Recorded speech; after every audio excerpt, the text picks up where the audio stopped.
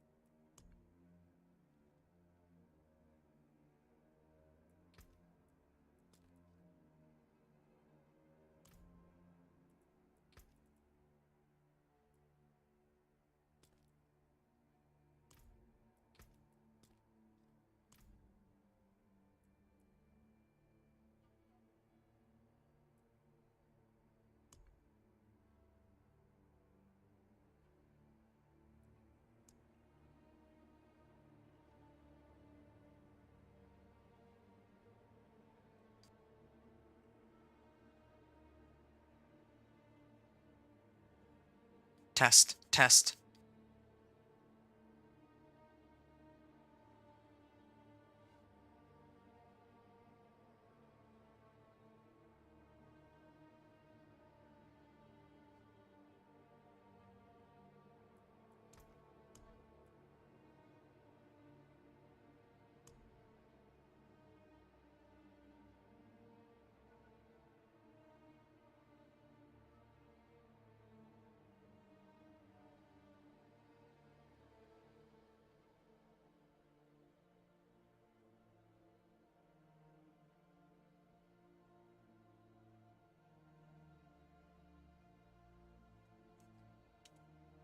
Hey, what's going on? It's Inventor here.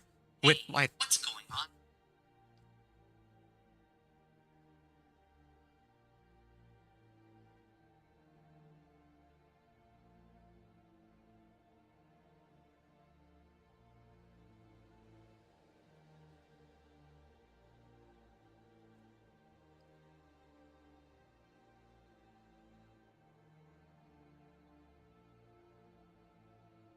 Hey, what's going on? It's Inventor here.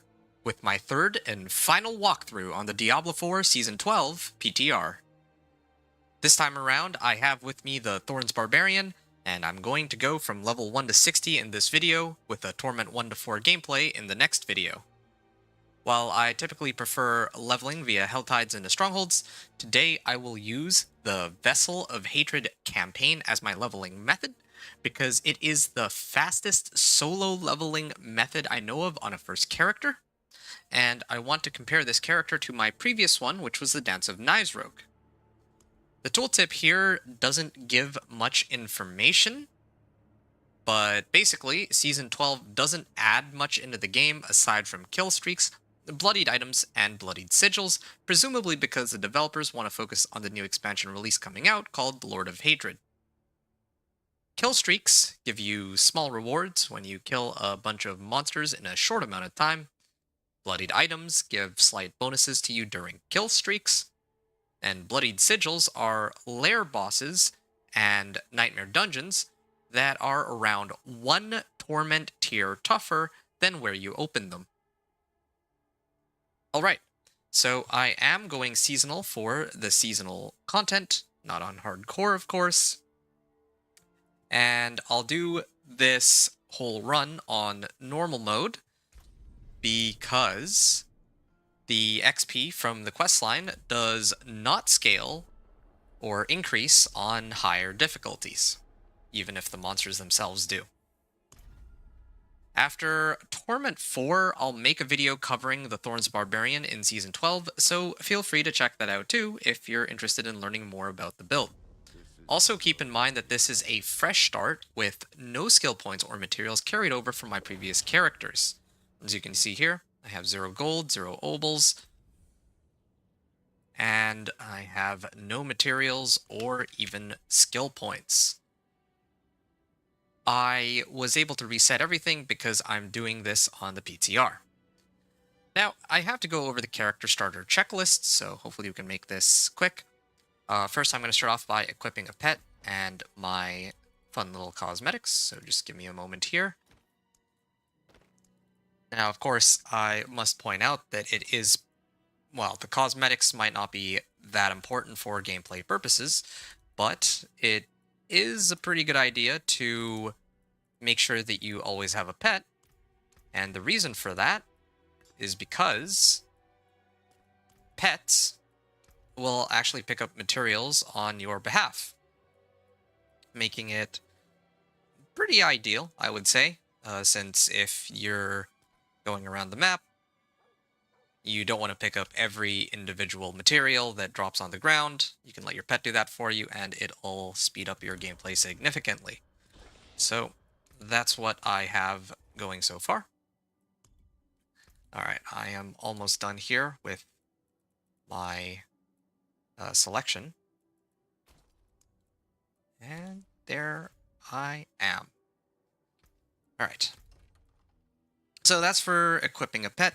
The other thing, too, would be to hire a mercenary, but again, since I have not started, or, well, I haven't made it to that point in the Vessel of Hatred campaign, I don't yet have a mercenary available until probably about 20 minutes into the gameplay. Next up is Reward Caches, Smoldering Ashes, and, well, I was going to say Saving Renown, but that's no longer a part of the game. Like there used to be renown rewards for gaining XP, but they removed that last season. So reward caches and smoldering ashes. So normally that would come out of the season journey, but on the PTR there's no season journey available, so I can't really pick up the smoldering ashes. And then of course, when it comes to the reward caches, well, that is also something that is locked in the PTR, both the season journey and the reputation board. So those won't be available for me here, but if it's the live season, do make sure to open those when they come up. All right, now I can actually start talking about the character. For the skills, I don't have any skill points yet, but for the Thorns Barbarian, probably the two, well, some of the most important skills to keep in mind are Outburst, Tough as Nails, and Challenging Shout, particularly Strategic Challenging Shout. So I will be gaining Thorns as I level from Outburst by default. Tough as Nails will increase it, and then Challenging Shout will give me Thorns that scales off of my health. So, but having said that, the problem here is that, I mean, they've also changed the number of skill points I need to unlock these, as compared to a couple seasons back. So I can actually unlock Outburst very early on, but I still will be relying on other skills to do damage, so that it doesn't take forever to kill monsters while leveling, and especially for bosses. So probably to start off, I'm going to go with something like, oh, I'll probably do Flay, because I can get to Combat Flay, and that'll give me Thorns eventually. Then there is Upheaval, which I could use to give me Berserking, or to gain a very strong core skill against bosses.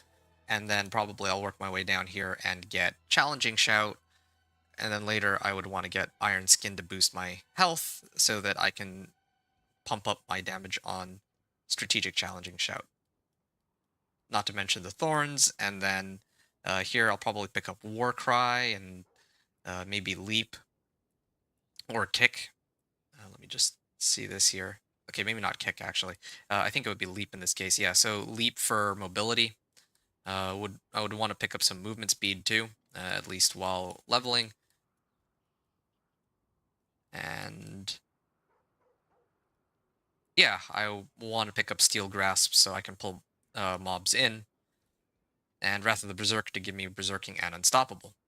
Oh, and last of all, of course, there's the key passive, Barbed Carapace. This is super important. It has several different effects, but yeah, this allows me to gain Thorns when I use Fury. I can cast a skill with a cooldown to gain Unhindered, and while I'm unhindered, I'll do damage, like a percentage of my damage equal to my Thorns against enemies that are close by every second. Very big power spike when I can actually unlock this. So yeah, that's what I've got for skills. And then when it comes to aspects and tempering, now for tempering, what you need to know is natural finesse for more damage is probably the way to go early on.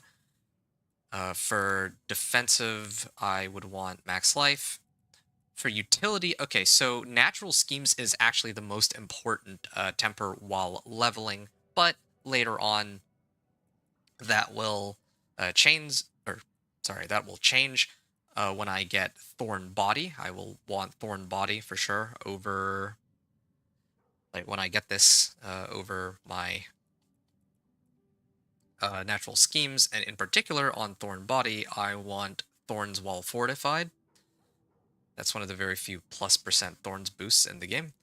And then on mobility, I want movement speed.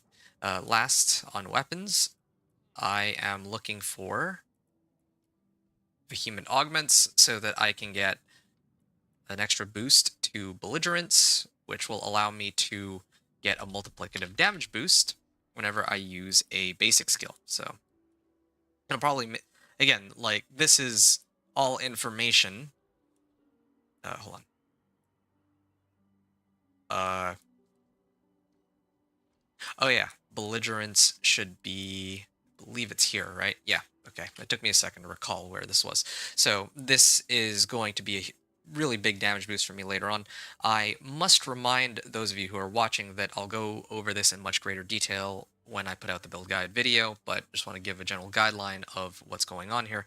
But yes, that is indeed it for the tempering recipes. Now, for aspects, there are two particularly important aspects that I must discuss here. The first is Death Wish, and the second is Needle Flare. Both are available from different dungeons on the map. So let me just, it's this one. Yeah, so there's the Death Wish aspect here that I would normally pick up first, so I can gain damage, or I can gain Thorns while berserking. And then the other one is Yashari Sanctum, located here, which is right next to the Imperial Library waypoint. But this one makes my Thorns AoE. Having said that, though, I don't actually intend to run these. I want to actually plow right through the Vessel of Hatred storyline when I get started, so that I can actually compare how long it takes to the fastest leveling build that I know of in the game. And this one is a build that I consider to be slower, so I'm kind of curious to see what the difference will be in this upcoming season. That's the information I want to gather. And then when the season actually begins, I'll be more interested in maybe doing overworld leveling with some other builds, especially once I have the skill points available there. So that's what I have in mind. Anyway, so Death Wish aspect, Needle Flare, those are pretty key to the build. As I go along, I'll be definitely looking for plenty of other aspects as well. I mean, it has been a while since I've played this, so I need a second to recall. Old Chieftain, Starlight. There was one for cooldown. Was it? Yeah, Bold Chieftain's aspect. Whenever you cast a shout skill, its active cooldown is reduced by 10% per nearby enemy, up to a maximum of 70%. This is an aspect I will have to unlock the hard way, but it will allow me to keep challenging shout up against mobs for a lot more frequently than usual, so that is something I'm looking forward to. And then from here on out, there are a number of aspects that can be of use, as for example, aspect of Inner Calm, which will give me damage while I'm standing still. Aspect of, well, I actually don't really need this one. Conceited aspect, which will give me damage while I have a barrier active. I'll gain a barrier from Iron Skin later on down the line. Edge Masters does not help me because I'm relying on Thorns, not my skills, to do the damage. I might want Vehement Brawler. I shall wait and see. And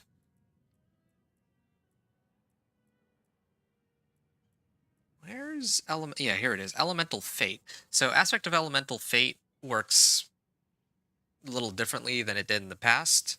So, I mean, but the general gist of it is that I'll just get more damage for certain elements, depending on what the game selects.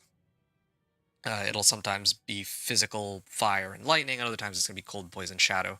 So if I have more damage from that, then I have more damage from it. Then, but otherwise, it will lie dormant. While above 50% fury, deal 10% increased damage. I could potentially use this too. Possibly. And I think that that's really going to be it for my build. I don't need to have all of these, but most, like Death Wish and Needle Flare, I definitely want to have for sure. Those are core parts of the build. The other ones are negotiable based on what uniques I find along the way, but each of them can contribute a significant amount of damage if I adjust my build to accommodate them. So, as for defensive aspects, there are a number of options, like Aspect of Might. Trying to see. Aspect of the Iron Warrior. I particularly like this one. Grants Unstoppable and damage reduction. I like to cast Iron Skin a lot. Damage reduction for each nearby bleeding enemy, although I guess it only... Well, yeah, it eventually scales up to 30%. And gain max life as Fortify whenever you deal damage while berserking, but they've changed the way Fortify works, so I'm a little reluctant to run Fortify now, but I need it for Thorns while fortified. And then I think for utility, there's not too much here. There's really just potentially not hectic. Let's berserk. Yeah, here it is. Sticker Thought aspect. Thorns while channeling, so I could run like say Whirlwind. That'll allow me to channel. And then lastly, there's mobility, where I could use Perpetual Stomping, and I'll go over that more a little later, but if... Well, I guess I can just unlock it normally, but if I have kick and leap, then I can leap, and then kick, and then leap, and then kick again, and then leap, something like that, so that my character has a lot more mobility. So again, if I had this unlocked from the very beginning, it would certainly save me a lot of time. It would help me quite a bit for in terms of progressing through mobs in the game, but I'm going to play this as if I'm not actually unlocking any aspects from the beginning.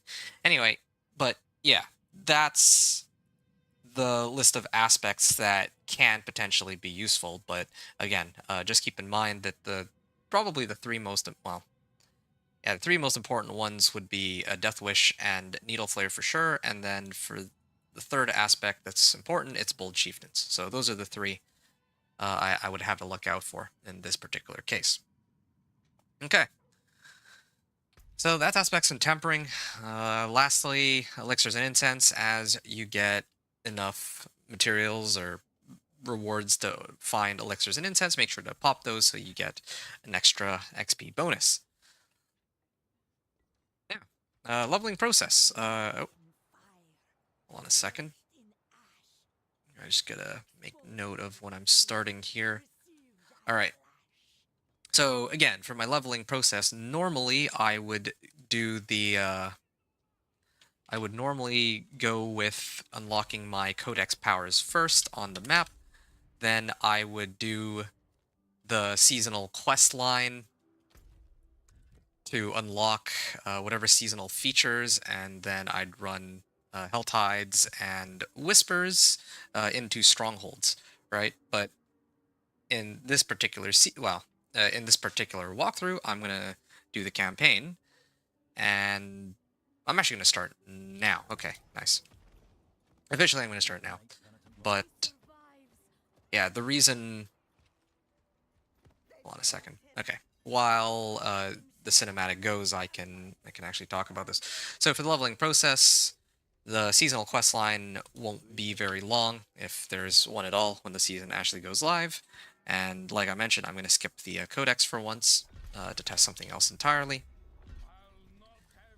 But otherwise, Hell Tides and Whispers would have been a nice go-to for my usual leveling strat into Strongholds. Again, that would probably get me to Torment 1 in like 5.5, maybe 6 hours. It's too bad because in the PTR last season, they had changed the leveling method. They had actually changed the leveling method so that, or the XP scaling, so that it was actually slightly easier to level, meaning that we wouldn't have to go through the entire Vessel of Hatred campaign in order to get to level 60. Like, we would have to just... Well, we would have to make it through the whole campaign, but once the campaign was over, we'd actually hit 60, and then there were a bunch of side quests, well, not even side quests, but objectives afterwards that we could do to level even more, but here that is no longer a factor. Or that's no longer... Well, it doesn't exist anymore, so... Maybe if I... Yeah. See, this is what I mean. It's too bad that I don't have skills. I don't have any skills to start either, because if I had skills, I would be able to... Yeah, if I had any skills, or any skill points, I would have been able to go into Whirlwind or Challenging Shout right away. Or Thorns. Alright. Just gonna hit all of these guys once. The bleed does a significant amount of damage, but I have to wait in order for it to actually take effect. And... there. Okay. Now I can walk in. You can already see I'm like level 4 right from the beginning. I suppose, yeah, by now in the Helltide I would have been probably a little further along, but... Trust me, this will get significantly faster as time goes on, but I think that is fairly obvious. Alright, Outburst. +1 Thorns. Magpie and Flight, so I can go straight to Gyakul. And let's see what happens from here.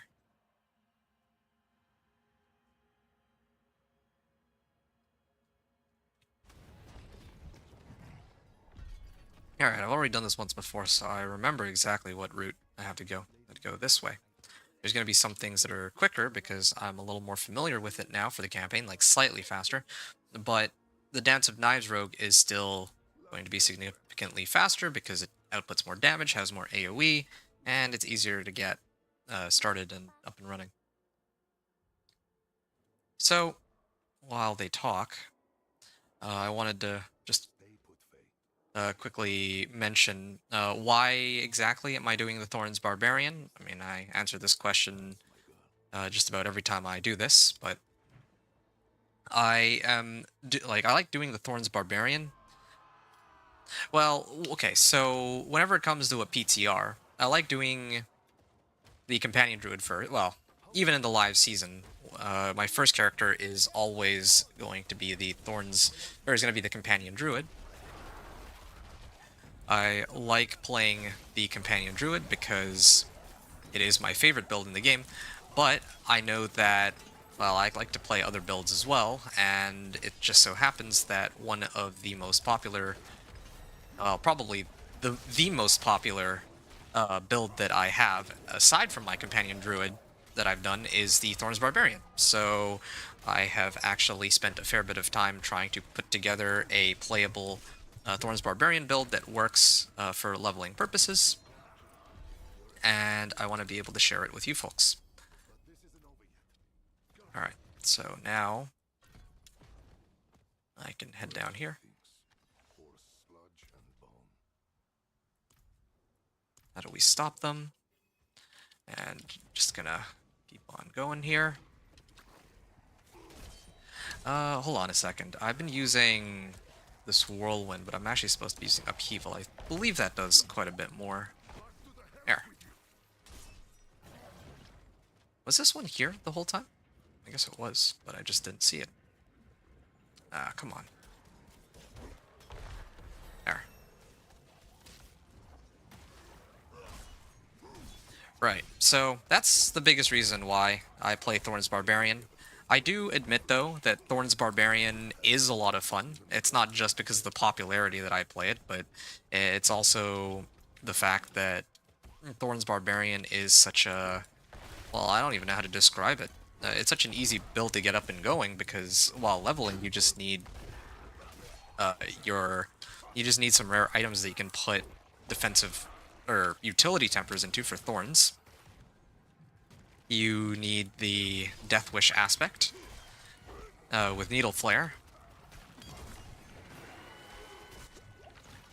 And hey, Bob Ballard. Yeah, Bob Ballard, you're saying Thorn Barb? Yep, that's right. This is the Thorns Barbarian run. Probably my last one of the PTR because the PTR is... I should have mentioned this sooner, but the PTR is ending in 2 days? Like less than 2 days. So I only have enough time to do this run from 1 to 60, or level 1 to 60. And then after this level 1 to 60, after I go from level 1 to 60, I'm gonna go from Torment 1 to 4. That'll probably be like tomorrow. And then when that's done, I'm certainly not going to have time to make another character. Even if I didn't do the build guide for this character, which of course I am going to do, right? So I was a little... I will admit though, I was a little reluctant to do the Barbarian. Just because I've already done the Barbarian last season, and it doesn't really seem like they changed that much compared to this season, but yeah, that's what's gonna happen. Maybe, yeah, I don't know. That's kind of how I feel. I still haven't tried the Paladin yet. I might actually give that a try next season. I find that when I make videos for the other classes, they don't get nearly as much traffic. Like, I could try to do like a minion necro build, but I just find that more people will... like, if I think necro, I think of Ponyhoff and Macro Bio Boy. They're usually my go-tos if I'm looking for necro content. And then when it comes to Sorcerer, well, there's quite a number of names I could come up with, but the first one that comes to mind is Makuna. So there's already very well-established players for these particular characters, but I feel like Dance of Knives, Rogue, Thorns Barbarian, and Companion Druid are, I would say, like, less popular. So me making content for it isn't, like, there's actually a reason for it. Yeah, the Dance of Knives, it's kind of interesting because for Companion Druid has always been, like, ever since, like, Season 5, it's always been a pretty strong build, but I don't think that there's ever been a season where it's, like, the best build. It's always, like, A tier, I would say, but then there's, like, there's always one build for the Druid that outshines it, I find, like, every season. And I think in the current season, it is the Poison Puddle Pulverized Druid. I would call it the PPP build, but that sounds incredibly inappropriate. Anyway, but Poison Puddle Pulverized, I'll just call it the Pulverized Druid, I guess. So the Pulverized Druid has been, it's the Druid's strongest build, and I believe most popular, both last season and the season before, and I predict that it will still be strong this season, because there's not really much that has changed for Druid. There's no powers either. And keep in mind that, yeah, this is going to be like a pretty short season too, so yeah, there's not really much reason to complain there, but yeah, it's just a simple observation that, yeah, that Druid doesn't really have any new builds coming up that I can expect this season. Anyway, that is I'm getting sidetracked. The point was that the companion druid is fine, like whatever. Dance of Knives rogue. Now, when I did the Dance of Knives rogue video, one of the reasons I like doing Dance of Knives is because I know that a lot of the people who play rogue only really care about the most popular or the strongest build for a season.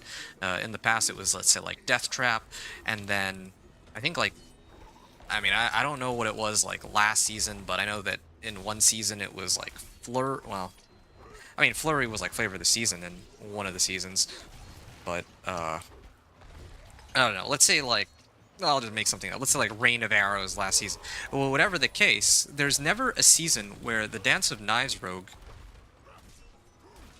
There's never a season where the Dance of Knives rogue is considered one of the strongest builds, and so I find that a lot of people don't really make videos for it or content for it, even though it is one of the best speed farmers in the game.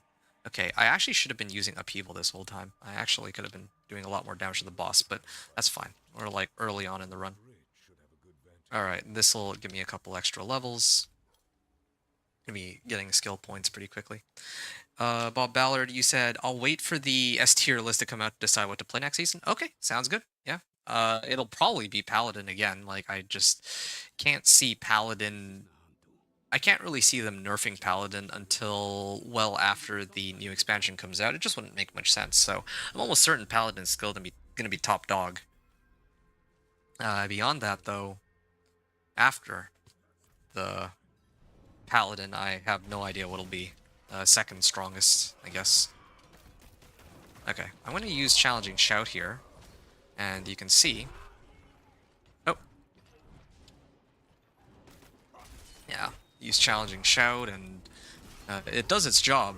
It gives me like a lot of extra thorns, but the trade-off here is that I don't have... Yeah. The trade-off for Challenging Shout is that it comes on a 25-second cooldown, so that's why I'm a little reluctant to use it. Now, what I could do instead, does scale with level, I can take these out, and I can throw it into Outburst, so that it's up more often, but then it's not... Like, I'm not really getting much out of Tough as Nails. Alright, so... Again, none of this is going to matter pretty soon, because I'm just farming up skill points right now. Or, well, farming up levels, which in turn will give me more skill points. So I'm just following right here.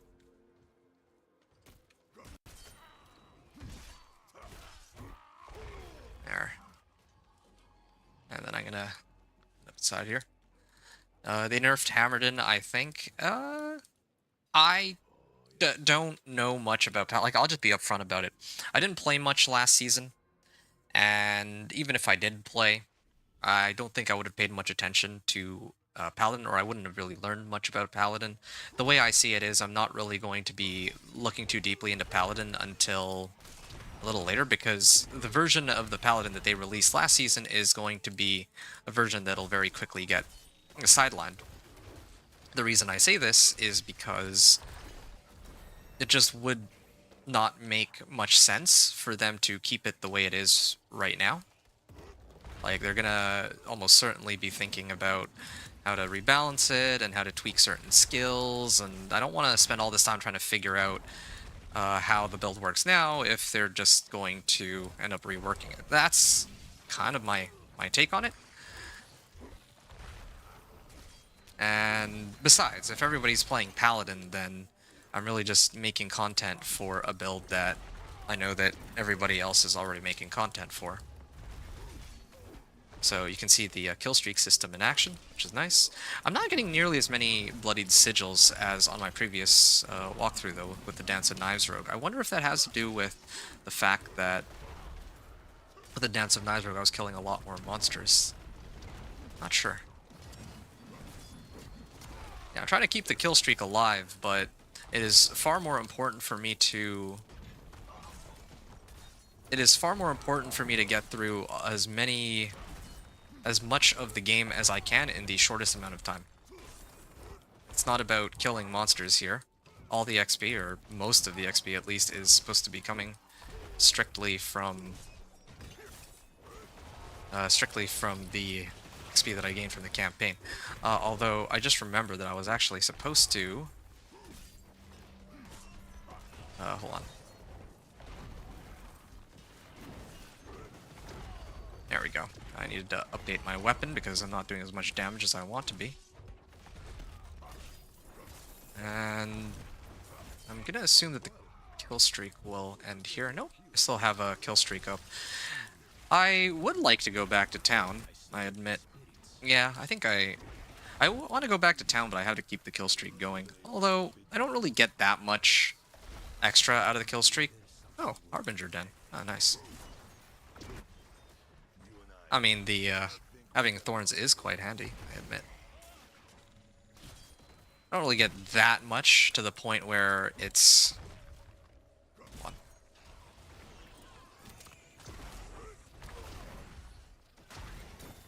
Alright. This seems to be a nice little advantage of playing the Thorns Barbarian.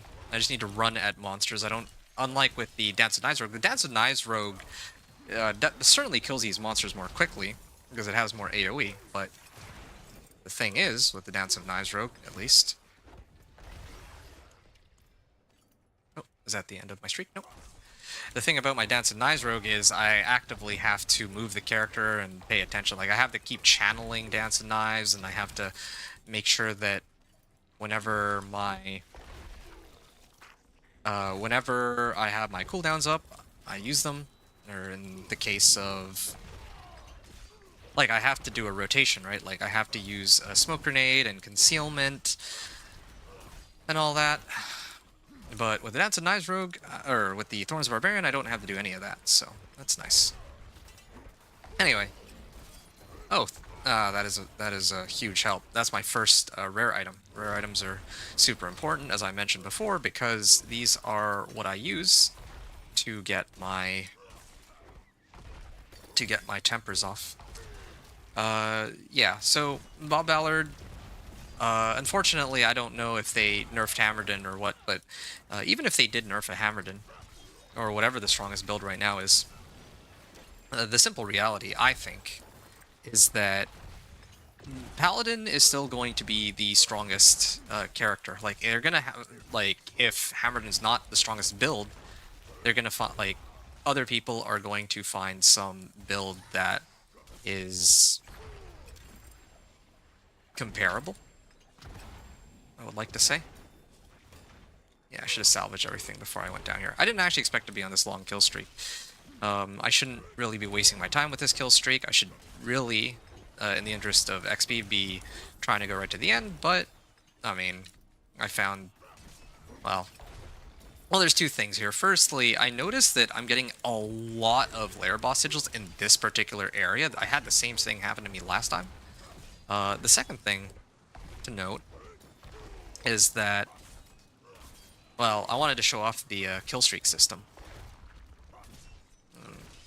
Yeah, those of you who might have already seen my previous gameplay. Oh, was that a legendary item? It might have been. If it is indeed legendary, then it'll end up in my stash anyway, so I don't think I care. So yeah, I wanted to actually show this kill streak system, but I'm only going to do it this once, especially while I'm still leveling. But then later I'm just gonna ignore this whole kill streak thing. I want to see how I can go. Oh yeah, and well, I guess there's all these lair boss sigils, but in the actual season, I don't expect that monsters are going to be dropping this many lair boss sigils like candy. It's funny, if they don't fix this,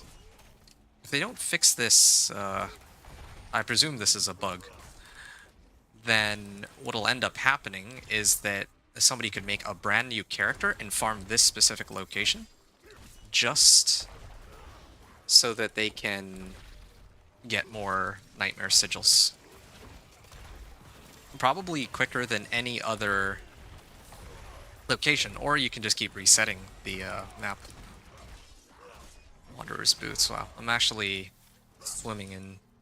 I'm also swimming in rare items, even though I'm only level 12. Usually it's around level 15 that I start to get these rares, but I am not complaining. See, I'm at 1,000 kills now. Oh, more rings. This might be the end of my little run here. I think that's it, yeah. I mean, I guess it is fine. I'm actually at where, well, I'm where the boss is at now. So how much XP was that again? I was at, yeah, I was at like 12 and 80% roughly, and I went up to like 13 and 30%. So I got like half a level out of that long kill streak, which again, like, it sounds good. It was really, that was a pretty good reward, but I did have to go through the trouble of killing all those monsters, and I probably could have been like 2 objectives ahead like much sooner. I mean, just making up a number here. Oh, wow. This guy was a lot easier to kill than I expected him to. But, or a lot easier than I expected him to be. So, I'm gonna, and I want Variana. Wait, no. I want Subo as my mercenary, because he'll reveal part of the map. Wow, just skip through all that dialogue. Alright, so while he's talking, this is a perfect chance for me to replace my items. 1, 2, 3, 4, 5, 6, 7.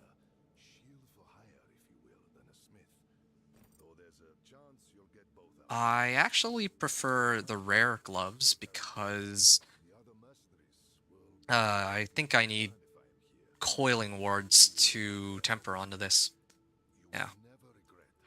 4, 5, 6. Okay, so I have 6 items with, or 6 rare items. Well, 6 rare items, but the ones that matter are, I guess, well, the pants, the boots, and the helm. Alright. I'm just waiting for it. Waiting for him to finish up here, and then I'll get Subo, and then I'll salvage all my items. Just waiting for it. Hire mercenary. I don't really pay too much attention to all this. For the well, just in general. The main thing that matters is just the Seeker perk. Everything else is a bonus, but the Seeker perk, like, even if, let's say, crit damage does not help my Thorns, just being able to see where all the monsters are makes it so much easier to plan out where I want to position and use my skills, so. But I don't... I guess this one, loaded munitions, inflict vulnerable, I could use that, I suppose. Not really... I don't really think I care about Lucky Hit or any of the other stuff, so I'm gonna use that, and then I will get Aldkin and enlist him as a reinforcement so that he can put on Field of Languish eventually when I get hit with a CC, or even injured, yeah. Well, I think if I'm getting injured, it's too late. I'll just do CC'd.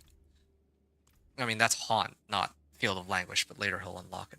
Anyway, so I'm gonna salvage all common grade and magic grade items, and I'll even get rid of these in a second. Yes, I'm gonna get rid of all the remaining items too. Okay, that gives me 10 Veiled Crystals, which is perfect, because now I can get plus 5 to 8 Thorns on this, or 7 Thorns, and I would like to get movement speed on these boots. I'll have to worry about that later, because I think right now I really do need to get a source of Thorns from somewhere, so if I wasn't going to be getting it from the dungeon, then I certainly have to get it from here. And yes, my Thorns is starting to go up, which is good, but I'm still not quite there yet. Alright. So, I would like to get Swiftness for the time being. What was this one? Maybe I should consider using Rallying Cry for movement speed. I should consider that in the future when I'm playing my Barbarian. Just roll through the storyline with movement speed and leaps. Here, offer me his help. And search for Nayrel with Iru, and of course I'm going to end up here. I'll be level 20 in no time. And when I make it to level 20, that's when things will get a bit more interesting since... Oh, shoot. The wrong way. Wait, what? Maybe I gotta go a different path. Yeah.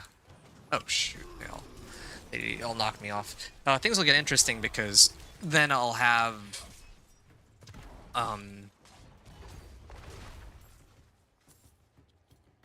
There is the Elixir of Iron Barbs. I believe that gives me an extra 150 thorns. So, like, it's only for 30 minutes, though, is the problem.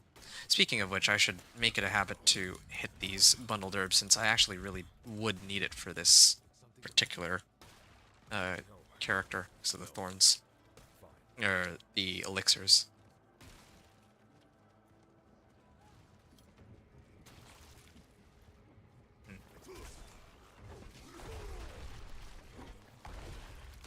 Defeat remaining hollows.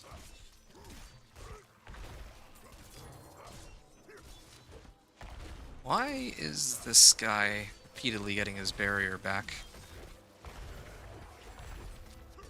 Alright. He's almost dead. There. Investigate the area. Remains of the boatman. Or do I not need to fight these guys at all? Okay. Knowing survivors. And I can head on this way. Get some extra move speed. That's most important right now. I'm going to start hitting the dungeons pretty soon, where I won't be able to just use my mount to traverse through the map. So I'm going to make sure that I have that available. Leap is another one too. I'm gonna want Leap after this, after I get my next level up, which I presume I'll get just by doing the next objective here. Is she still inside? No, and don't go looking for her. Not for Okay. Warn you.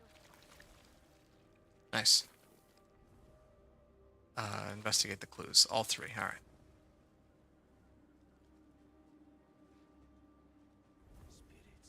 Spirits. What happened here?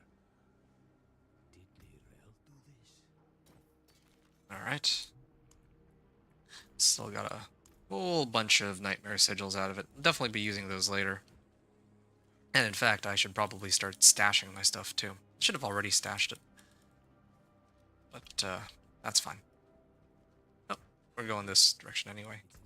It's convenient. I'm surprised they still don't have a stash all button. That would be helpful. Okay.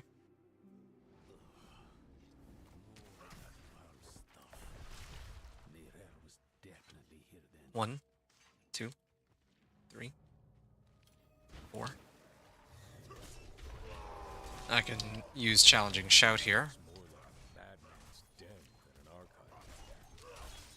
Would you believe it was both? She must have been. Defeat the Hollows. See what you can find. Oh, is it because I'm using... it's because I'm using like a much weaker weapon than I should be. I salvaged all the other ones. I didn't bother to look through them. I was supposed to get the highest item power first, but there were just so many items, and yeah, I need to upgrade my weapon as soon as I can. And oh, bludgeon. Let me get that up. Yeah, I should have gone to town immediately after. This run is going quite a bit slower than the last one, but part of that is also that I am not... Oh, there you go, see? That's like a significantly bigger cooldown. Every 40 kills reset 2 random cooldowns? Actually, that's not a bad one. That is not a bad effect at all. Alright. But despite how useful this could be, despite how... Here, hold on a second. I want... I guess I could do Lucky Hit, sure. I'll pick up 2, and I'll activate 1, but eventually I'm going to want to use the Elixir of Iron Barbs. And then at level 25, that's when I start to unlock the ability to use the Occultist. But, I mean, I don't really have any aspects anyway. And not only do I not have any aspects, but it's not like I have any materials to really try and re-roll off. Well, yeah, I don't have any materials to try and re-roll affixes on my gear.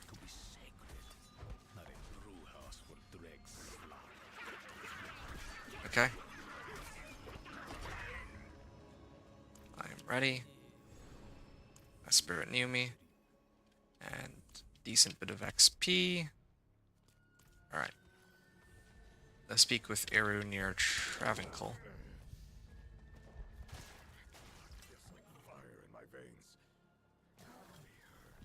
It's getting a bit laggy, but it's fine. Sure. Swells abroad to make things worse. The whole city is war home. Okay. Keep us out or lead them in. I don't know. What are you going to do? Tend our connection to the spirit. Alright. Defend Eru during the ritual. Yeah, shouldn't be too difficult now that I have my new weapon.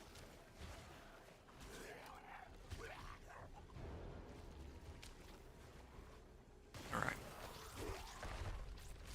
Maybe these gauntlets. Nope, not useful. Well, berserking for 5 seconds. Movement speed per kill streak tier.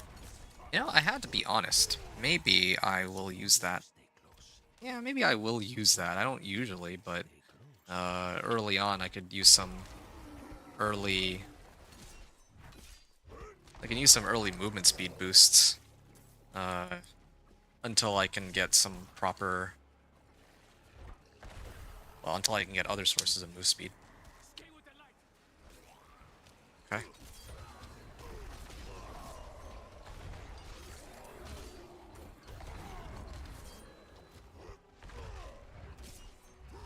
Defeat the ambush. Yeah, it's troubling to me that I can't kill these guys very quickly. Yeah, Dance of Nizro would have been able to kill us by now. Now it's no longer an issue of weapon. Or it's no longer an issue of me not having the right skills or like earlier I was saying that, oh, well, my weapon is the problem because it is so much weaker than what my level is supposed to be. But my weapons are all now up to date. Granted, they're magic type, magic grade weapons rather than rares or even legendary, but still, this could be sufficient, but it's not. Not even close.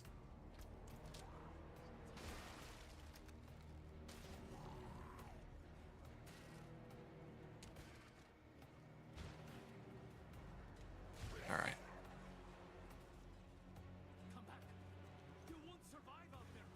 Okay. And he goes slow.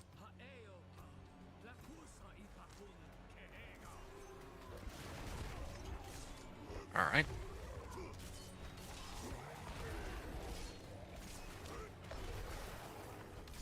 Here's a kill streak. Or kill streak tier. And usually I can get up to the second tier if I'm actively fighting monsters, so that comes out to, what, 10? Or it comes out to like 14% movement speed. Alright. Defeat the remaining enemies. Yeah, I don't know why there's so many elites, though. Like, these elites are actually so strong, so tanky compared to what they were like in the past. Okay. Spread the slide across the city, one sconce at a time. So, I actually could have just leapt over that. Oops. That's, again, a big advantage to playing the Barbarian. The fact that I can kind of bypass all of these. Oh, hold on. That changes things. I did not expect, he actually just sidestepped it. I actually did not expect a goblin to spawn here. Not quite as many as I was hoping for, but I do need fragments for... I do need fragments to make the Iron Barb Elixir later on down the line, so that could help. Alright, let me hit this. Makes 2. And... ah, yes. Perfect for a leap. Recognize that leap spot. Alright, and then back to Eru. Still have another skill point remaining. I will try to allocate the skill points during the dialogue. Or I guess I could do it here, yeah. Let's be honest. Alright. Endurance of Hate. Hold on, just checking something. It's a little choppier than usual, the gameplay. Just trying to see what could be causing that. Okay. Close this. Alright. I'm gonna get going. Oh, I couldn't jump that? That's really strange. This is nice. I can actually just run right through them. Well, most of them. And I don't even have many additive damage multipliers yet, and I'm still hitting for... like, my Thorns is actually starting to do a lot more now. Here, let me just see this. 20. It's doing enough. I also find it worth noting that I haven't actually found any rare items here. Whereas when I was in that last location, going towards the den, I got, like, a whole bunch of the boss sigils. I got a whole bunch of rares. So the rewards for some reason there, for some reason were a lot better than what I'm now getting here. Still do not know why that is. 1 veiled crystal, yeah, I do need that. Ooh. Okay, well, at least I managed to get that.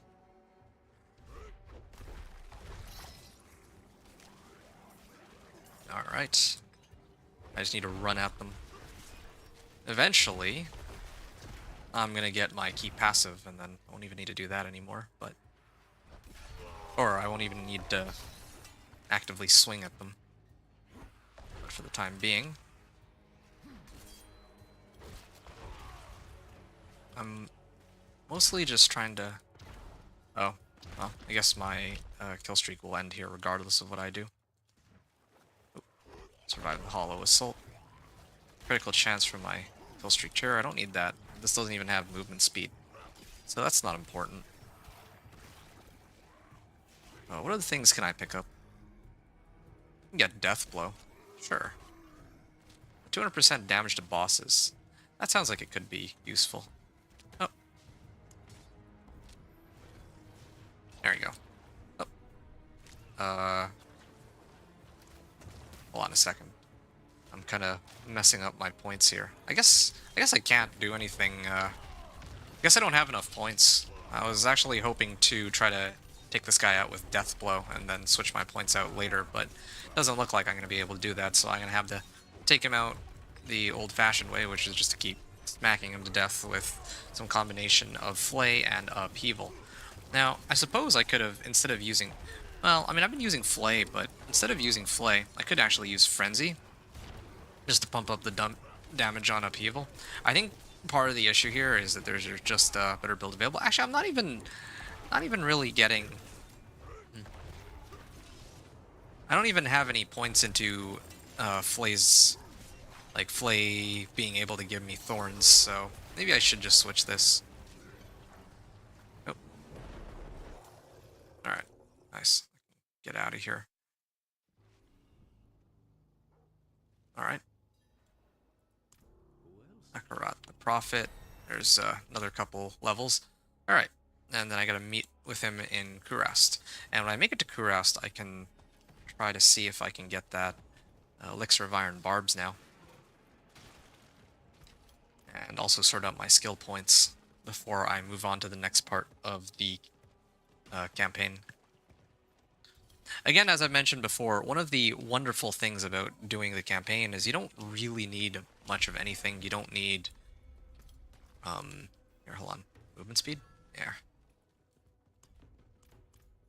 Yeah, you don't need damage, or not a significant amount of it. You don't need tons of AoE. You just need to follow the objectives that they give you and maybe kill 1 or 2 monsters, and the rest of it is really just waiting for the dialogue options to finish. Now, when the Lord of Hatred expansion comes out, I don't know if they're going to nerf the amount of XP we get out of this campaign or something, or rework that. Like, they're gonna have to tweak the whole leveling process, I'm sure. And not to mention that there's the new campaign coming out too, so perhaps that'll be the new go-to leveling method. Not sure. And that's what I intend to do. Oh? Eru speaks with the great Akarat? How novel. I'm being serious, Horus. Oh, there. And who are you? Speak with Eru outside the council chambers. Looking a little pale. What's wrong? Okay. And I could throw this on, but again, I would need more materials.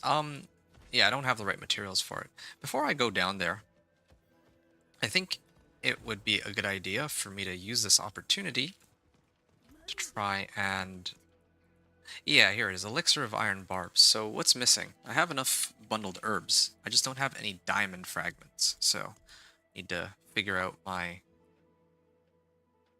diamond fragments. Need to get some more of those.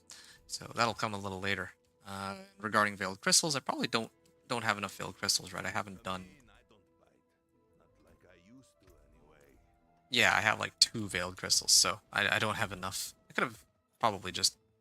Well, I didn't know the actual cost, though. I was going to say I could have opened up the materials, but it's pointless. Because I wouldn't have known. Anyway, ooh, got 2 level ups for... Or I got another level up for doing nothing. Nice. Anything else that could boost my movement? Increase damage. I honestly don't know. Maybe Rallying Cry. Yeah, do Rallying Cry, perhaps. Alright, I'm just trying to figure out the buttons here. I don't normally make my character like that. Hold on. That's another thing, too. I need to respec this into Frenzy. Okay, hopefully I can get at least 1 kill streak tier. Alright. This way, I'm hoping that is a lot of maggots. But there's way too many here. Yeah. Okay, now I have a lot more, or I have like 3, this thing, additional movement speed and additional lucky hit chance. So with my whole kill streak thing, the item that gives me movement speed for every kill streak tier I'm on, that should help me. Decent bit. I don't know why this isn't available. Like why there's like a delay on it sometimes. Oh, this is nice. Like, I feel like this character is actually pretty on point. Like, it benefits a lot from the kill streak system, because every time they hit me, like the kill streak actually resets itself, or at least gives me more time whenever I do damage to monsters. And as it so happens, I do damage to monsters when they hit me.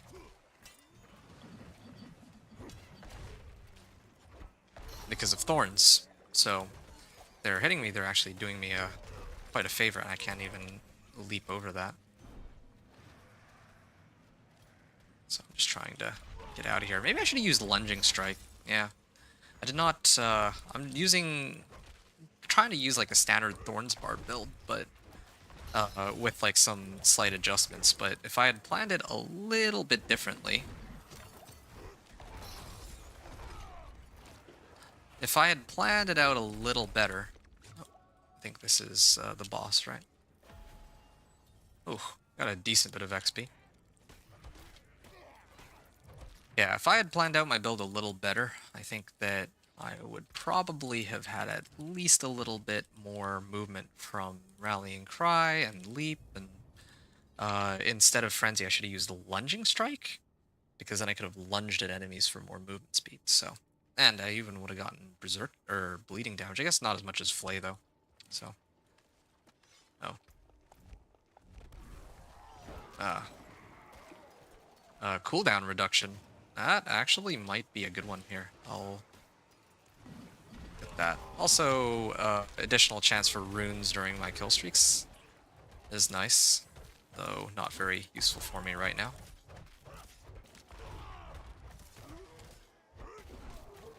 Yeah, it's too bad. I killed one of those treasure goblins that was supposed to give me materials, and they didn't give me enough to make the Elixir of Iron Barbs. But when I can, I will gladly do it. If I were running Hell Tides, then that would be a huge help for me. Or if I were going that route, then I took the time to farm.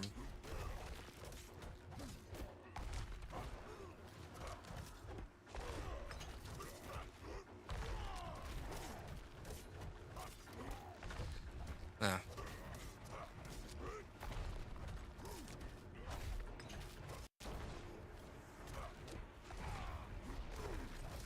If I took the time to farm Whispers and all that, I could have maybe gotten some extra materials that I could have used for the Elixir of Iron Barbs, but... Well, now I know for the future. Although I still will make a mention that it would help to have that active, because it's like an extra 150 thorns or something along those lines. Ah. Let's see what it says.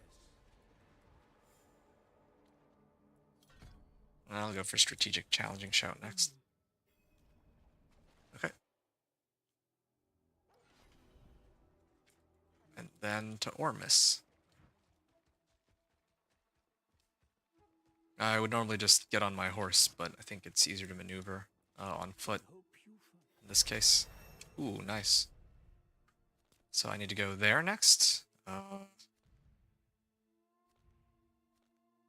Yeah. No. I still don't believe I have enough materials, right? I can actually just check here. Alright, I still have like almost no fragments. Fundament of Faith. I don't even know where I got this quest completed from, but sure. A challenging shout, cooldown reduction. Ooh, that could be helpful. Now that's an upgrade. Upgrade for upheaval, I suppose. And this will give me thorns equal to a percentage of my max life. We'll salvage all these, giving me 14 veiled crystals to work with. And in this case, I want more thorns. Normally I'd want movement speed, but I'll get that later on. This one, I will roll damage. And this thing has cooldown reduction. Very convenient for me. And this one also gets some damage. So now, I have picked up an extra 20% damage on top of the thorns on my other items. And my character will hopefully be a lot stronger now. And soon my ultimate will be active. And I can get belligerence. There's a lot of stuff. Yeah. Gonna make sure I pick up some of these herbs along the way.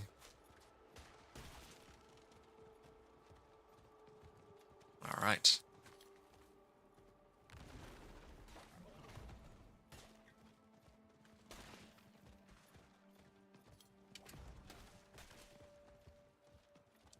Here we are. Just realized there's Festering Dark here.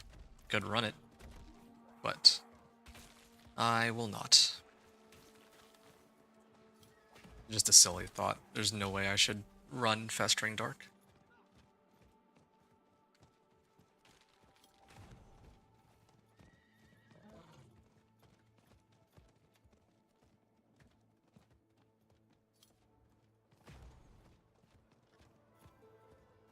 Find Maka and Eru.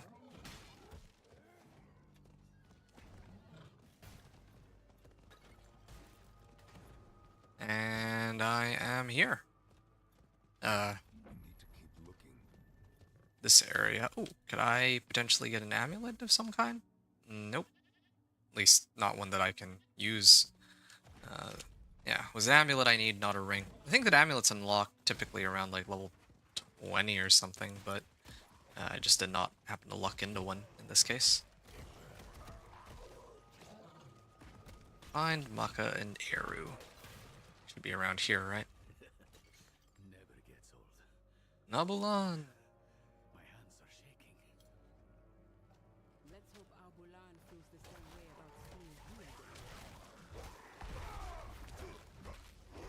Nope, gotta talk to him. You will begin. Alright, so they're gonna be talking for a second, or trying to sort out Abulan. I'm gonna read through these and see if I have anything useful. I might get Lumrune with drinking a healing potion. Yeah, get behind that. Or if I cast Evade.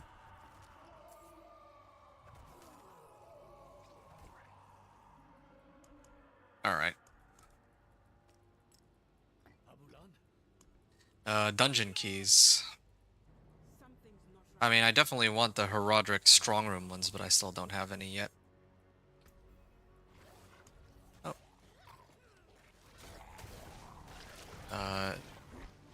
Lives vulnerable. Yeah, I was trying to sort out my skills between the dialogue options. That's what I'm aiming for. Okay. What was that? Okay. And then I gotta confront Mephisto. Let me see what else I've got. What's this now? I'll handle this.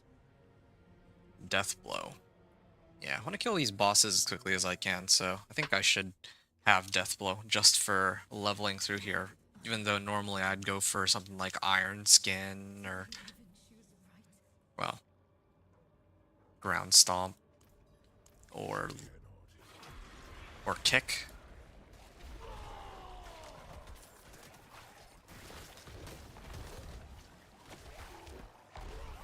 Yeah, these guys take a while to go down.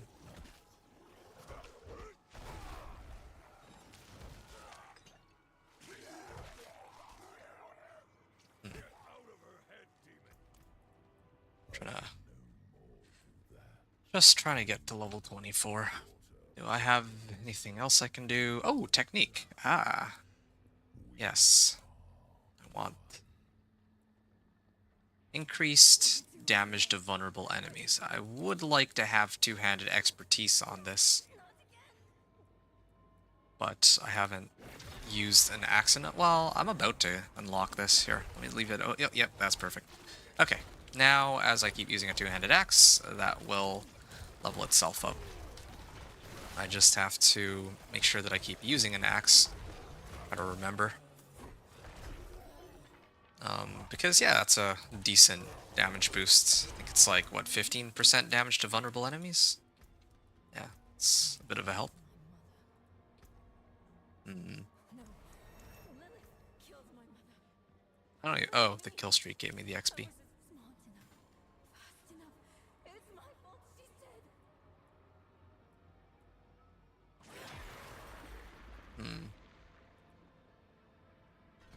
Damage to close enemies and damage reduction. Maybe if I use Death Blow, but this only does 200% damage against bosses, right? Not against elites. That's too bad. I don't know if I have anything else I could really do here. Like, I could get belligerence, I guess. Like, I guess the main thing is all my weapons are outdated. I do still have my axe, though. It was like level 20. It's not bad.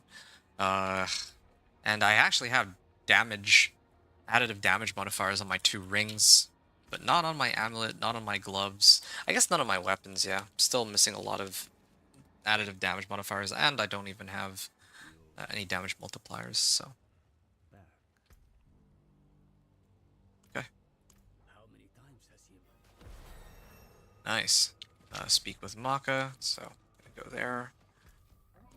Or we'll worry about the skill point.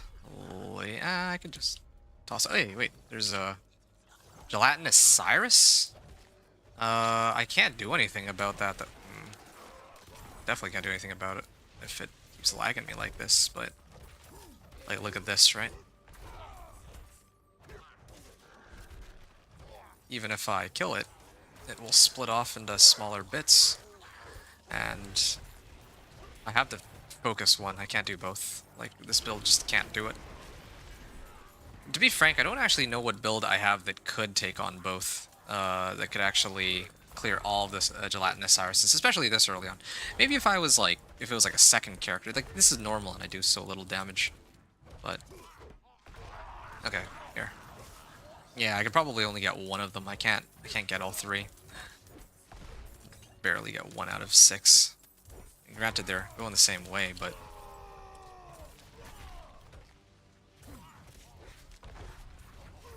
Ah, I almost made it. They were all going the same direction, but I'm running out of fury. But running out of everything. It's too bad, really. That's a lot of gear that I could be getting, but just can't. Oh, okay. Well, at least this gives me a big chunk of damage over my previous weapon. And this one, too. Hopefully these will help.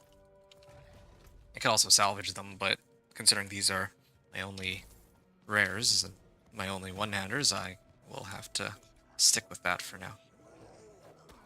I still don't have many fragments. Oh, hey. There's a treasure goblin.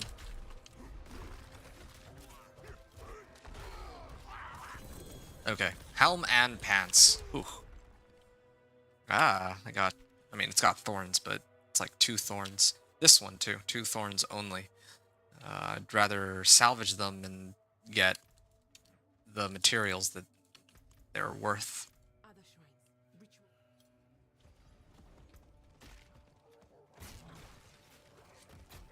Yeah. It always amazes me just how many Up ahead. On that cliff face. treasure goblins spawn in Nahantu, but it feels like they don't really show up in the other regions. Ooh, Coven's Raiment. I think I could actually replace my current one with this. It's, I don't know why it's not letting me equip it. There, that's better. Yeah, I want this rare so I can put on thorns. Another one.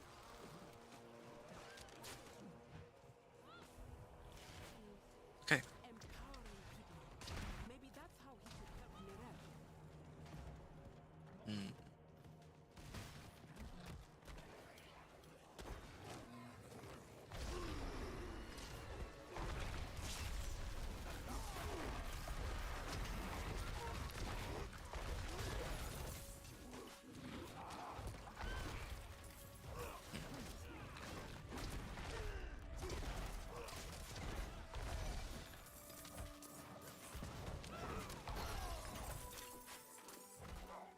Nightmare Sigil.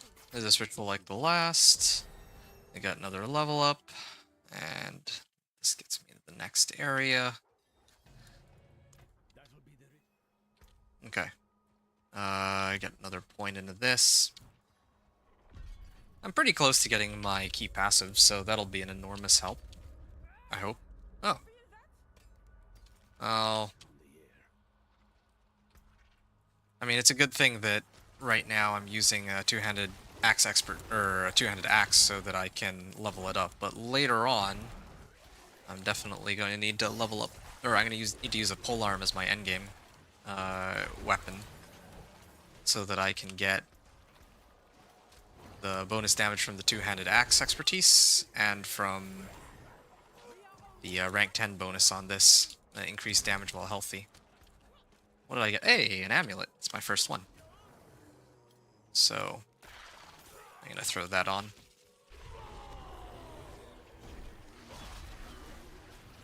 At this point, I feel like the Thorns modifiers are not as potent as what they were when I started.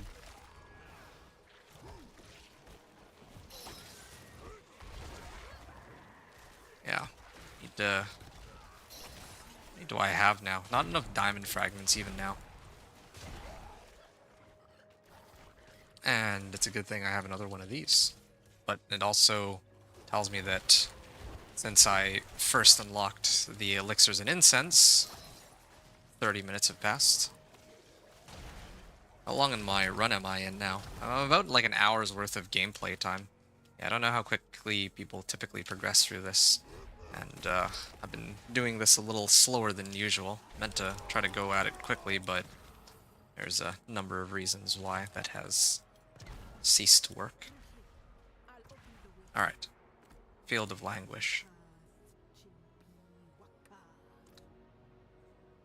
He seems all right. Oh, here we go.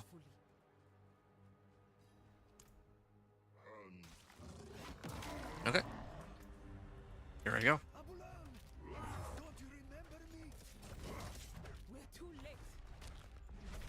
Okay, gotta make sure I use Death Blow too, but it doesn't really seem to do that much more damage than Upheaval even. Oh. Just burned my Challenging Shout for nothing. Yeah, this is definitely...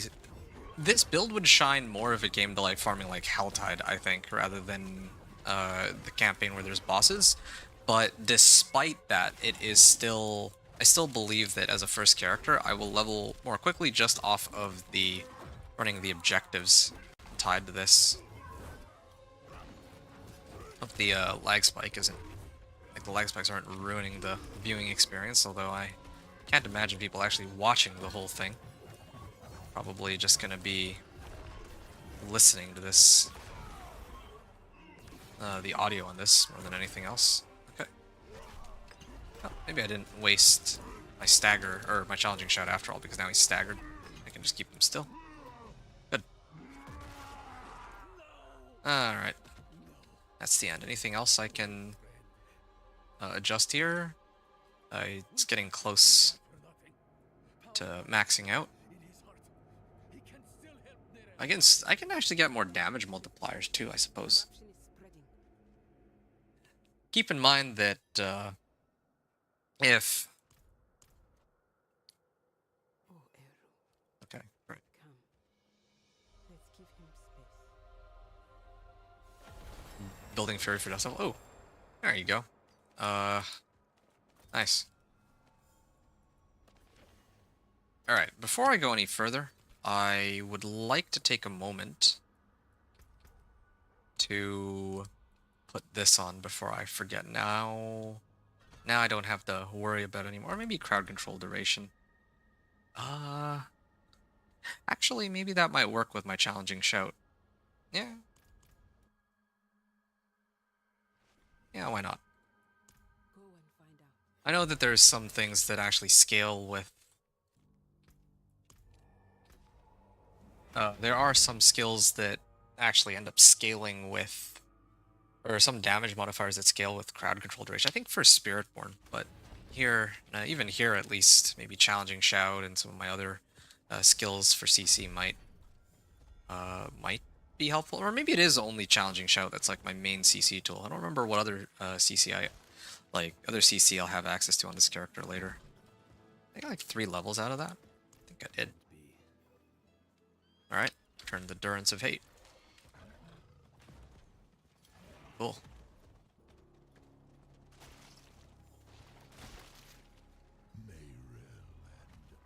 Slay Languisher.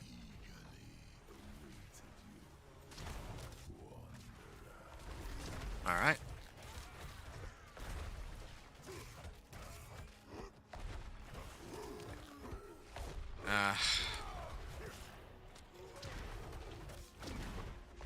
Just trying to see, I mean, you know, I guess I could just take the 3 points and put them here. I'm just trying to think if there's any other big damage multipliers I'm missing, or maybe I should just... Maybe what I'm doing wrong is I need more damaging skills to take on these bosses. Yeah. Or things that give me...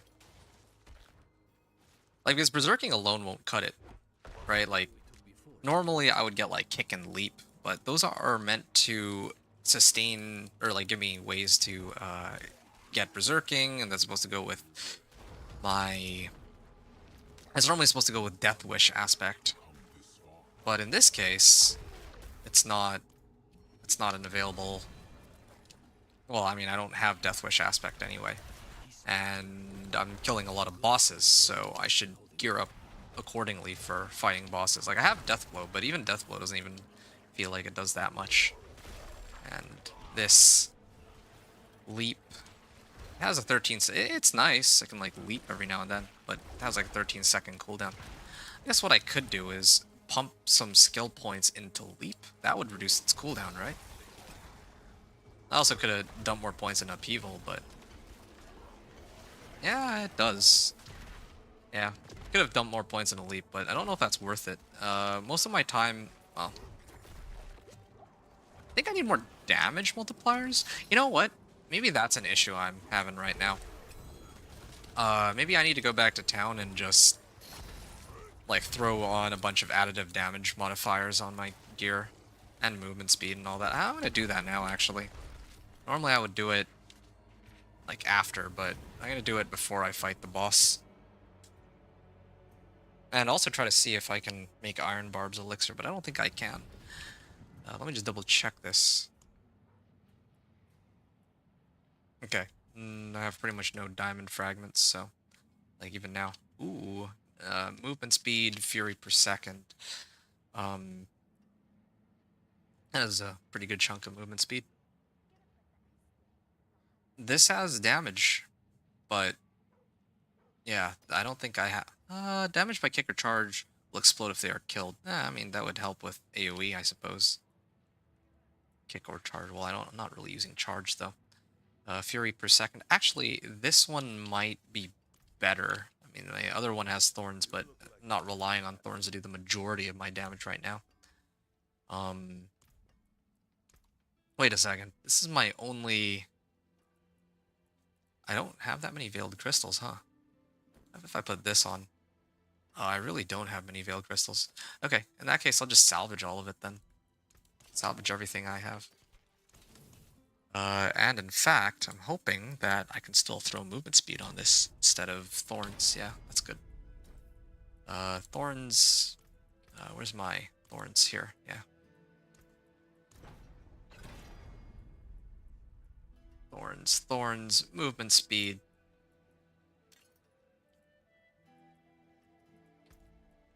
I would prefer damage on my amulet. Although, come to think of it, movement speed could have worked too. I'll get... oh, I don't have enough Forgotten Souls. And I guess I could do damage on this one. I need damage more than I do Thorn. Well, yeah, I need damage more than I do Thorns. And like, at this particular moment. One other thing I'm kind of curious about. There is... ah, yeah, here. Jeweler's Rune Chest. I was wondering about this. Could I get Yax runes? I don't need Yax runes. I was hoping for movement speed, but no luck on that. Alright. Well, that's still a huge help, though. I got, like... got to temper thorns and additive damage on, like, 4 or 5 slots in total. And, oh, well, perfect timing, too, just before I fight the boss. Where's she gone? Gone with a wave of the paw. Oh, no, maybe not. Just like the old Oh, look at that. Now I can run at them and they die. But still have a little bit more to go. Maybe like 5 levels? Yeah, no, 6 levels before Barbed Carapace. that I found your body floating downriver. It was him who sent me to you. Okay.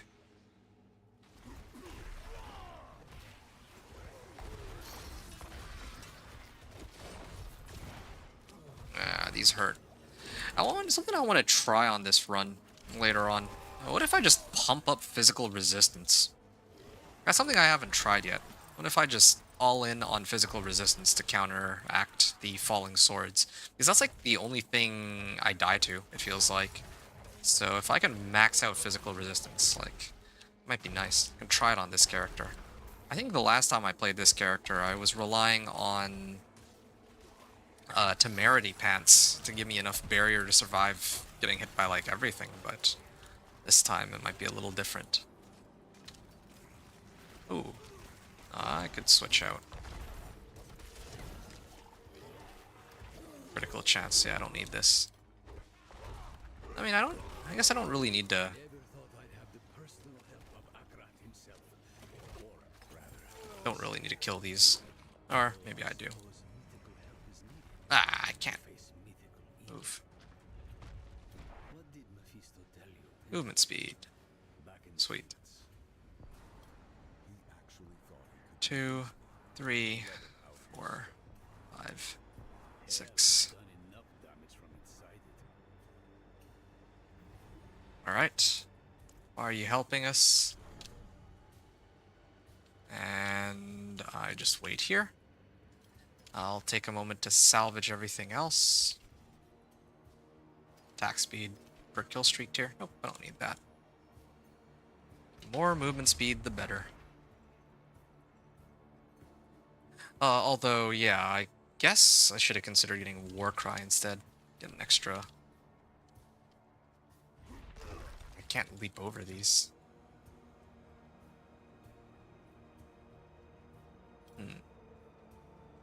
Here we are. Nice. Get her some space.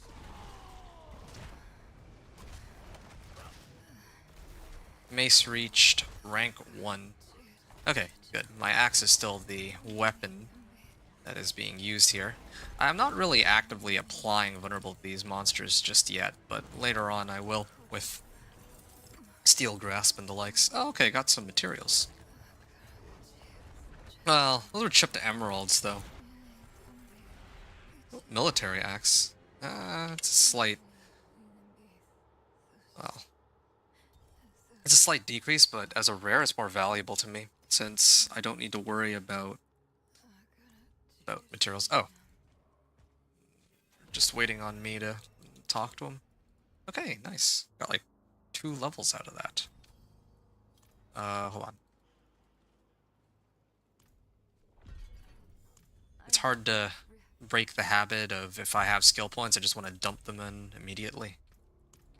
But I mean, I'm about to get more skill points, so I don't think there's a point to put the points in right away. Oh yeah, right. I also still need to figure out my materials too. I was hoping we'd get a chance to talk. Okay, cool. She's still talking, so... Yep, my diamond fragments are still... Struggling with. I only have 5, even now. I was hoping to get more gem fragments. I don't know why I haven't. That's my plan. I got like 50% of my XP bar out of that. Nice. Tegenze Plateau. Ooh, that's a nice one. Iron Blood Hatred's Heart. Damage reduction for each nearby bleeding enemy. Now, I wanted that aspect, but I can actually throw it on for good later. When I have enough materials. So it's like unlocked right away. I don't have to go searching for it. It's a high roll too. It's not like... Not an ancestral, so it's not the highest possible rolls, but certainly better than one that rolled like 2%. I think that's correct, right? Yeah, it rolls 2 to 5 and rolled 4.6. That's, I'd say, pretty good. Alright, next dialogue, I can allocate the remaining points. Once I get the key passive, though, that's super important. That'll help speed things up. I also meant to discuss about how I felt this season. So how do I feel this season? Now, I talked about this in my past videos, but in case you didn't see them, I can kind of talk about it now. You know, just for discussion. Wouldn't expect most people to really care too much about what my personal thoughts are, but basically, I think that for this season... hold on a second. Tablet. Over here. Okay. Yeah, so this season... This season... So far, it doesn't really look or feel that much different from the previous season, except one of the difference is that they kind of got rid of sanctification. So I'm expecting that this season will be worse.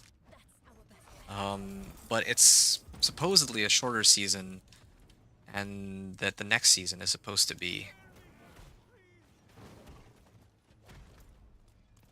supposedly the next season is going to be shorter, and then of course they're going to release the expansion Lord of Hatred like afterward. So sometime like April, I think.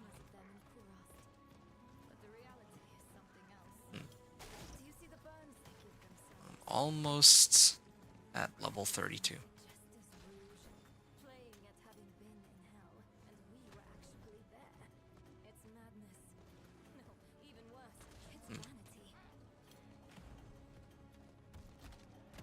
Dirt pile. Okay, so I'm curious about something. No, yeah, this dirt pile. Yeah, so it is always here then, because I always go up that mountain face to hit up the other piles first, but I don't need to do that. Oh, speaking of which, help, right? I need help. It's etched in the same. Here. Would be welcome. See? Last time I was sitting here just waiting for it, but this time I remembered that I don't need to. Okay, now I can allocate my skill points. Pulls in. Oh! I never knew that this allowed me to pull in enemies. Increased damage applies vulnerable. Strategic stomp. Yeah, I can... Well, I already have all my skills maxed out right now, though. Increased damage to injured and healthy enemies. Let's do that one. Nice and easy.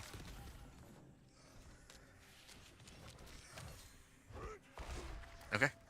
Nice. I am sorry for the violence they brought. It was silenced easily enough. But you. And stats and materials, too. Let's see. Still not enough diamond fragments. Is out the bile in all things. The loathing in your heart. The bitter dead. I don't really activate Rallying Cry. Let me just get rid of that. And also, I'll make room for Ground Stomp. This will be a good chance to try this out. Just wish I had other ways to pump up my damage. Alright. Oh, shoot. I actually missed my Ground Stomp. I want to actually see exactly how much damage this thing does. And let me just take a look at something real quick. Reduces the cooldown of your mobility skills by 5 seconds per enemy and makes them vulnerable for 4 seconds. Maybe I should actually be using this. That's not how it was the last time I had kick. I should do leap and kick. Yeah. Okay. Ah, didn't even really do that much damage. Okay, Death Blow did an insane amount of damage. But maybe not so much on Ground Stomp. Let me just double check that one more time. Alright. Okay, yeah, it does like nothing. No, I'm getting rid of my Ground Stomp. It doesn't even do more damage than my Upheaval, I don't think. Right. Survived it. Life on kill, I don't need it. Only they never met Journey's end. Okay. Look, new words have appeared. Enter Dedicant's Cache. Alright. So I guess again I can switch. Well, I'll wait until the next dialogue.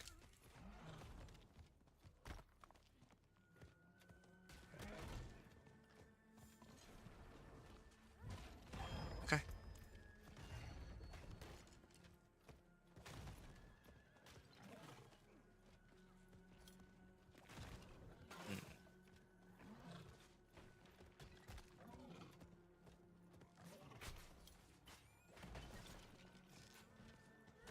And in I go. It's almost like we're back in the peaks, shuffling through old books. Alright, Dedicant's Cache. You miss that dusty old hole in the ground.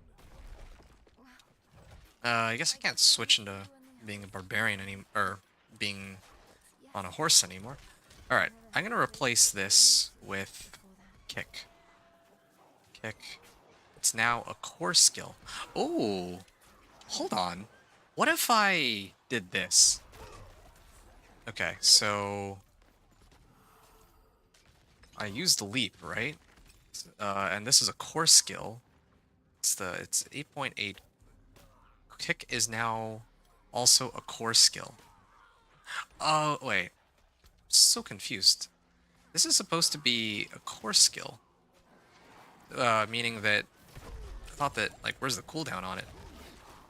Or why is there still a cooldown on it? Unless, like, I could have sworn that the way it worked was that, like, I would lose the cooldown if I set it as... Yeah, this is way better than what it was before. Okay, well, that's good to know. Yeah, this is great. I mean, I'm not progressing as quickly through this storyline as I'd hoped, but I'm getting a lot of... Oh, shoot. At least now I have a better understanding of how I should put my build together in the future. It makes me want to redo this when the season actually begins as like a second character, but I'm not sure. I think my time would be better spent playing characters that I haven't really done a video for, or done a build guide for, rather. I think one example that comes to mind would be the teleport sorcerer. I had like a pretty fun build for that I wanted to put together, but that one's very gear dependent. So, yeah. Well, at least Deathblow's pretty good. Oh, here it is. It's locked. And a me-sized hole to reach the other side. I'll crawl through. Don't make that face. I didn't mean it seriously.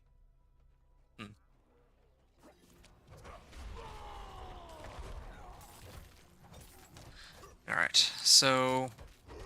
Let me just double check that, yeah, okay, Field of Languish, that's right.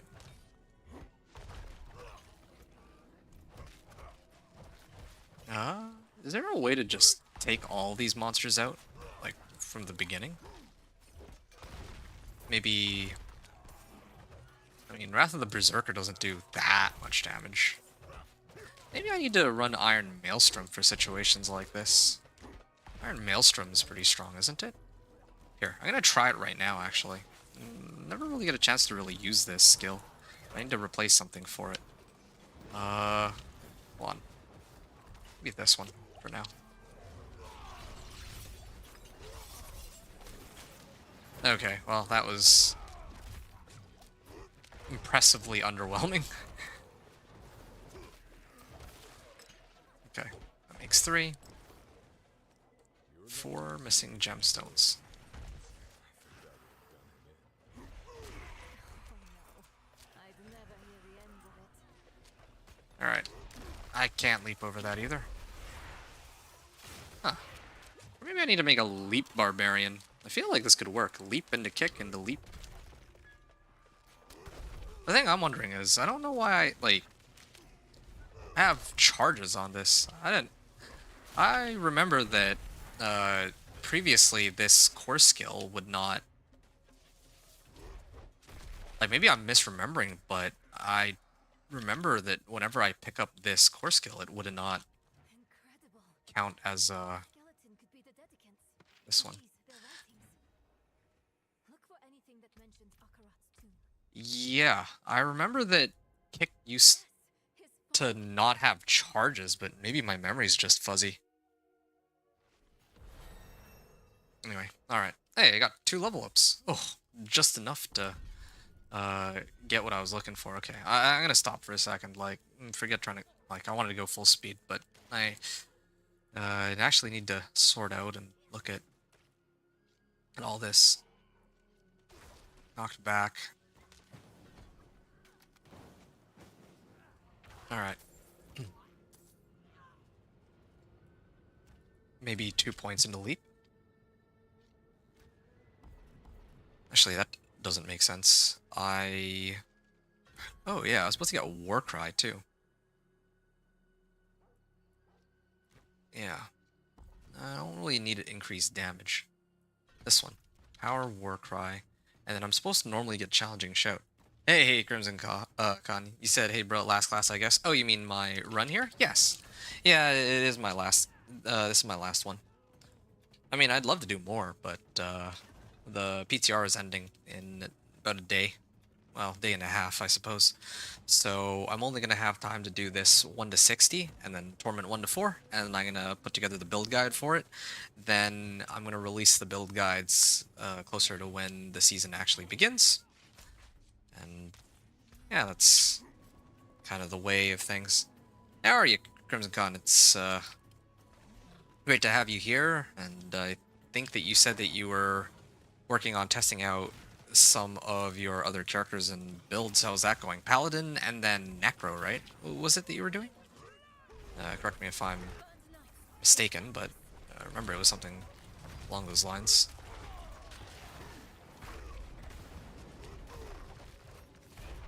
Ooh. Some cosmetic event will start. Oh yeah, the Lunar New Year thing. I mean, I'm really just looking for the D4. Like, I think it's on Wednesday, right? The 11th? Where they're gonna do, like, some showcase to celebrate D4's 30th anniversary. And then they're gonna show off, like, the new class for D4, I think. Yeah. Oh, wow. You are actually working at it pretty hard. Yeah. I mean... Because you're saying that you did Druid, Necro, Paladin, and Sorcerer. Wow. That's impressive. I thought you did, no, yeah, you're right, you did Paladin. What is? I want to kill this before I go. Just feel the, itch to do so. Yep, there you go. I can head in. Druid, Necro, Paladin, and Sorcerer. So...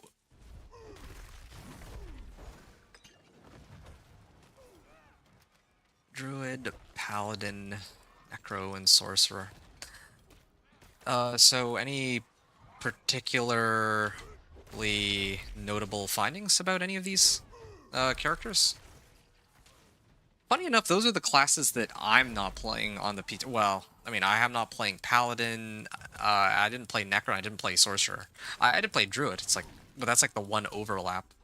You know, it would have been funny if you also played Spiritborn, and then it's that situation where, you know, all the ones that I didn't play are all the ones that you did play, or something of that nature. But anyway. Oh, there we go. I can just leap over. Druid, Necro, Paladin, and Sorcerer. Yeah, so what's like the strongest, well, I mean, probably Paladin. What's like the second strongest after Paladin, you think, coming up for next season? I would predict Barbarian. A lot of people were hyping up Hammer of the Ancients, but I guess we'll see. No, she's dead. It's not real. Oh, Tell me what is real. This ground. Solid. oh shoot. I was trying to go a little further, but I really do like this kick into leap, kick into leap. That is such a good form of mobility, but I don't know when they changed that. I don't recall... Oh, search for arrow. He's here. Right. A time-tested blade is a good companion. Tell me You thought Paladin will be easy with his mobility and hard hitting, but no, really. That is amazing. Like, that just doesn't add up. The new expansion is coming out, so I was almost certain that they would opt to heavily buff, or maybe not buff Paladin, but it should be one of the stronger classes I would have predicted.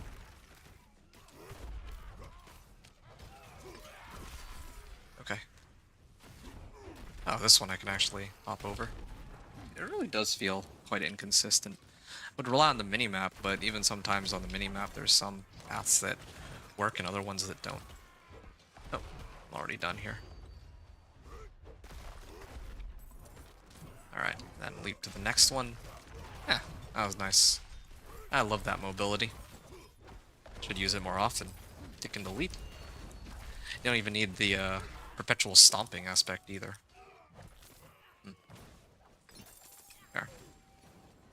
What is this bloodied ring? I don't need that. Come to finish what you started.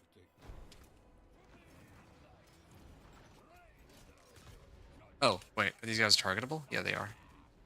My elixir's gonna wear off, but that's okay. I mean, this is almost done anyway. Druid was good after Paladin. Oh, nice. I tried normal, Cataclysm and Shred. Both were good. I see. You know, I'm actually a little surprised. Like, for how much people love Shred, it feels like... Okay. There. Yeah, for as much as people seem to really like... maybe not Cataclysm, but... it seems like a lot of people love Shred, but... Even though it seems strong... Okay, Urivar is like untargetable, so I'm gonna back up for a second, or at least it doesn't look like I can damage him. Yeah, Shred. Even though a lot of people seem to love Shred, like, it's just sad how they insist on keeping, like, Pulverize where it's at, right? Like, most of the pit pushers right now are pretty much all running Pulverize on Druid.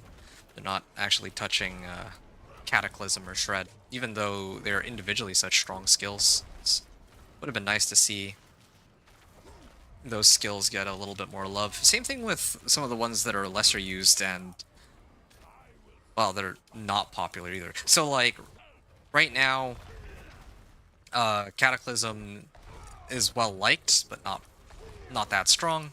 Shred is well liked, but not as strong as Pulverize. And then, oh, there we go, done. And then there's the Forgotten skills. Yeah, there's a lot of other skills that are like completely forgotten at this point, like Tornado. I mean, no one even ever talks about Tornado. It's kind of funny. Just how... It's pretty funny to me just how ignored Tornado and some of the other Druid specs are. Your luck was very bad finding key aspects, though. I see.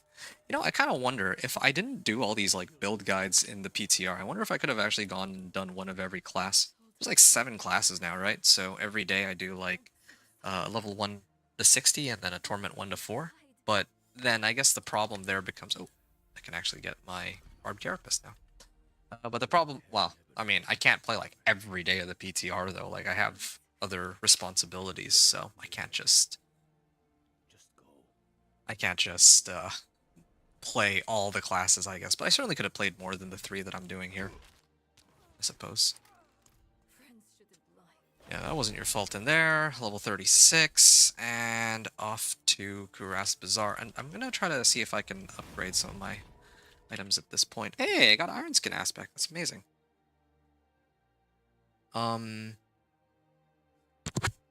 luck was very bad finding key aspects, though. Ah, that's too bad. Cataclysm is lost after snapshotting gone. Ah, yes. Well, I admit though, Cataclysm or well, snapshotting is like I want Cataclysm to be strong. Am I bugged out? Do I have to restart the game? This happens sometimes. All right.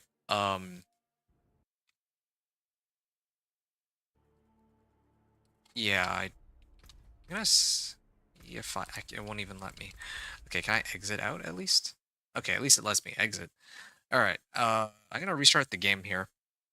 But just really quickly, what I was saying was, you said Cataclysm is lost after snapshot and gone. Well, I mean, I could talk more about this when I continue the gameplay, but I mean, Cataclysm, or even though I want Cataclysm to be strong, like, there's certain snapshotting that just shouldn't exist. Like, get some really ridiculous damage for skills that don't really deserve it, in my opinion. Like, there were people who were doing all sorts of weird snapshotting with, like, I don't even remember, but there's some weird ones that have come up that just don't belong in the game. Memory leak, it happens a lot to me. Yeah, usually the memory leak just results in a crash, but the game completely froze, which is weird. Well, I mean, froze, but I can still, you know, do stuff. Anyway, I'll be right back. I gotta reload the game. 1 sec.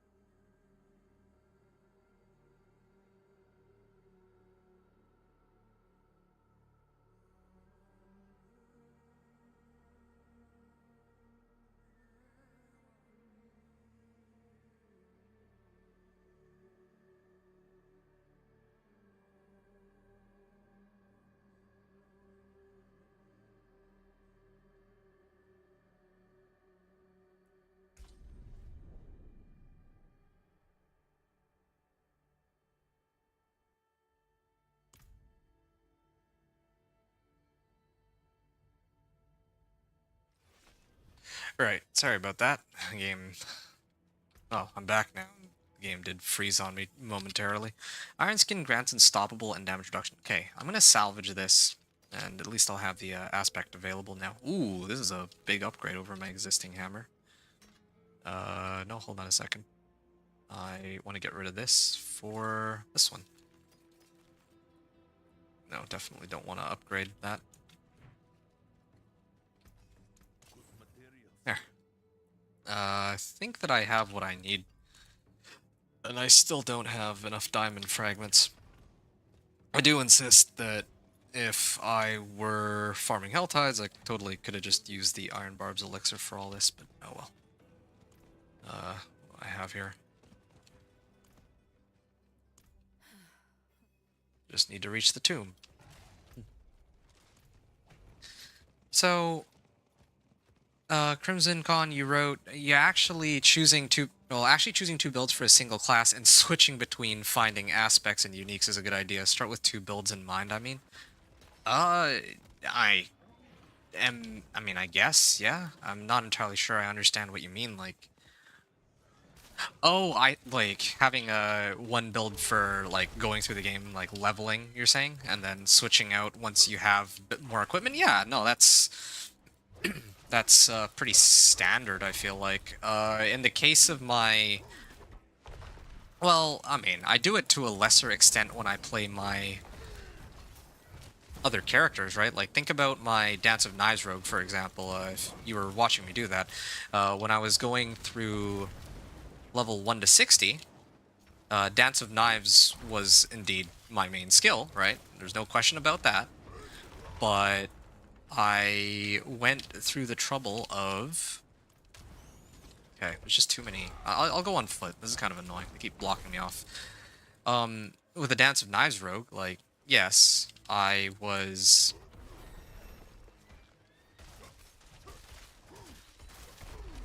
With the Dance of Knives rogue, I was using Dance of Knives the whole time,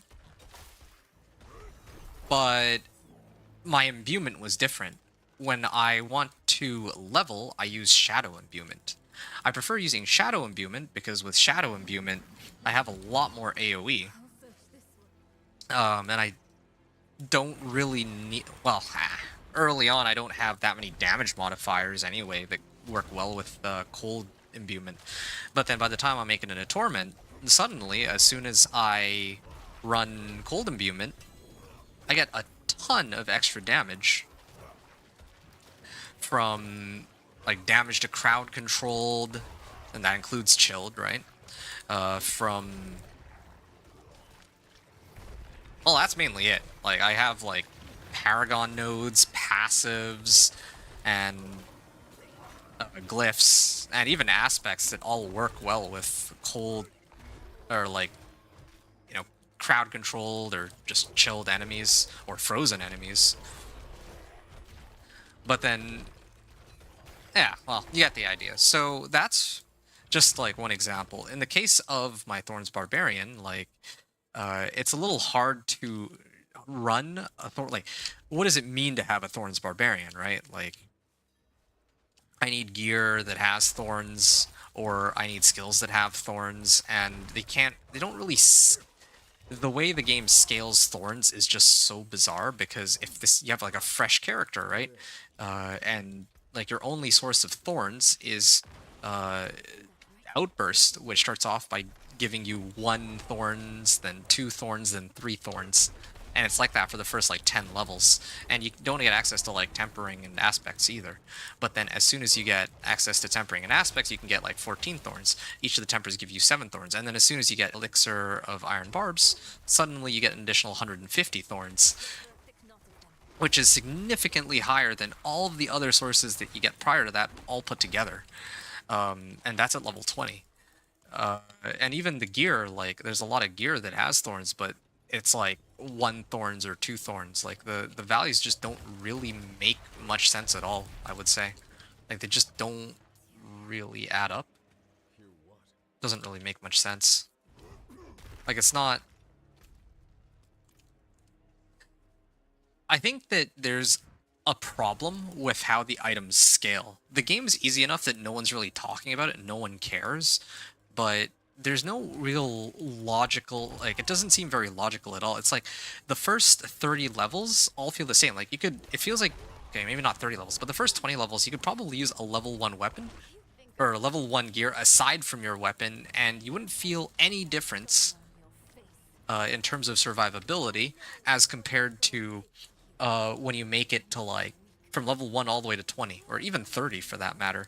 Like, look at the modifiers on this. It's like 3 max life. And this is, like, this is, let me find this. Here, hold on a second. Like, these pants are level 12, and they have 3 max life. And then in contrast, this is a level... I'm trying to find a good one here.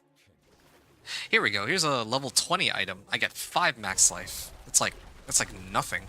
There's like very little difference between those two.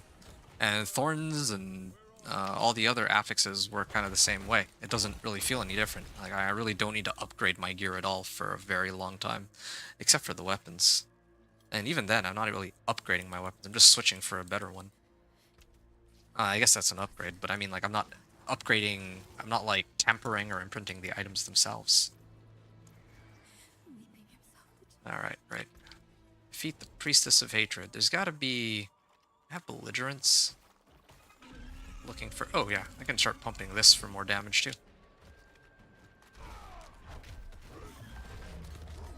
Yeah. Yeah. Probably should focus all my efforts on pumping up upheaval's damage. Ow. You know, it's funny because maybe I should... Oh, I just noticed something. Yeah, Deathblow actually does a significant amount of damage. Ooh.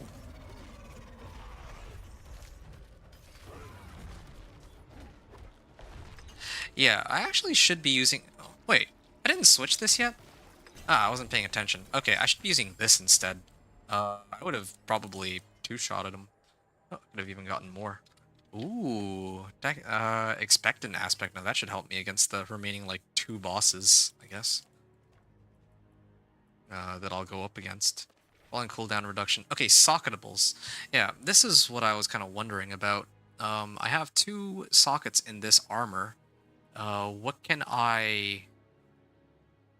Like, I can restore primary resource and just keep spamming upheaval. That's an option. It's either that or I could just pump up my crit chance like crazy for upheaval. But I think right now this is what I need the most of. Primary resource. I'm sorry. Alright. Do I have any other socketables, mobility skills, leap? I need to cast 2 of those though. That's not always a feasible option.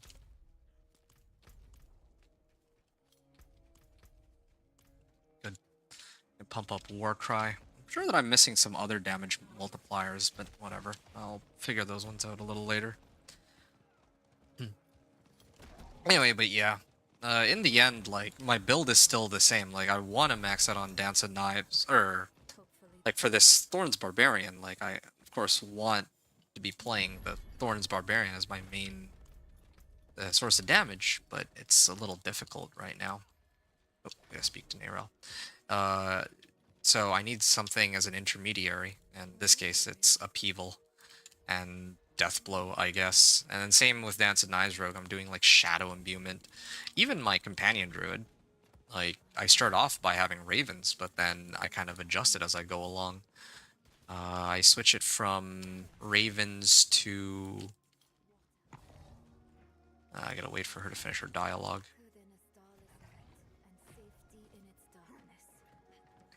Like, I have Ravens and Poison Reaper and Wolves, but then eventually I switch it out for... instead of Ravens, I get a Debilitating Roar. Yeah. So, always gotta switch as you get... as, well, aspects and skills become more and more useful. If you find an Earthquake rune, I can suggest switching to LS build. LS. What's LS? Oh, behind the waterfall. I forgot that this is part of it. Good. Is this really the tomb? I thought it would be What is this? an altar.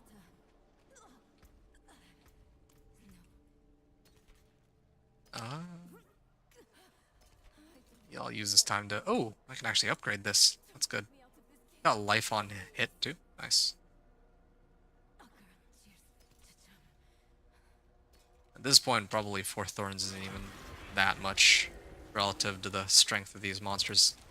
Actually, this last bit of the game is where... Like, usually around level 40, the monsters start getting inexplicably tougher to deal with, although, I mean, lucky for me, my gear is pretty up to date, so it's not that bad. Still, though. Okay.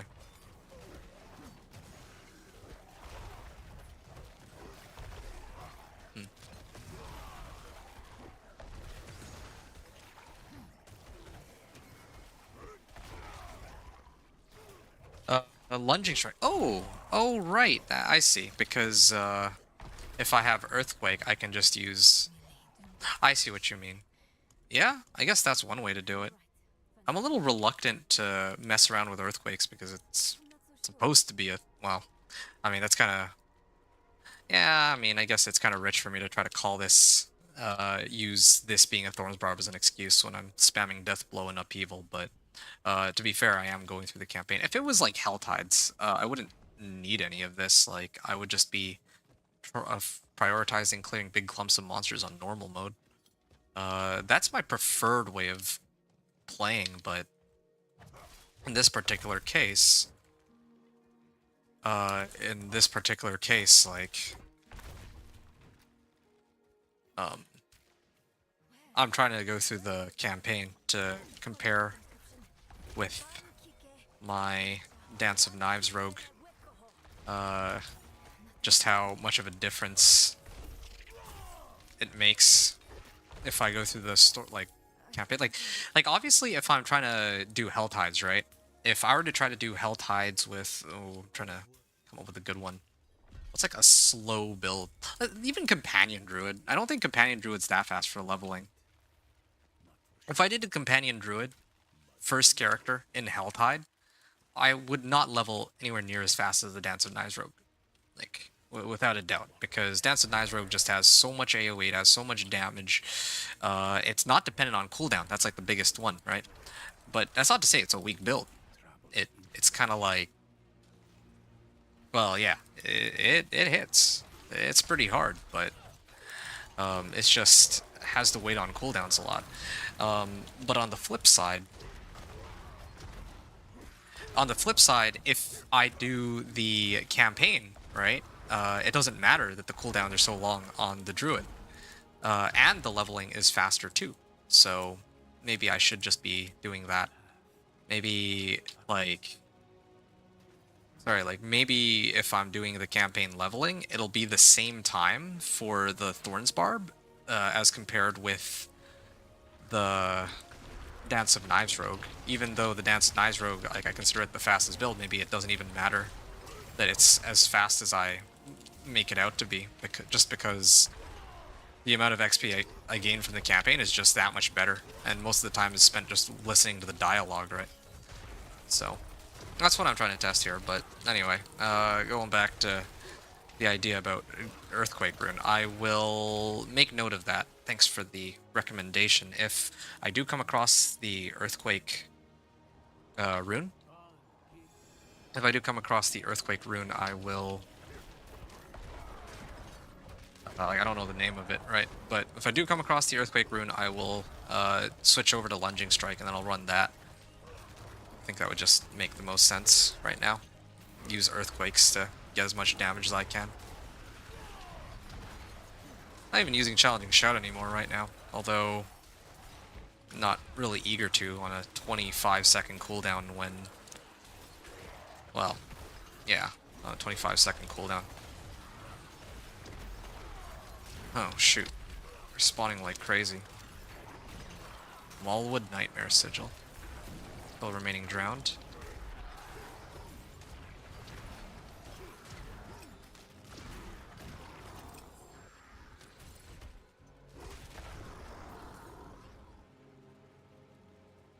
Well, that was it, right? Oh. My turn. Alright. Guess I can't quite do that. I can just skip past these ones and head on over.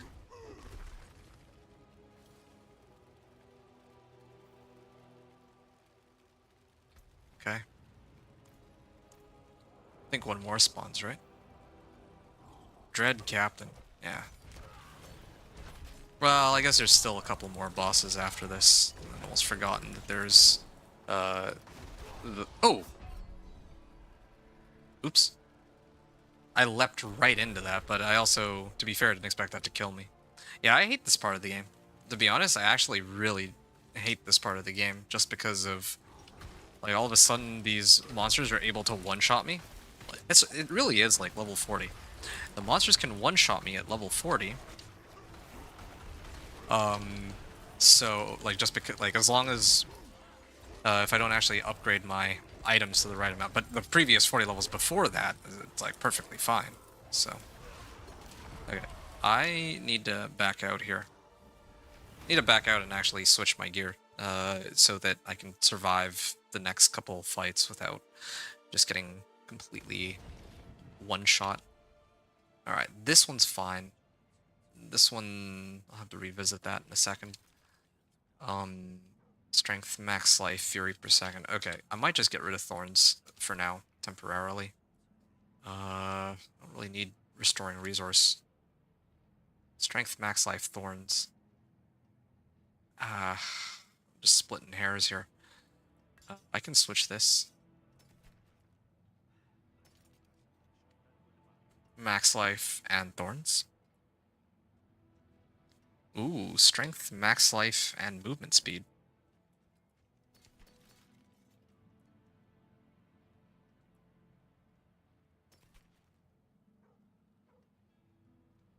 Max life. I feel like, well, maybe the extra armor will make a significant difference. Because now I'm at like 3,000 armor as compared with before. And actually, in fact, maybe I need more armor rather than Thorns right now. But I am stubborn. I will try to stick with... you know what, I'm not even going to bother with Tempers. I'm going to, like, switch these out soon. 22 Veiled Crystals. Karun.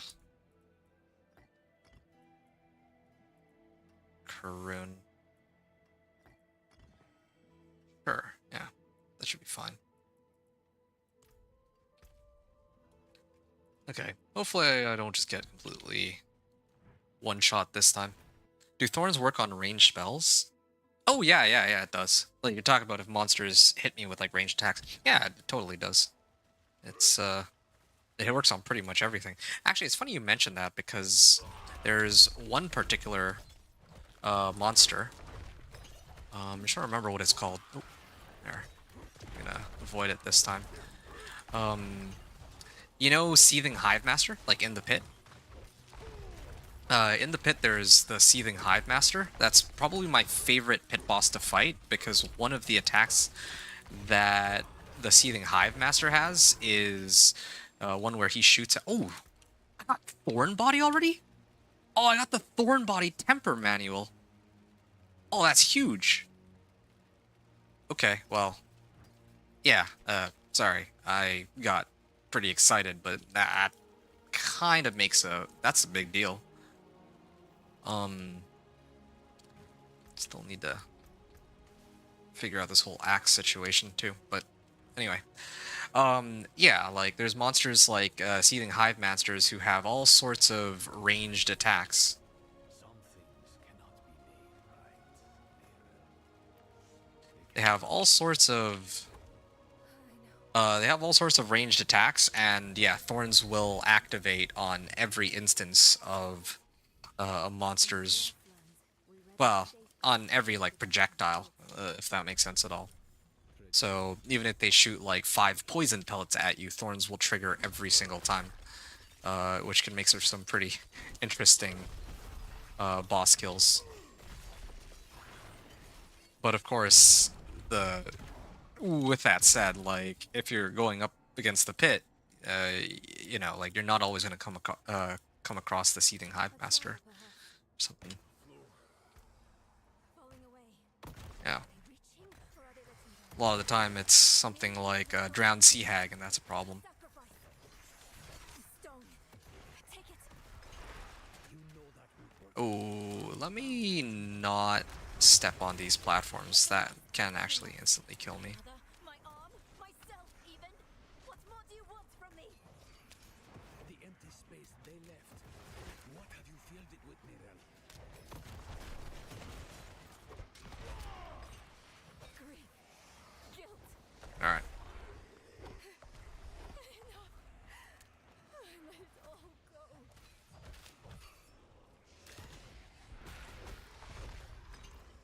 go. Okay, done.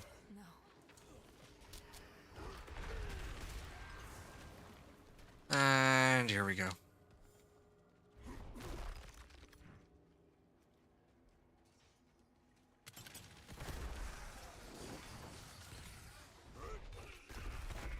Alright. Leap. And here. An empty room? Far from it. Shout skills. That they are. Yeah, Deathblow's pretty handy. I feel like there's faster ways to deal with bosses, but Another go out. There must be a certain order. there you go. That's all of them. Okay, I'm just gonna walk through these monsters. Don't think I really care. Why not? How many hits does it take? And these guys are so tanky.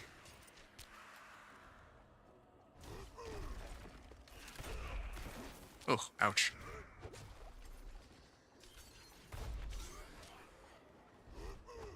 Ah, here's the room. Yeah, I really do like this leap into kick. Gotta consider that for leveling in the future. Ooh. This is an upgrade over what I have right now. Strength, max life, and Thorns as one of the modifiers. Not as much as the one I currently have, but still do.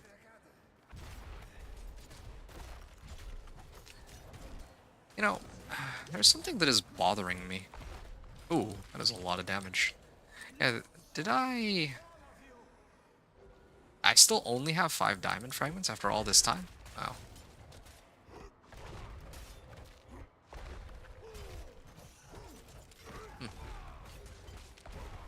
There. Uh-oh. I should have used another elixir, but I was hoping that... It's not that I forgot to use another elixir this time. Normally it's because I forget, but it's because I specifically wanted Iron Barb's elixir, and I simply do not have enough materials for it.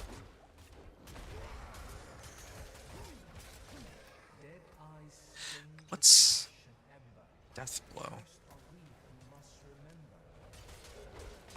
Oh, ouch. I think Doran is the most troublesome one. Actually, why am I using these skills against them? These are... The only 2 skills I should be using against bosses are Death Blow and Upheaval. The other ones... not so much. Like, oh wow, I actually got lucky and it was an overcrit. I'm just gonna wait for a second. Ow. Yep, just waiting for it. Alright.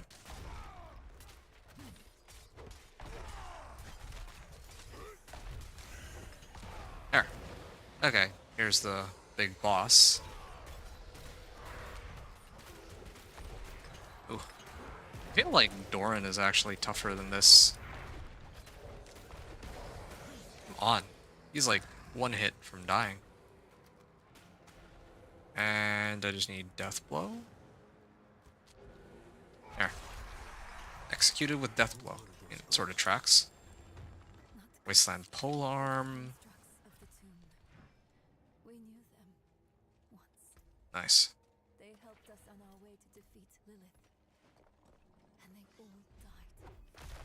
Alright. This is the end, right? Ooh, a pole arm. Well, I have expectant aspect. I forgot that I had this. This could be a huge help for me, actually. What's ritual? I just need to use Frenzy upheal, but then again, that was the last set of bosses. I didn't time it right. I forgot I had expectant. Too many things to keep track of.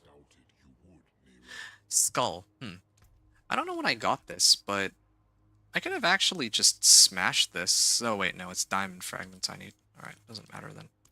Made it at last. Alright, this is it. He betrays us, and now it's just me and Harbinger of Hatred, so another 2 minutes, and I'm basically done. Keep them away from Akara. And then I'm gonna take a look to see. I'm gonna match as compared with my previous run and see how long this all took. We need you just one more time. But the other thing too is I'm like, by the time I'm done, I'll probably be like level 45 or so. I guess that's like roughly the same as my Dance of Knives rogue. Yeah.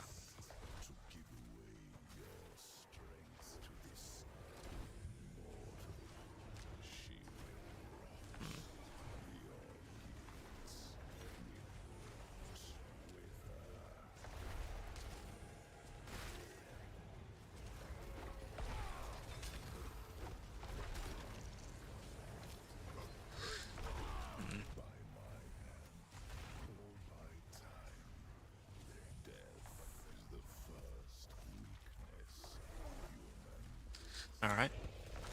Does not make us weak. It makes us matter.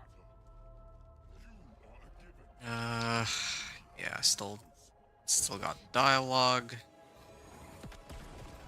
Oh, okay. There. Two. From within. Mephisto is vulnerable now. Is he? A shred Do of like Akarat's very little damage. Oh, Take it. oh. He's sacrificing himself to hurt Mephisto. We'll try to find a better battle. I guess I do get some. I could keep bringing Frenzy up to max. Because I'm also getting a damage multiplier from Upheaval up to like 200%, right? I should also use Death Blow whenever it's up.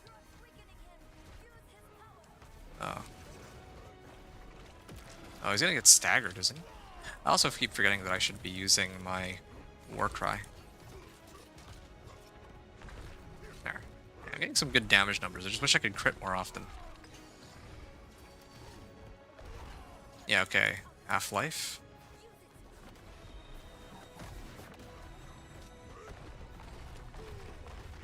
Oh, wow. I just keep spamming core skills unlimited, with unlimited fury. Yeah. I don't really think, well, I'm kind of glad that I upgraded my gear beforehand. Made things a little easier for these, all of these fights. It's kind of a funny death, though. I leapt right into that cold attack.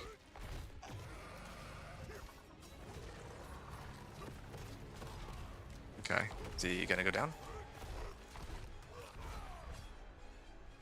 Oh, is he fleeing? Alright, he's like 1/3 life now. But eternity is my domain. I will rejoin you soon. There's too many. Which will it be, Lion? Will you sacrifice them to kill this sliver of me?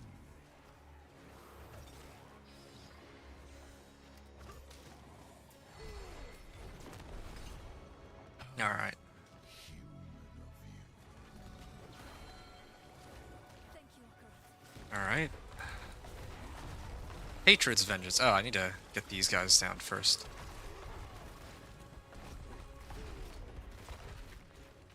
One, two. Is Hatred's Fury shielded because this thing's still up? Actually, don't know. Well, it doesn't matter. He's dead either way. He hasn't come down, right? Oh, Hatred's Vengeance again. And Hatred's Dominion. Oh shoot, didn't mean to cast that. Alright. And...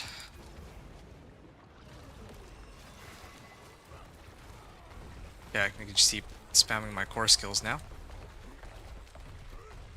Yeah, that's pretty handy, being able to just keep doing this again and again.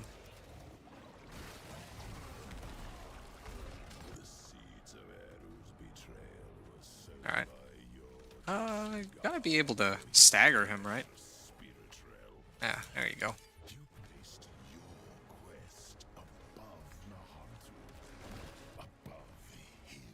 Alright. Oh. Okay, oh. Yeah, I'm worried that he'll actually hit me with that. I don't want to have to redo this fight. I feel like they make it easier as time goes on, though. They don't want people to have to redo this whole fight. Because if I had to fight him as a lair boss, that's a different story. He's significantly tougher. Nice. Two-handed sword. Strength 7. Need a pole arm, though. I guess I could switch over to level it up, but I'm gonna end up with a pole arm no matter what. It's a two-handed axe I need to use, really. There. That's the end. Alright. Oh, that was easy.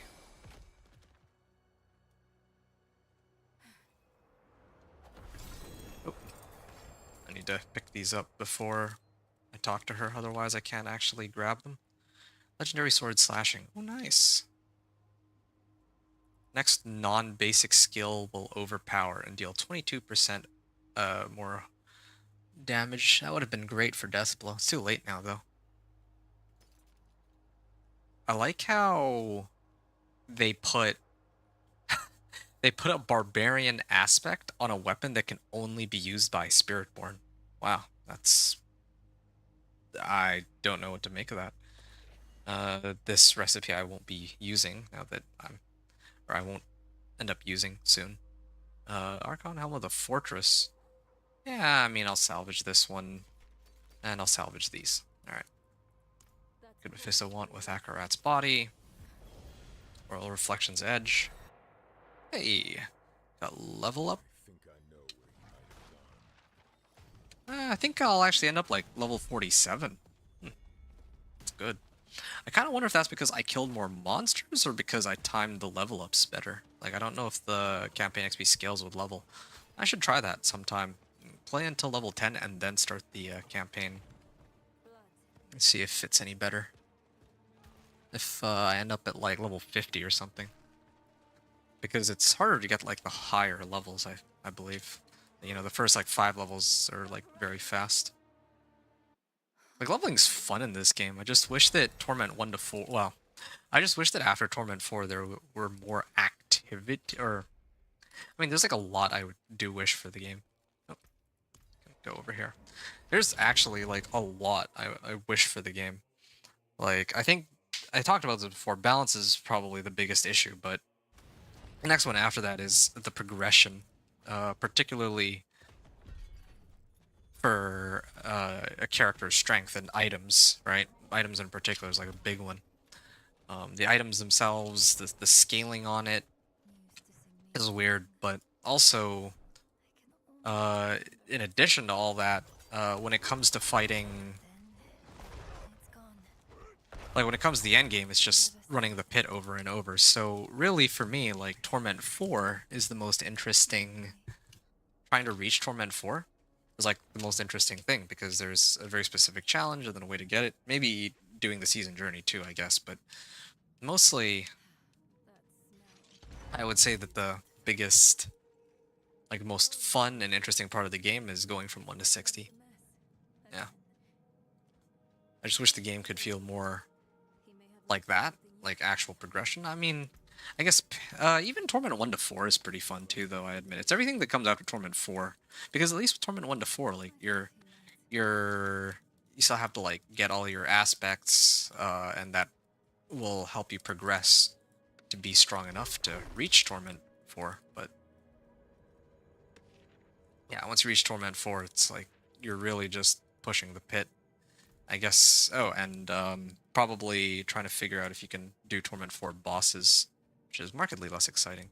Okay, what am I doing? I'm like wandering around aimlessly.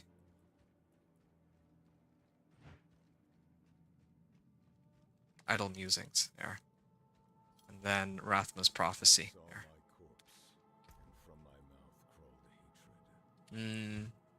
Cooldown reduction. Rathma's prophecy. Sure, Lorath always I'll put this on. I dodge fortify. Well, that's a useless aspect for me, I'd say. Search for clues. Okay, so they're still talking. I can put 3 points into something. Friend of a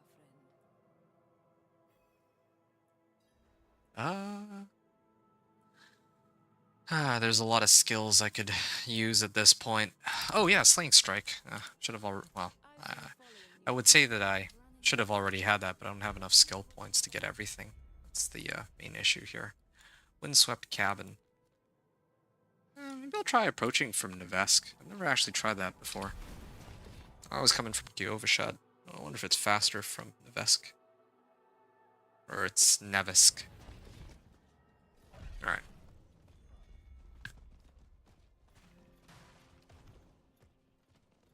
So this should get me to level 46, and I talk to Ormus, and I think that's where my run ends. And then I can kind of time it and see how long it took me here versus against my Dance of Knives rogue.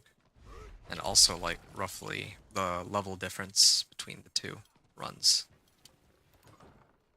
Still no sign of Lorath. A wanderer and a heretic both.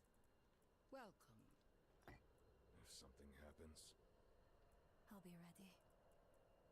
Alright. What do you want, Prava? Alright, here it is. Done. Yay! And then, what is it that you want? And speak with Ormus. I think that brings me to level 47.5. Oh, it's pretty good. And the next few levels are slow, but eventually I'll reach 60. Probably takes me another hour and a half to get there. Good. You need from me, Ormus. Done. That's the end of it. Kinda wish I had a timer on hand, but oh, what can you do?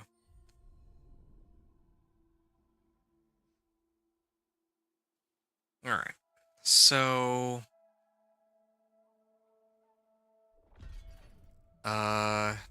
36:30, let's say. Gameplay or VOH campaign end. So now if I pull up my previous run, yeah, I'm glad that I took the time to write this all in. Storyline end. Okay, wow. So, on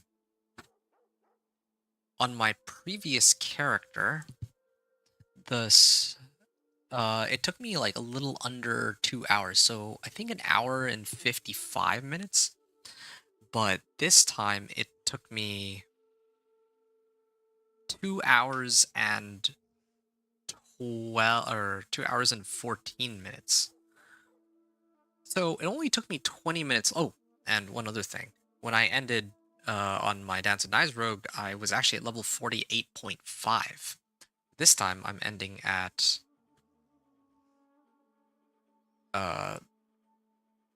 level 47.6. So I'm actually down a level. Funny enough, compared to... So it took slightly longer, and I'm lower level. Kind of strange how that works. I mean, I guess it makes sense. Dance of Knives rogue was actively killing more monsters along the way. But... and it's just quicker overall. But I'd say that's not bad. Like, think about it, right? Like, the fastest leveling build in... using the same leveling method, the fastest leveling build versus a build that isn't nearly as good for leveling still managed to come out around the same time at roughly the same level. So now I'm just going to do the remaining objectives to get to 60. That was the plan after all. And then well, yeah, just gotta wrap up what I've got here.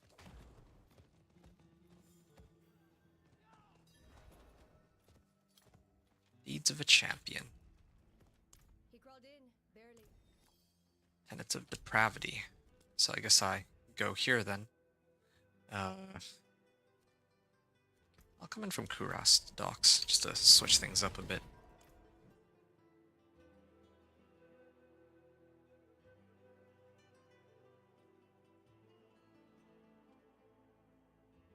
Did my game crash again? I think it might have.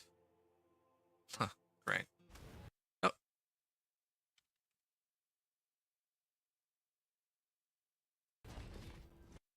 Whoa. That was a huge chunk of lag, but at least my game's still up. I can salvage my items later.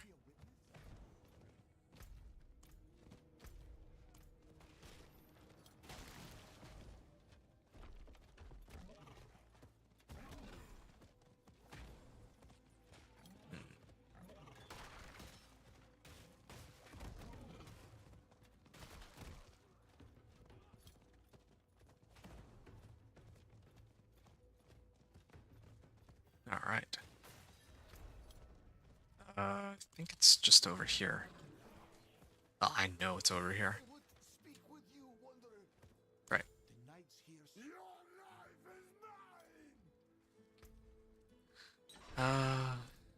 It's fine. 2 extra points.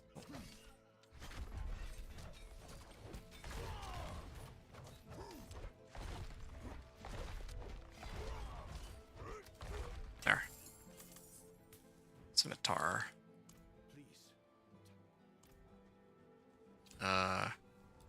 Right. And then I need to take this and bring it to Prava. I always do it in the same order every time. I always do this one first before I do the other ones. Maybe I should switch it up and do Kitchuk or the dungeons for a change. I'm gonna think about it, I suppose.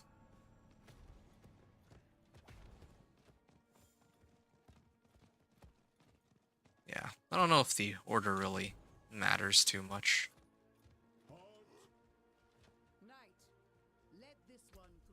Alright. Have a bearer message from Dmitri. Deeds of a Champion. Alright. So I gotta go back.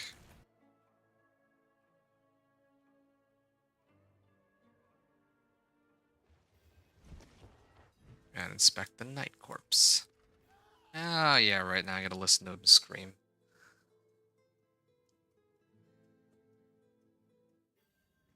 I mean, I guess I could have also thrown on elixirs, but oh well. These still don't... Elixirs still don't give me much more XP for this.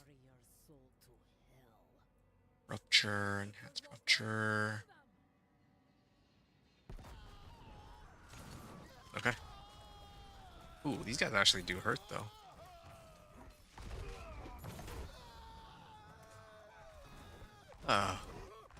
This dude quieted down already. Okay, great.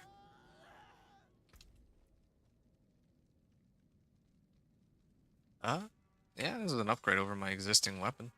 I'll switch it. And... I mean, I could get a lot more resist out of this. Sure. The Burned Night Camp. I think I can just go in from Samak. That's the closest spot, right?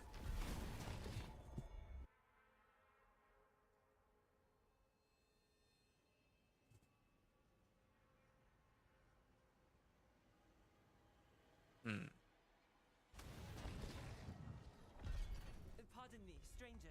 Could you...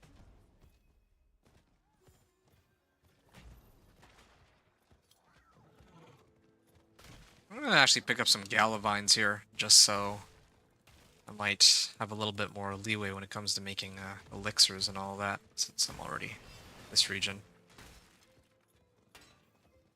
I know there's a point, though.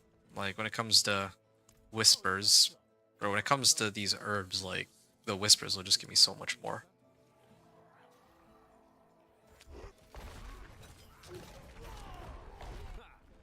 Foolish dregs. Okay. Set the Colossus free. See how they do with that. Alright. Well, fortified, deal 4% increased damage.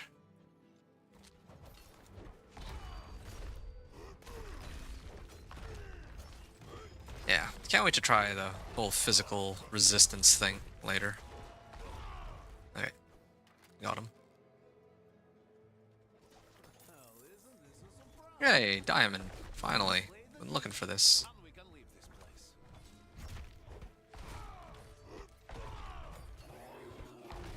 place. At this point, yeah, having Death Wish aspect would have just been better for some of these fights. It's quite formidable.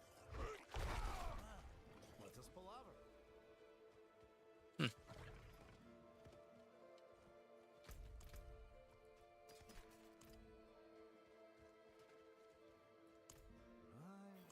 Alright.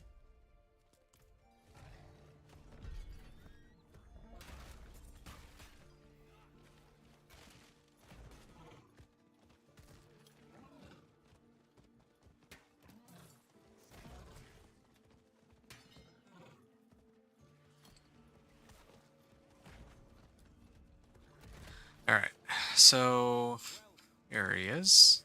Let us press on. Yeah, this is a pretty straightforward quest line. I think the only... Well, it's a pretty straightforward quest line, but I'm just thinking about what'll occur next after I do this. Oh yeah, I still have a boss fight to do here. Well, still got a few boss fights to do. Just trying to think about how... I mean, maybe that's why it's taking so long. I actually don't even know why I'm wasting time fighting all of these. I don't need to, so I should just skip. I should just be skipping it like this. Yep. Yeah, more boss fights.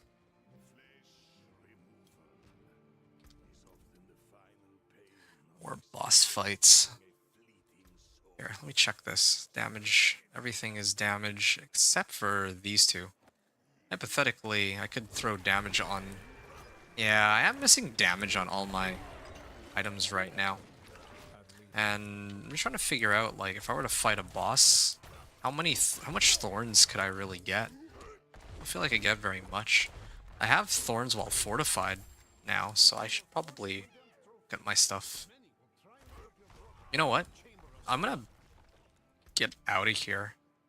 I also need to figure out how to get fortified to begin with. Because right now I have, like, no fortify. I need to respec my build, I think. It's about time that I switched it to proper thorns. I'm gonna keep leap and kick, though, because I like being able... Like, I need the mobility. But I think I need to get rid of this. Yeah, that's fine. This kills an enemy's cooldown is reset, no wonder.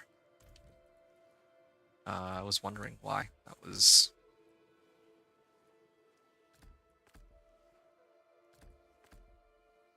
Yeah, I was wondering why it kept coming back. Okay, Warcry and Challenging Shout are my usual go-tos. I just realized 3 available points. I could put it in here, yeah. Alright.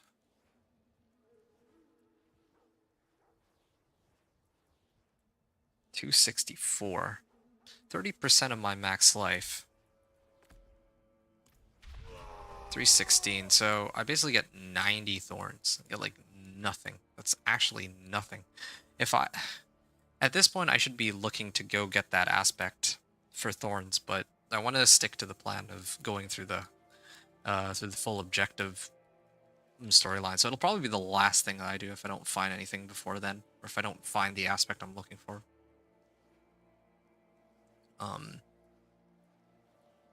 I still want to adjust my... Well, probably will have to put this on later, Because I need to sort out like Thorns Wall Fortified and all that too. There's like still so much I need. Maybe I'm just a little bit off from it. Like, I'm not quite at the point where I can like fully switch out just yet. Upheaval, that's fine. Stick with Upheaval. Now I just need to figure out how to get Fortified. I'm gonna go back to town. I gotta put tempers on all my gear, including Thorns Wall Fortified at this point. Now that I have several sources of thorns. Come in. This is for stun grenades. What are my materials looking like now? Alright. It's about time. I guess I could have also converted some materials to others, but whatever. Ooh, 100 fragments. Let's see what I can do with that. Oh, nice. Armor by 250 and thorns by 150. I will need only one, hopefully. Max life. Yes. I'll pop this when I go back in. Been fighting hard? Alright. It's not every day that I get access to this. Thorns Wall Fortified. Ooh, that is costly.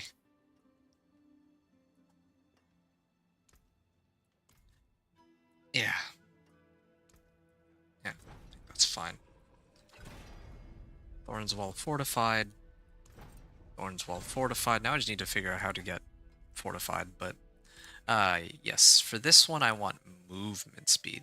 Leap cooldown is tempting too, but I want to be able to run fast. And then here, instead of this, now I gotta have Thorns Wall Fortified too. Play the part. Ooh. May have been a little too hasty on that, but whatever. Do I have belligerence yet? I still do not, so I will have to stick with raw damage. I still have nothing better, it seems.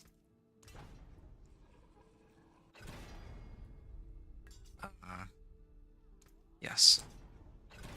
Damage. Damage on this.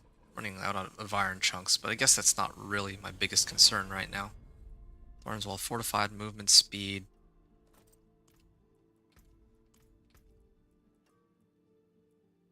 Thorns Wall Fortified.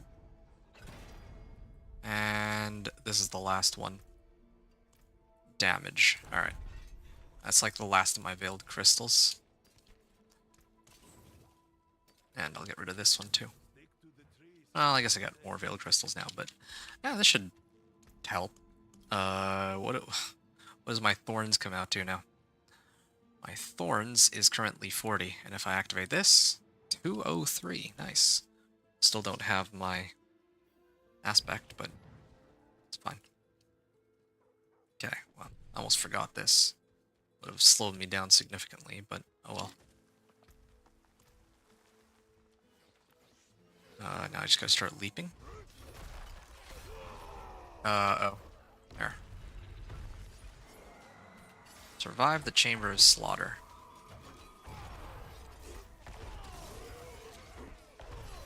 Nice. Can't wait to get Shard of Varathiel and all that. I need to pull up the build planner and figure out my unique Slater, but... Ooh, yeah, look at that. Lots of damage. After switching weapons 8 times. So even if I do something like this...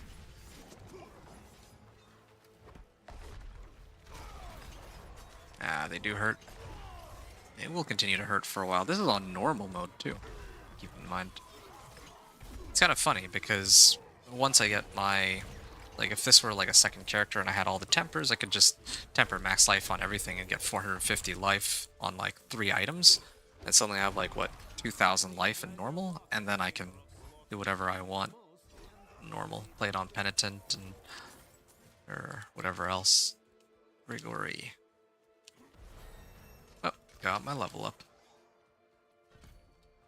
I have been getting should have been getting fortified, but haven't been. Gregory the Drinker has Okay.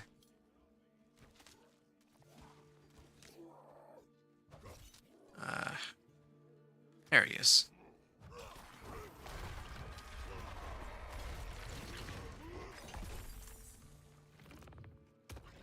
All right.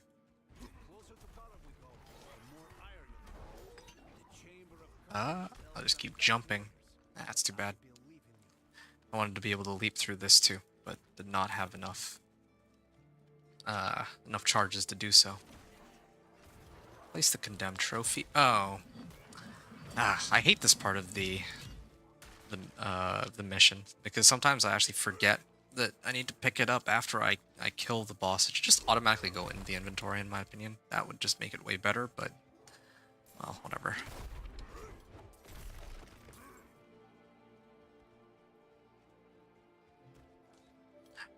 Or imagine if you can pick up the trophy without having to kill them first. That would be kind of funny. Alright, gonna jump again. Just gotta repeat this process. Yeah, the leap is nice. That's one thing that this character has over Dance with Knives Rogue. But Dance with Knives Rogue does have max move speed, so there's some trade-off, I guess.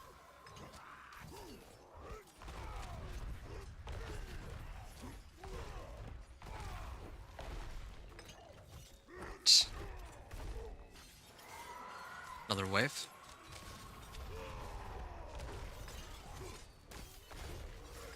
Ooh, nice. 3k damage on that upheaval. Yeah. Definitely don't need Death Blow to take out these big packs and bosses, I would say.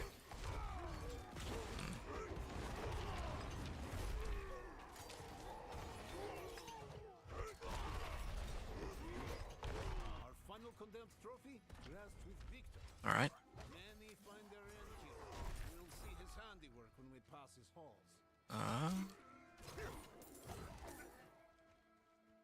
Okay, should be able to leap over. Oh. There. Just waiting for him to shut up so I can fight him and wipe him out. Alright, I have not forgotten the trophy this time. I was hoping to get another reset off, but there. Well, I guess I could have just run up to it. That would have been fine too. Well, doesn't matter. Can you stand still before an elite? Oh, I wonder how much damage Thorns do, especially on bosses. I mean, I could, but it wouldn't be... It wouldn't... It's kind of weird for me to test it here, right now. It's kind of weird for me to test it because there's like a lot of thorns that I'm still missing. Let me find it here. What's my thorns value? 189, right? I have 189 on thorns, and most of my items are thorns while fortified. And not just thorns while fortified, but I'm also missing the Death Wish aspect. Actually, let me just take a look at that real quick. Death Wish. If I had Death Wish aspect and I put it on my weapon, I could get at least like 100 thorns, I think.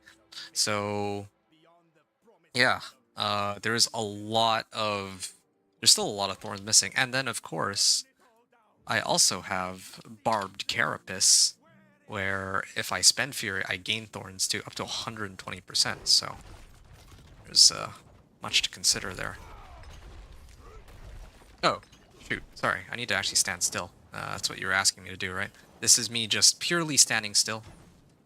Of course, I could gain more damage out of actually spending Fury, but yeah. Oh, shoot. Oh, I died because I don't have enough potions. Well, I mean, lucky for me it's not hardcore, but yeah, there you go, since you were wondering about it. What does 100 thorns mean? 100 damage? Never played a thorns character. Oh, I see what you mean. I think so. I think so, but monsters don't... Okay, hold on. I'll actually just kill him. I don't think... I think I tested enough on the last one. Yeah, something like that.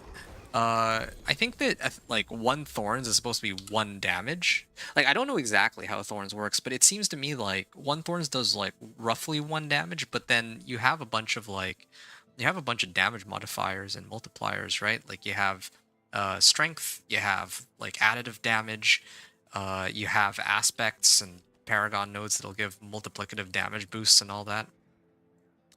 And I think that different monsters have different resistances too, it seems like. Because some of them will take a different amount of damage from other ones. So with that in mind, okay, 300 to 600 damage I saw? Yeah, cool. So with that in mind, like, I feel like this is a base amount, but it gets adjusted accordingly based on all of your damage boosts and what their resistances are. So I can't just it is not so like I don't even if you have 100 thorns, you're not going to necessarily do 100 damage. Sometimes you'll do more. A lot of the time you do more, and sometimes you'll do less. Give me a necro head that I don't need. Killing an enemy while berserking. Yeah, I don't need this. It's got physical resistance, which isn't bad. Actually, no, this is better than my... This is actually better than... Like, this has the same amount of damage as my current ring, but it's got more all-res, and it's got physical resistance. Might as well just use that. Increase lucky hit chance. Yeah, I don't care about this one either. I think I'm fine. Alright, so I'm done with that. I usually at this point do the Kitchuk Stronghold.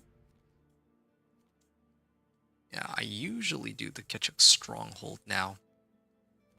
But maybe I could switch it up and actually do the dungeons first. And I know that this one is a pretty easy dungeon. I cleared it in like I can explore and test out different dungeons because I feel like some of the dungeons are faster. I used to think that all the Nahantu ones are like the same, but they're not. Like some of them I can finish in like under 2 minutes and other ones take like 5. I don't know if any of this is going to matter next, like, after next season, though, because after next season, like, Lord of Hatred comes out, so it might be a whole different story. Carved polearm, how convenient. Oh, this is a pretty massive damage increase, actually. I may switch to that. Yeah, I'm going to switch to that. Nice damage considering the effort. It's okay, but wait until I make it in a Torment and the damage will actually be a lot more impressive than what it is right now. This is a pretty nice aspect. I kind of want to smash it and then temper it onto something else. Yeah, I think I will actually, real quick.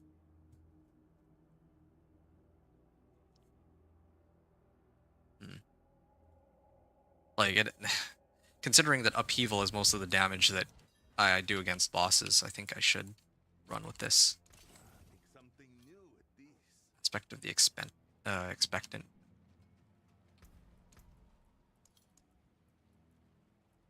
Brawler's aspect, yeah.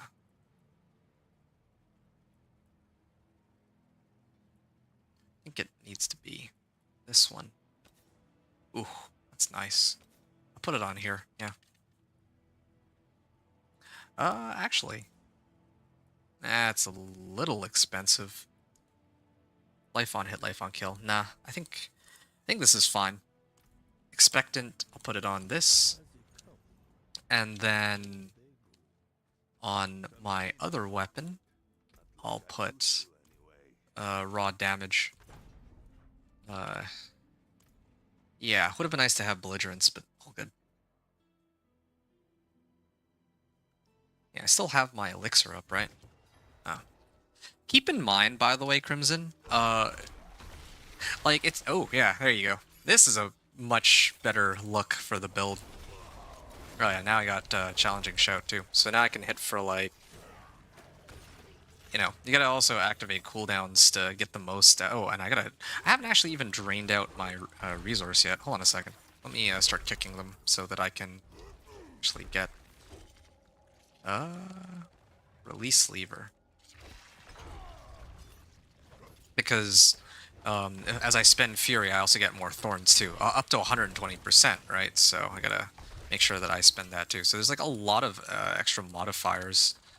So let me actually do the build a service here. So you see 529. Oh, hey, Curse Shrine. Well, just for fun, I could just run this and show you a little bit of what it looks like all put together. Oh, I gotta... I didn't actually spend any Fury, so I didn't get to keep it. Anyway, yeah, you can see that my damage... Well, okay, I guess you can't really see my damage because now I have a Blast Wave Shrine, but... you just give me a second here. Nice little legendary ring. Placeholder. The heck? Cruel. That's what it's called. Strength, max life, vulnerable damage, and cooldown reduction. I think I would use that over the other one. Increased chance for runes. Killing an enemy with a core skill refunds a chunk of its mana cost. Well, that could help. But again, I'm only really looking for bold chieftains. Anyway, like I said though, the damage gets a lot more impressive when I make it into the end stage of the game. Why am I getting so many like legendaries all of a sudden? Well, anyway.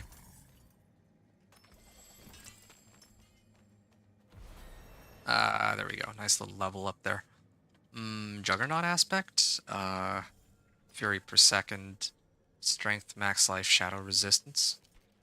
Not bad. Strength, max life.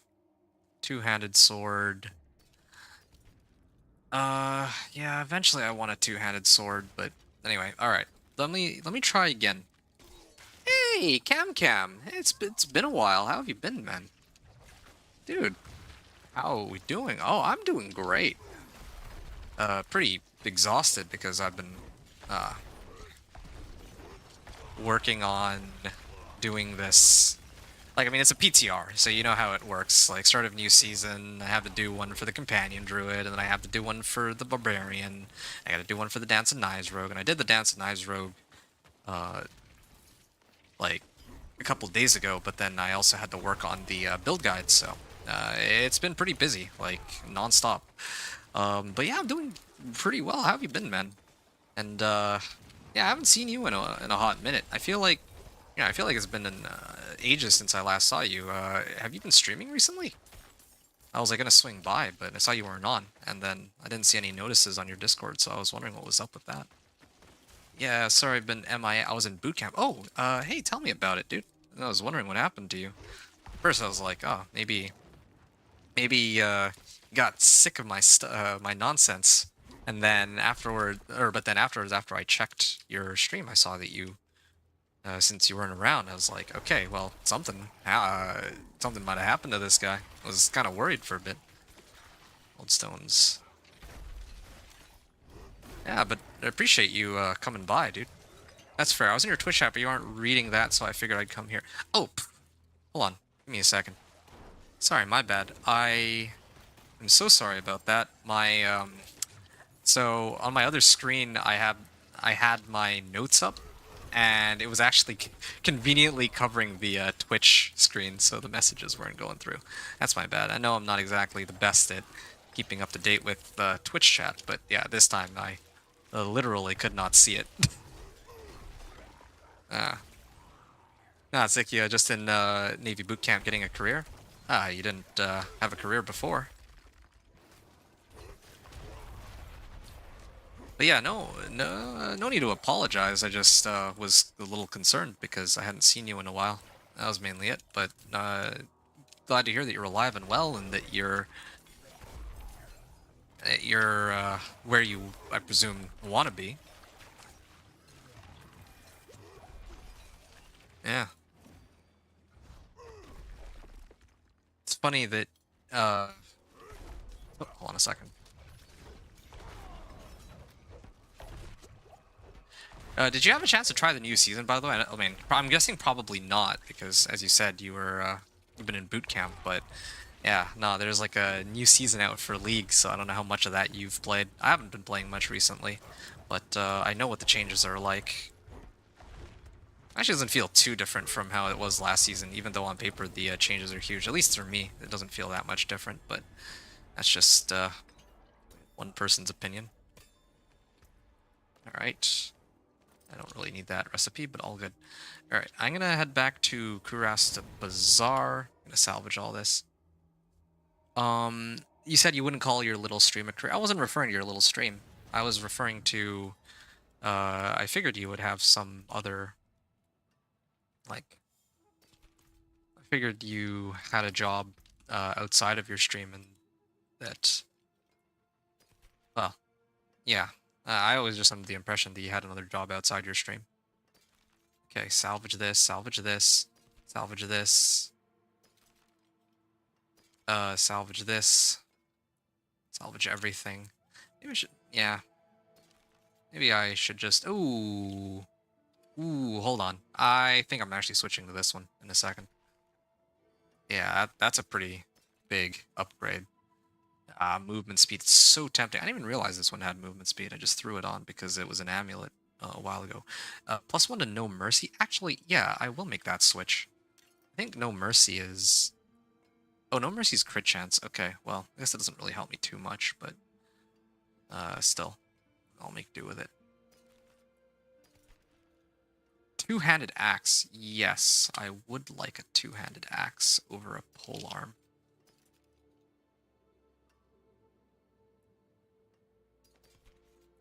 I'm just gonna salvage that.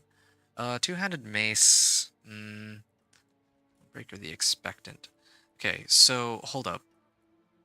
I wanted movement speed on this, right? I feel like my damage is already pretty solid. It's movement speed I need. So let's start out with that. That's the easy one. Salvage everything else, and then start to get damage on these.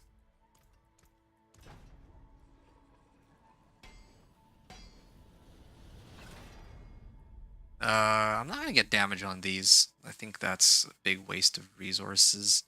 I'm actually kind of tempted not to even put it on here. Yeah, I'm just gonna leave it. Conceited aspect. I definitely need to smash that a little later so that I can get some kind of damage. Aspect of the Expectant. I'll put that on my axe. Nice. It only costs 5 veiled crystals for that. Ooh, good.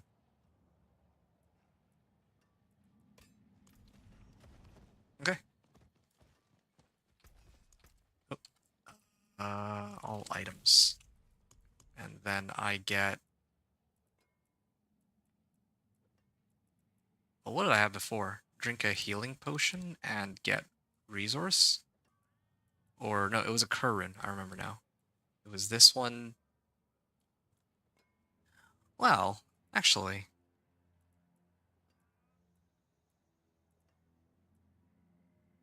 Kurun. I evade a lot, so every time I evade, I could get myself some primary resource, and then if I use 5 skills, I can get a Kurun. Yeah, this is pretty standard for me. I do like having Kurkwa. It's a bit of a lifesaver, I do have to say. Alright, let me switch it up and actually start doing some of the nearby dungeons. Just to see if some of them are a little bit quicker. I think I like this one, right? I remember I like this one. It's close by and it's pretty quick if I recall correctly. It's the one next to Kitchuk that was like super slow. Anyway. You said, I've played a Little League since getting out of boot. Doesn't seem to... Oh, wait. So you were in boot camp. Are you like back now? Like you're actually able to game now? Doesn't seem too massive. Yeah, I thought it was going to be a lot more massive, along with the removal of Atacon. Never really liked Atacon, so I'm sort of relieved that they removed it. But yeah, I actually thought it would have a much larger impact. For some people, it might, but it doesn't feel like it does for me personally. You were a stay-at-home dad, now you're a Navy man. Okay. Well, again, it sounds to me like that's what you wanted to do, so yeah, no, I'm happy for you. No, that's amazing. Yeah.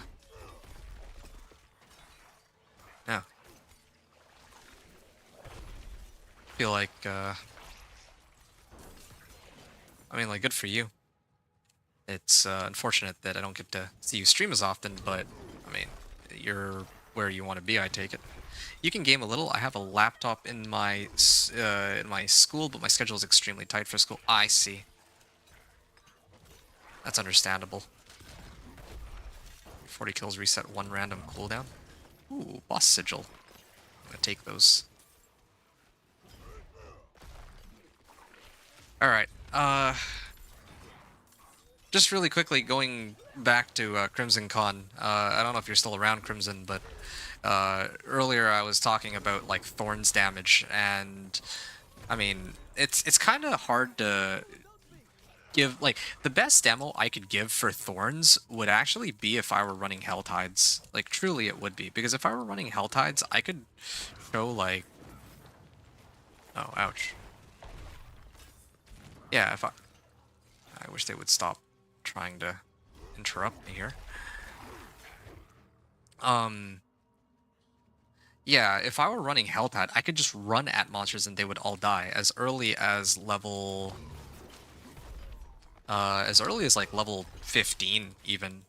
Because the funny thing about Thorns, it's like the silliest leveling method. Like the thing is, I chose to do Vessel of Hatred campaign leveling, but if I had done Helltides, I could have just run at monsters and they would have died. I would have run at monsters with Thorns on all my gear, and that would have been that. And I could have even done it on like Penitent. Only problem is survivability issues, but if it's like your second character, then Thorns Barb is actually amazing for... Yeah, see Seething Hivemancer. You can see like every one of his little pellets. If I stand in front of it and I just take it at a head on, he takes like a substantial amount of damage, so yeah. It's yeah, the build is coming along quite nicely. Still using Upheaval. Maybe I should actually put more ranks into Upheaval just to deal with bosses, because I'm not at the point yet where I can comfortably deal with them. Okay, that was like a very easy one. Maybe this one. I'll try the one next to Ickerfall. Yeah, let's see if this is any faster. And then it'll just be Kitchuk.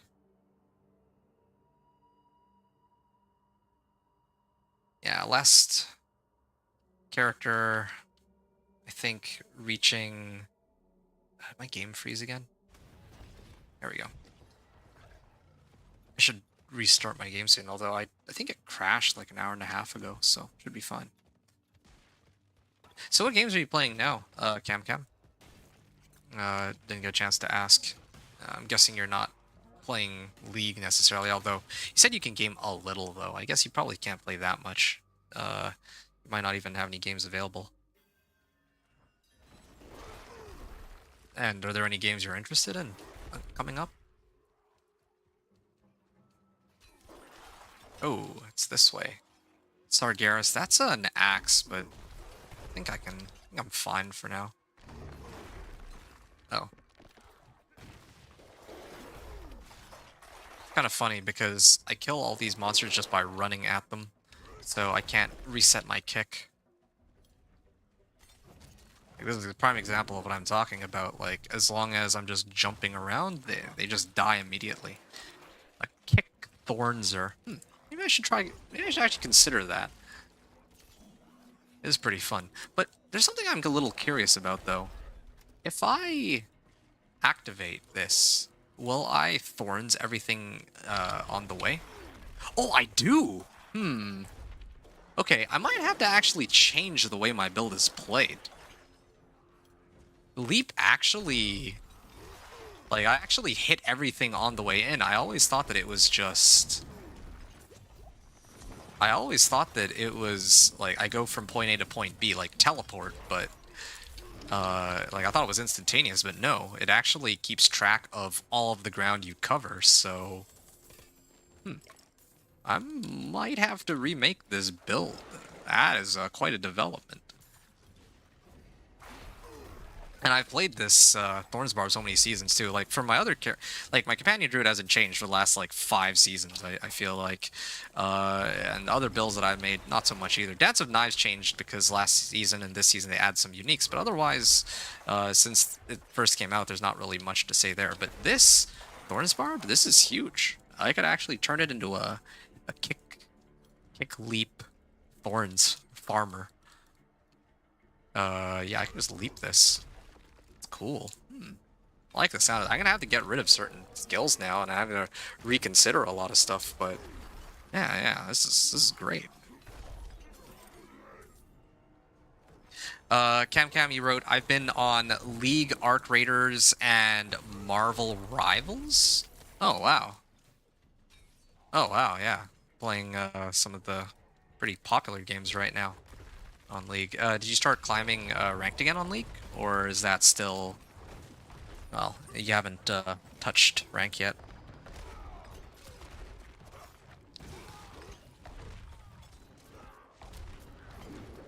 Arc Raiders and Marvel Rivals. Yeah, this is a... Well, I'm actually impressed at your tenacity, I have to say. Oh, hey, movement speed. Yeah, I'm impressed by your tenacity. Tenacity in the sense that you don't have very much time for gaming, and yet you're still committed to grinding out these games that I would argue are so intensive, right? Like League of Legends is not a chill game to play. Like, I would understand if during your downtime you said to yourself, yeah, I feel like booting up some Diablo 4, because Diablo 4 is a very, dare I say, like, oh, cool. Game just, I'm just gonna close it. I'm just gonna shut it down, and I'm just gonna reopen it. That's cool. Oh. Okay. I tried to alt F4 out, but I guess I don't need to. Don't plan to get back in a ranked anytime soon. Won't have time to maintain it. Okay, I respect that, man. Yeah, fair enough. By the way, what was the highest that you got to in on your rank climb anyway? Just out of morbid curiosity. I realize that I've never actually asked you that. Diablo is chill, but I don't know if my laptop can handle it. That's fair, yeah. No, I mean, I guess that's just the gist of what I was getting at. It doesn't have to be like Diablo 4 either, right? I'm not trying to advocate for Diablo 4. But just off the top of my head, like, I know that there are some people who use Diablo as like their chill game, and you know, like people who don't want to like stress out so much and play all these like intensive PvP action-packed kind of games. The Witcher 3. I know a lot of people played RPG games like that, or Baldur's Gate 3. That was another one that I wanted to try, that I haven't gotten around to. Well, I mean, I did try it, but haven't actually finished a campaign. There's like a lot of, there's like so many games out there.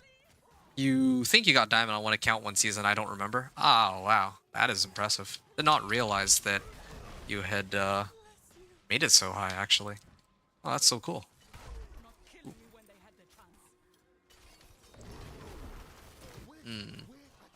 Like a solo climb to Diamond? Wow, that is genuinely impressive. I mean, I wouldn't know much about that. I'm like unranked, right? But yeah, think that's far higher than what I normally see people having.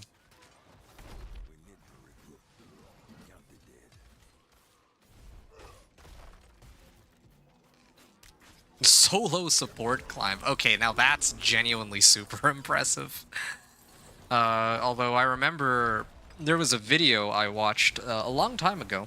Of course, I imagine you know who this guy Tyler 1. I know you know who Tyler 1 is, and this Tyler 1 guy. Well, I shouldn't call him Tyler 1 guy, just Tyler 1. So Tyler 1, he tried to go from, well, he hit Challenger.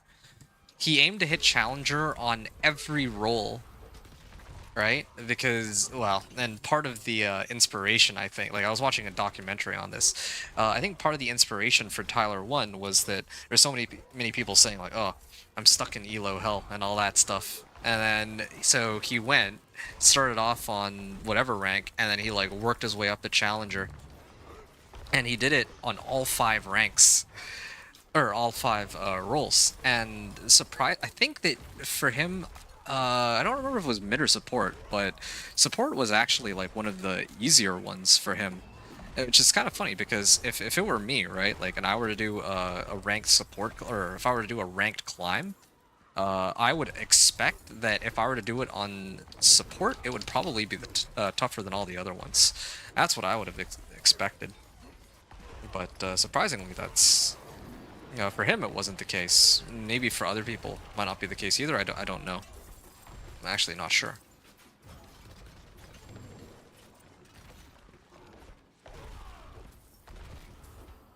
You love support? I love Anivia, but I'm sure you're aware of that.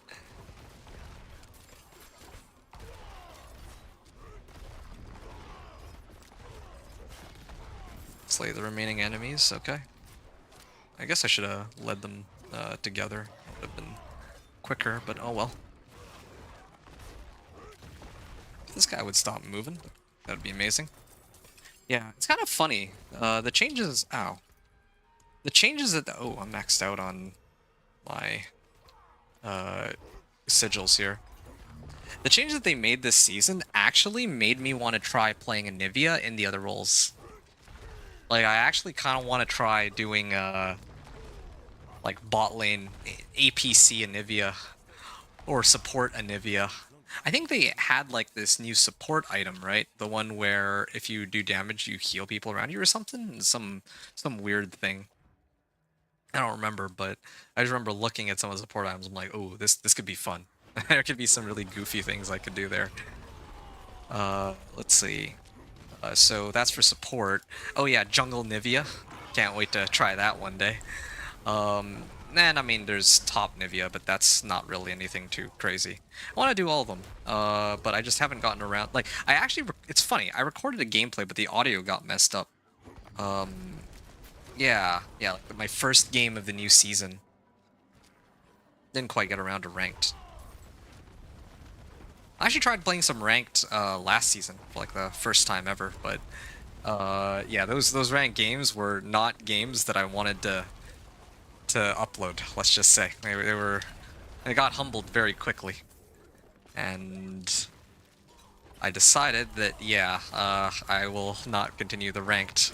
I put the ranked grind on hold, and I never actually ended up getting ranked. Support Nivea already goes crazy. Oh yeah. I wouldn't know. I've never seen... Well, I haven't really seen support Anivia. Yeah, I actually don't think I've ever seen support Anivia, come to think of it. On paper, I feel like, yeah, she would actually make, like, a pretty feasible, at least, support. I would expect that she'd be a feasible support, because she has a stun and she has barrier. And she has a slow, too, right? Her ult. Yeah, she has a stun off her Q, she has a slow off her ult, and then she has her wall that she can actually use to... Well, it's like super versatile for... It's not a CC, it's like... I don't know how... What kind of category that wall fits under, right? Like, I know it displaces, but it's not what I mean. Like, it's it's like a displacement tool, I guess. Yeah, it's kind of like Janna's ult. We should run we should run some duos later. Oh, ooh, yeah. Hey man, don't tempt me with a good time. We really should though. Yeah, I'm with it. I haven't played with you in like so long. It feels like I mean I haven't really played League in a while either. I definitely need this PTR to end first. Like, this PTR, I gotta make the most of this PTR. I gotta finish this character. I gotta finish the build guide for it and all that. But then after that, like...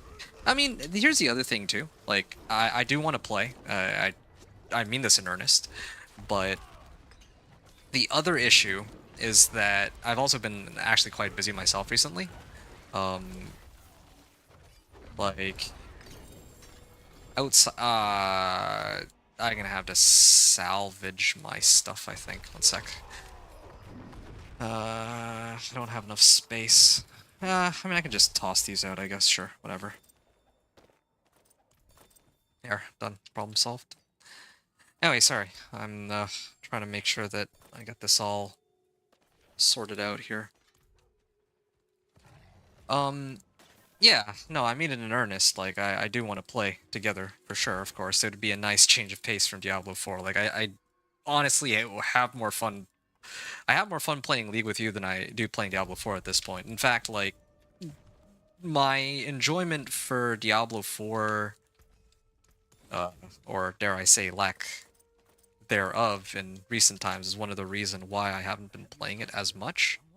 But I also have been very preoccupied with other activities and responsibilities. That's one of the reasons I haven't been on lately myself. I mean, you went to boot camp, but you know, in my case, like I've been doing my own stuff, and I've been busy as well. So, hey, Tacits. I don't know if that really does me any good, though. Resistance to all elements, total resistance. I mean, I should probably just salvage all of these. They're not like... They're not even scaled to level... the level 50, right? So, or greater than level 50. I'm just gonna salvage everything. I don't know why I'm looking at these. My gear's fine. And I'm about to gain, like, 3 levels anyway, so all these items are actually irrelevant relative to what I have on hand already as it is. I'm just gonna switch out. Yeah, I'm with you, though, Cam. Duos sound fun, but I also don't know... Well, yeah, I just don't know what our schedules are like. I don't know if... Well, yeah, that's the main thing. I don't know what the scheduling is going to be like for the two of us, since we're both so busy nowadays, too. Yeah, sounds super fun, though. Can bring out the old Anivia, and you can go... Oh, wow, I'm, like, so close to another level. Alright, nice. Yeah, so I'm going to whip out the old Anivia. Hope you don't mind. And then, of course, you can play your jungle... jungle Teemo. No, you love your jungle Teemo. Or who knows, maybe I play jungle Nivea and then you play mid Teemo. Oof, could you imagine that one? That sounds like madness and chaos. That'd be insane.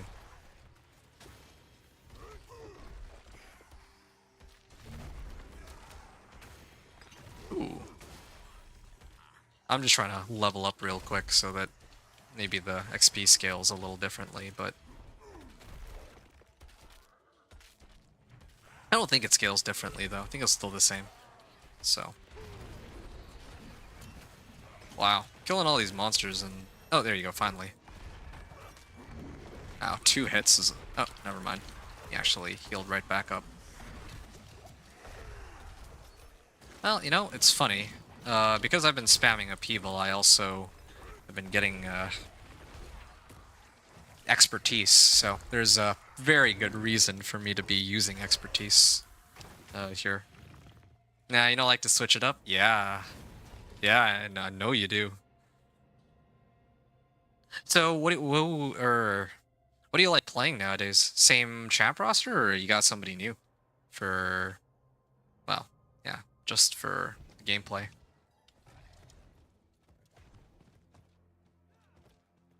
Like how it said, 69 seconds there. Nice. Speak to Ormus. Got that.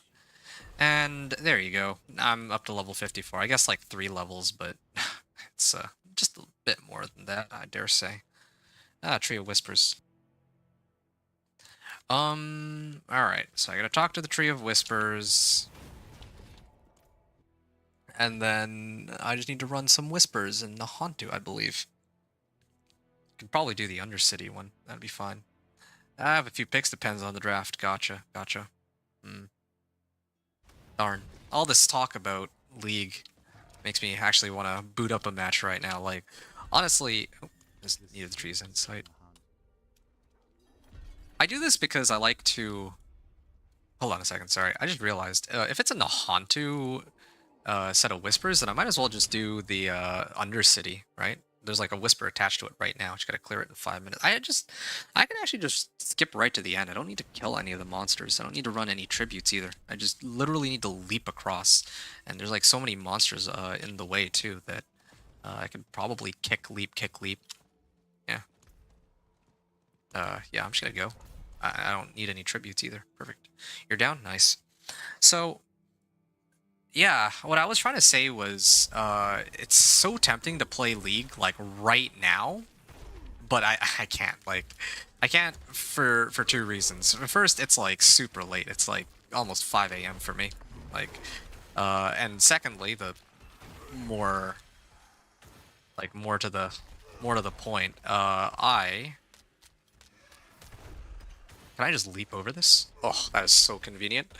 Um, yeah, more to the point, I, for the next 2 days, am going to be trying to wrap up this Thorns Barb. It's kind of a shame, because in terms of just raw gameplay, I do have more fun playing League.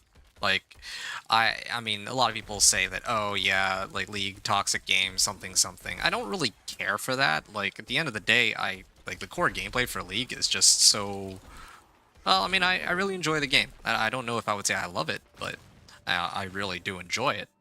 And frankly, in comparison to Diablo 4, like if you were to, you know, ask me right now, which of these games do I enjoy more? Yeah, League by far. But having said that, I also enjoy making content, and I actually really like making content for Diablo in particular, because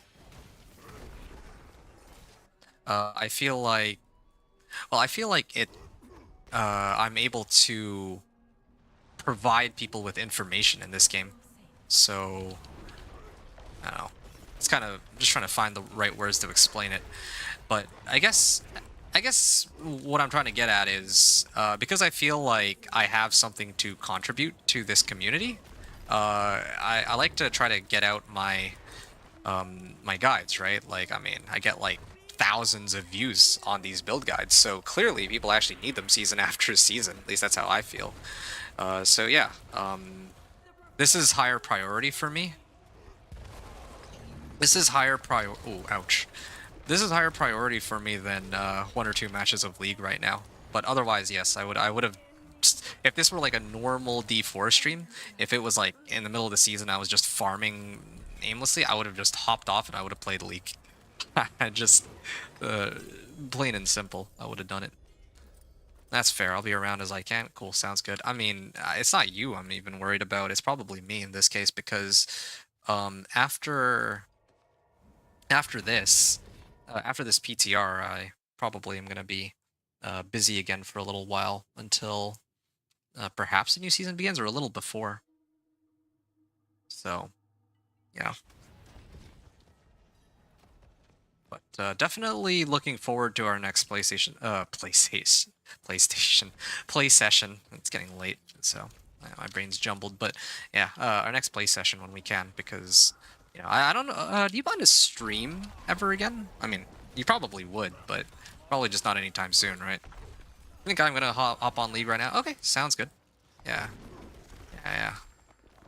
Sounds like a fun time. I hope you enjoyed. Ooh, yeah, look at that. More than double the damage off of this. Yeah, okay, I mean, that one's a no-brainer. I also got, like, double the life, too. Here, let me just look at this real quick. 429 up to, like, 597. It's like a 50% health increase right there. Almost 50%. Oh, yeah. I'm, like, maxed out on sigils, so I should probably take a look at that in a bit. Yeah, now the big items are starting to roll in. Thorns Wall Fortified. Okay, I think I value survivability more right now. I think I have a decent bit of survivability. Movement speed, though, I still prefer. Okay, max life on this. Strength and max life. Yeah, I need as much max life as I can get right now. Otherwise, I'm just gonna get one shot here. Claim a reward, Harbingers, Demons, Slay Hellborns. Oh yeah, there's Whispers here, too. Yeah, what am I doing? Yeah, what am I actually doing here, even? Yeah, no, these are actually slower than if I were to run these. I gotta get out of here. Oh wow, they didn't actually interrupt me. You said once I have my PC back, maybe, but until then I can't for streaming. How good is your laptop? I know that there's some, like, gaming laptops that people have that are, like you can actually stream on them.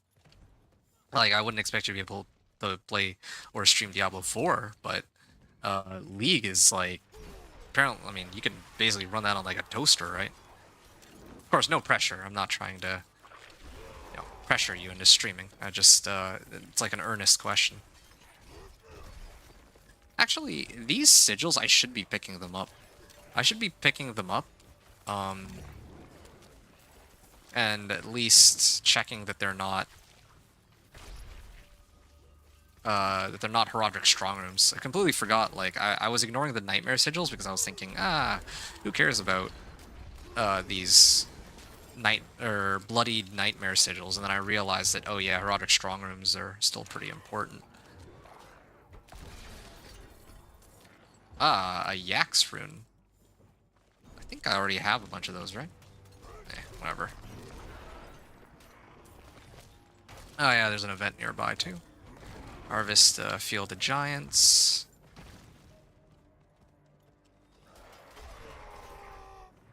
It's could be suburb. Yeah, I know. It's tempting, truly it is, but I have to finish this.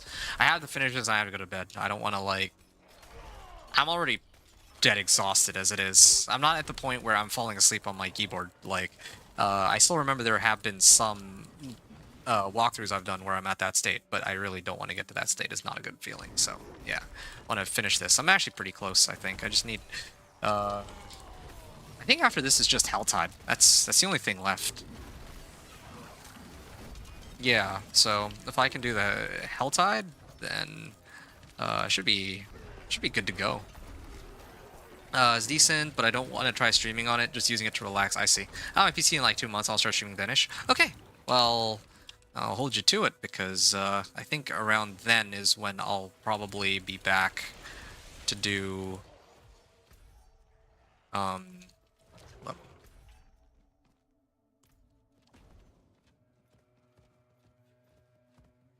I think I can do this little bone den, yeah. I think around then is when the new season starts for Diablo 4. So I probably will be back to streaming, and then maybe I can sync up with you then.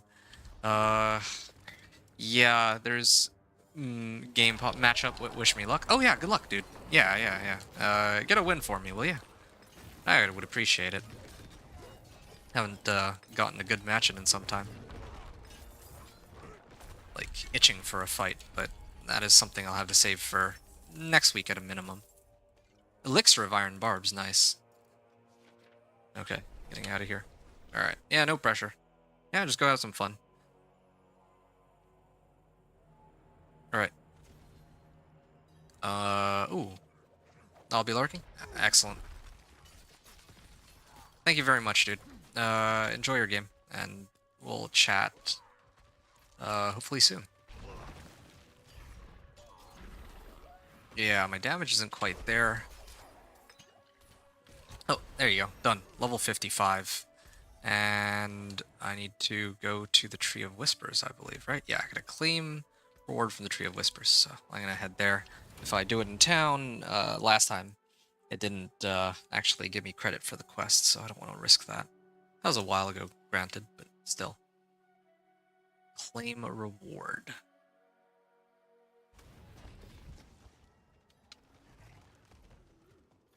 Yeah, I kind of wish I didn't have to turn it in so soon, but whatever.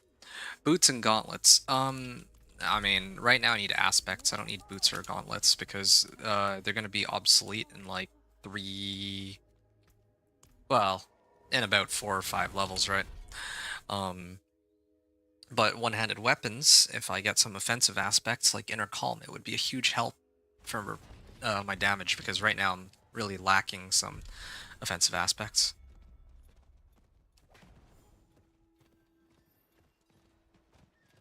Oh. Honto is drawn to the attention Tree of Whispers. There you go. And travel to a Helltide region, open some tortured gifts, slay a Blood Minion, and slay Duriel. Alright. So I found out last time that slay Duriel is not actually... I don't really have to worry about that one. I only need to worry... Oh, hey, Pock Rune. Maybe use that.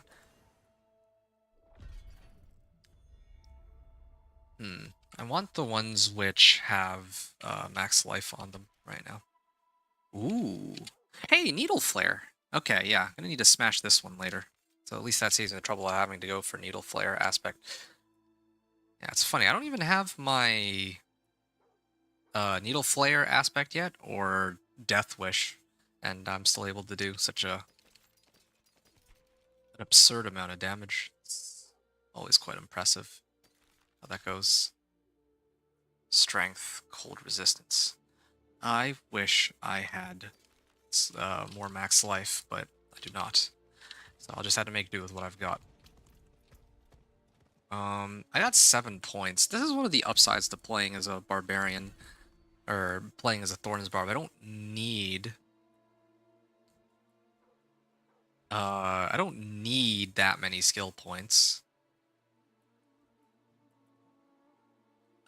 Direct damage. Yeah. Get more damage reduction. I used to go for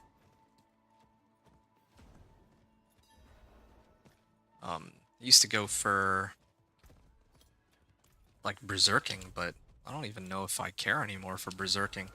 Or maybe I can get leap or kick to give me berserking? Do they have berserking at all? Okay, I'm glad I can kind of just take it easy now since I have a lot more health. Oh, wait, I've got it. I think this one, right? Brawling Steel damages at least one enemy gain berserking for a second. Okay, nice. Now I have a way to get this working. I just wish the kick did a little bit more damage because right now it feels so weak. 25% damage per 20 fury spent. Yeah. I want to check out one other thing. I guess kick always comes with charges. Yeah, I thought that... Huh.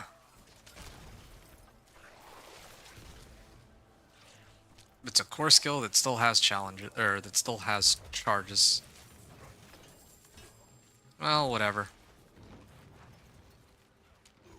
Oh. Well, it's a rare with the same item power as my current weapon. But I guess this one is an axe, though. I want to take a look at this real quick. Two-handed sword expertise, two-handed mace expertise. I should actually just be using the axe. But then again, I do have an aspect on this. Yeah.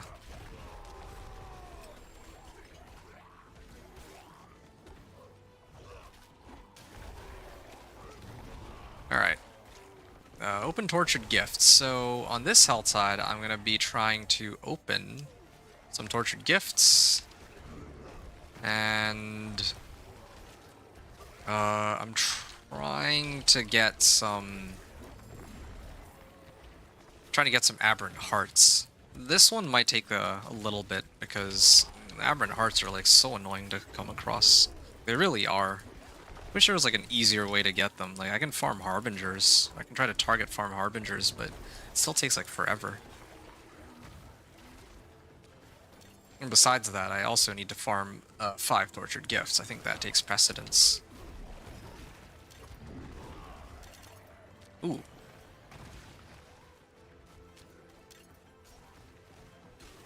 Oh, Splendor, Protection Shrines.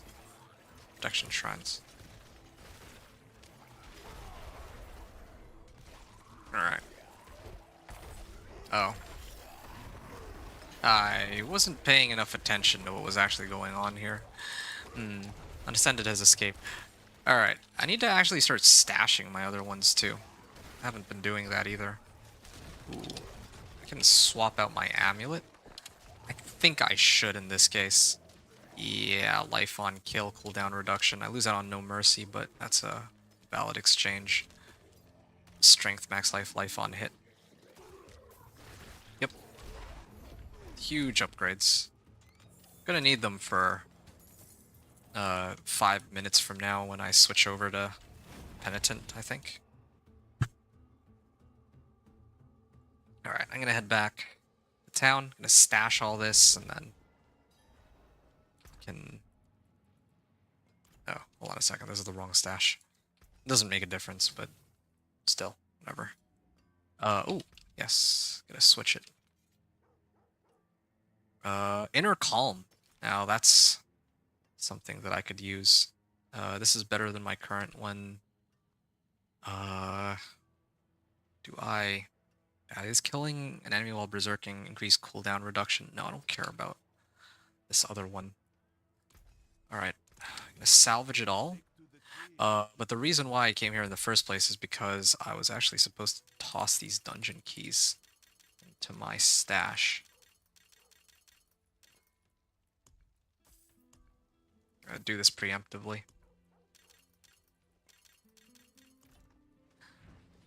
Right. I'm now sitting at 1300 life, so yeah, I feel a lot more comfortable with taking attacks head on. Okay. Call demons. Yeah, that doesn't matter though. The only thing that matters is tortured gifts, I suppose, or Kingslayer. Sure. In retrospect, I should have done something with his axe, but oh well, whatever. Oh, a Harbinger. I must kill that. Those are, by my understanding, the most likely to drop me these Baneful Hearts. I wish I could actually see it on my materials, but no such option exists. Good. Impaler. I believe that's polearm, yeah? Level 57. Nice. Okay, I don't want to push my luck too much. But I can get some whispers here still, so I'll do that. Hellborns are available too, or my threat meter is gonna... I don't think I'm gonna make it to the threat meter on this Helltide, but I'll save it for the next one. Slay Harbingers, slay demons. Yeah, it's a little difficult. I just don't have enough time, unfortunately. If only there was...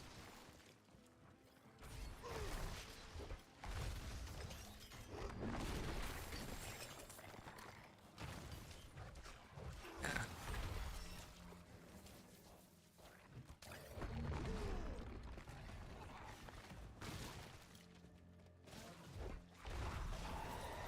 Alright, there. Yeah, if only there was one of those Hellspires to spawn more Harbingers, but then again, like, I killed like 3 Harbingers and I still haven't found it. At this rate, I'm going to make it to 60 before I actually finish this last quest, but then again, that just means I can complete this when I make it into Torment and get, like, have a chance to get like an ancestral item as one of the rewards. Well, I mean, when I complete the questline. I guess I need to be in Torment regardless. No, disregard that. Like, I need to be in Torment to finish all this anyway, so it gets me, like, all the way there. I guess it's not the worst thing. Okay, so I got, like, 2.5 minutes. I'm debating whether or not it might be possible to come across a single Harbinger, but I am of the impression that it... don't think it's a good idea. Can I get out of here? Okay, good. I'm gonna set it down to, or set it up to Penitent. With my 150 cinders, I can open 2 chests. I don't want to push my luck any further than that. I really don't think I can farm any more cinders. Oh, and if the game freezes on me here, then I lose out on 2 potential chests. Of course it would. This is the best timing too, huh? That the game would crash on me like this. Okay, well, I guess the game really doesn't want me to open chests. If it had crashed any other time, it would have been fine. I should have just rode back into town. That was a mistake on my part. If I didn't try to teleport it there, then I would have been fine. I mean, it's all right. I guess I'll just refarm the same cinders because Well, I'm gonna need to at some point, but yeah, that's true. That's very unfortunate timing. All right. I'm gonna give the game a second and then I'll log back in and I'll continue my gameplay. So just gonna take a short breather. 1 second.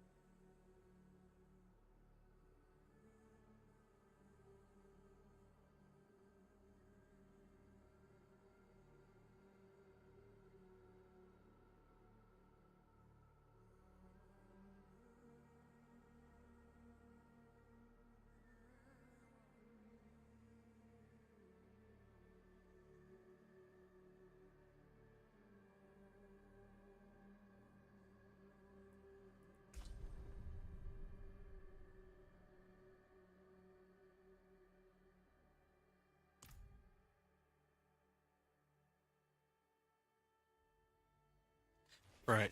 I am struggling to figure out why I've crashed like 4 times during this. Okay, fine. More like twice, I guess, during this. Or the game definitely feels a lot more unstable this time as compared to the last few times that I've done this whole run. So yeah, I don't know what's going on there. Anyway. I'm gonna start looking through my gear and trying to sort things out. Things like this. Gonna switch this out. Maximum life, fury per second, and 52 thorns. It's probably better than Thorns While Fortified. I can't even get Thorns While Fortified right now. Hey, movement speed 16%. This one's 97 max life. Life on hit, physical resistance, but no strength. I can live with that. A rare axe. What was my other one? Oh, okay, I can't argue with that. Yeah. Max life, armor, fire resistance. I like the current one that I have. Well, yeah, rampage, movement speed, per kill streak tier. I don't really think I need that right now. I like the 52 thorns more. And then there's my axe.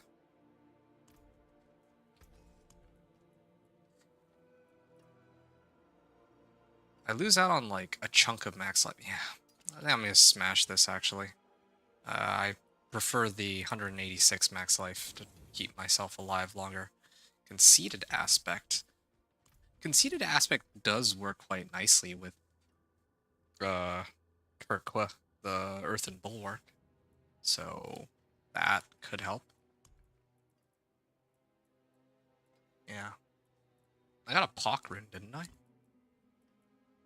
Yeah, I could just do Pock Lum, and then I can just kick, and then restore my Fury after, and then keep spamming Upheaval, or even just Upheaval multiple times. There's like a couple things I could do with that combination. I know what you seek. Aspect of Inner Calm. Yeah, I got like plenty of things I can boost damage with. Never die. But I also don't know if there's a point. You will be back.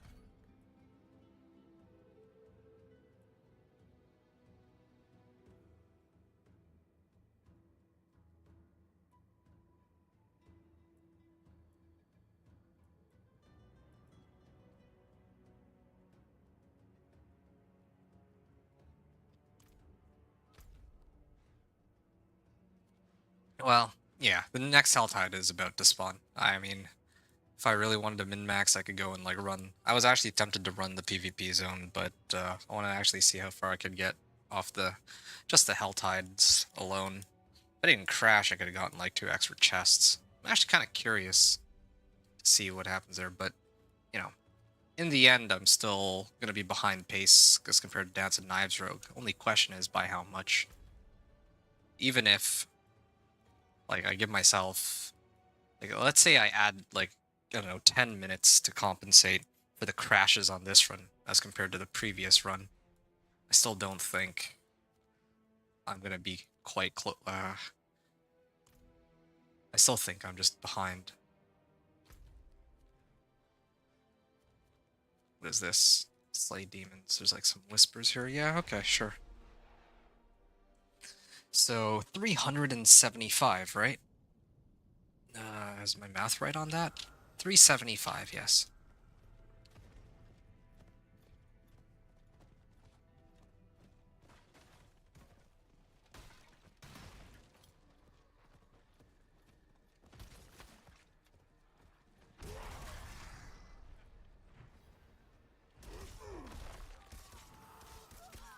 Oh. Slay the worshipping cultists. Invasion portals. This has a cooldown too. I wonder if there's a way to like reduce the cooldown on kick. There's gotta be something. Now I'm intrigued. I gotta make a Leaping Thorns Barbarian. Yeah, that'd be insane. But then I gotta figure out how I'm gonna adjust the rest of my skills. And I'm gonna lose out on a lot of damage for not having belligerence. What if, instead of belligerence... Is there a way to make my leap overpower? There's ways. There's like a lot of ways to make the build work, I guess.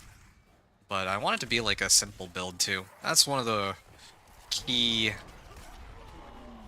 conditions I try to have when it comes to making my builds. I don't want to make like a build that's like overly complicated, or like that needs to have like, yeah.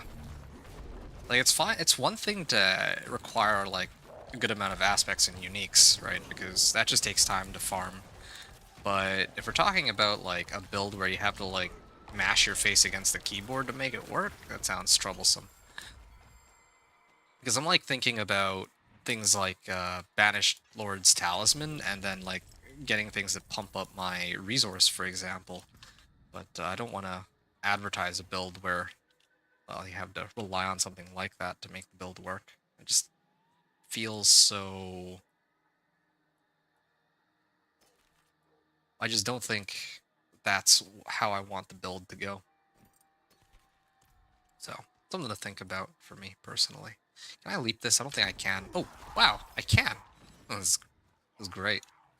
Again, like, this is exactly why I need to get this whole leap thorns going. Yeah, I don't have enough thorns. I actually don't have enough thorns on this character.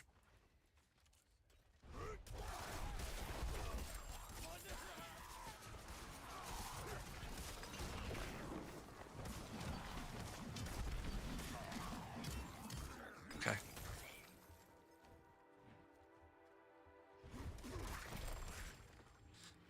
There's gotta be a way.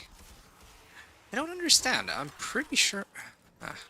well, the upside to having charge like this is that kick, in its current state, allows me to have to trigger both parts of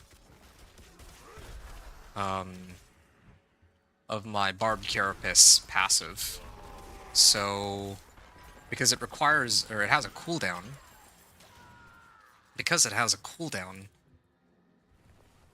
my leap,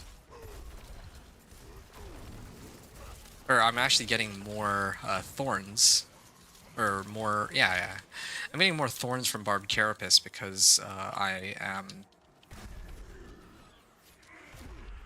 draining out my fury with leap, and in addition, because I'm using a cooldown, or a skill with a cooldown, my barbed carapace will do damage to monsters around me, and I get unhindered, so I can just like run into them and die. Yeah. I actually need to figure out a way to reset my kick.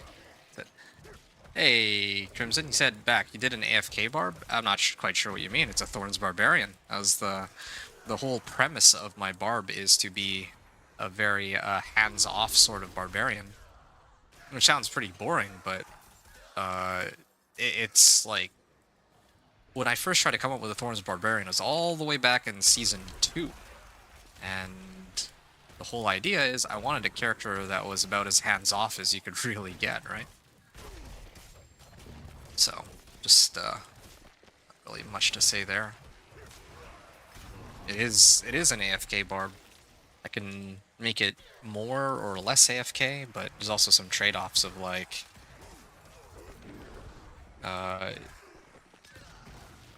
if I make it more AFK, then I have less damage. That's how it was for my Dance of Knives rogue. Anyway, yeah, I did kind of, like, I still have Upheaval, but I got rid of Death Blow, and I replaced it with Leap and Kick, so now I'm just leaping and kicking. Yeah, I don't know if you had heard me earlier when I was saying that it's kind of like, you were talking about the damage on the build, and I was saying that doing the campaign is not a good place to really demonstrate what this build is really capable of. Like, if you take a look now, right? Now I'm actually leaping at the monsters and doing a lot more Thorns damage than... Like, I'm taking out a lot more of their health than I was before. But if I were doing this right from level 1, ooh, I think that you would actually get to see a lot more... Like, this build would shine a lot more. Yeah, next game, easy game. Nice! Congrats. I presume you won that. Next game is later. Okay, take care. Crimson Con, you said that you remember getting some Thorns aspect from dungeons. Well, there are 2 Thorns aspects. Well, yeah, there's 2 Thorns aspects I'm aware of that you can get from dungeons. The first one is, hey, a Baneful Heart, nice. So, I think at this point I should have actually activated this. I don't know why I haven't already. The first one is the Needle Flare aspect, which turns my Thorns into an AoE. You can get it out of Yashari's Sanctum in Kyrgyzstan, I think. We just double check that. Shouldn't be too hard to check. Oh no, it's... Yeah, it is Kyrgyzstan. Yeah, here, Yashari's Sanctum. You can go there. You go to Yashari's Sanctum. I'm gonna start salvaging all this. If you go to Yashari's Sanctum, then you'll be able to unlock this Needle Flare, which turns your Thorns into AoE. The other one is Death Blow. I think, yeah, Death Blow is like a little farther north. Not Death Blow, Death Wish. Yeah, it's up here. So, there you go. Those are the 2 places to get these AoE aspects. Alright. I do care what items I get right now. Savagely bite 2 enemies and make them vulnerable. Okay. Don't need these right now. Thousand Eye Reaver. I don't know what this is, but I don't think I care. Yeah, no, my current one is better. Pole Arm. No, I like mine. I like, mine's slightly worse, but only slightly worse.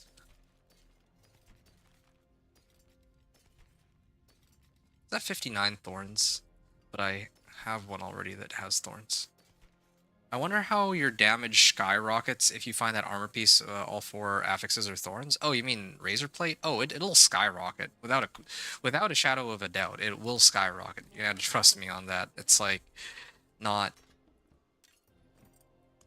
I want to say it is like incomparable. Like suddenly I'm gonna end up getting like a free like 1,000 thorns or something. Like it depends on the item power of the razor plate, of course, right? Like. If I found it at like level 50, let's say, maybe it's only 40 thorns and then 4 affixes of 40 thorns. But now that I'm level like close to 60, the thorns will be close to like maybe like 200 or something. I bet. I don't remember. I didn't memorize the exact numbers. I just know that it's 4 affixes of thorns. Anyway. Either way, I've done so many Thorns playthroughs on this. Yeah, I've done so many Thorns Barbarian runs, and I mean, like the progression on this character is interesting. Like that's the funniest part about it, right? Like some people might expect it to be sort of weak. It's not if you do it right, and yeah, like you have everything you need from the beginning because all you need is hey, look at that. Did you see that just now? Okay, so there's like a pack of monsters, right? Like up ahead that you can see with Subo. A couple packs of monsters. I just leap into them. Here, I'll run at them now. Oh, hold on a second. I just gotta activate War Cry. Everything just dies. Look at this. Now I'm just bumping into them and they're dead. Razor Plate wouldn't even really do much here because they're all just instantly dying. Now, granted, I am playing this on normal, right?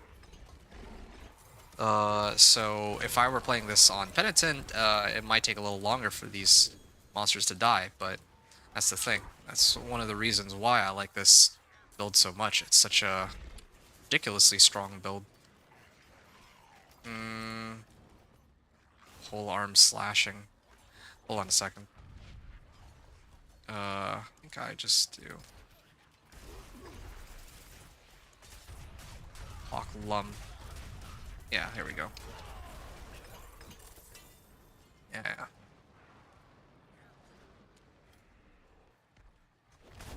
Ooh. Rank 6 to get to rank 10. But again, like polearm will come. It is guaranteed. It will get there.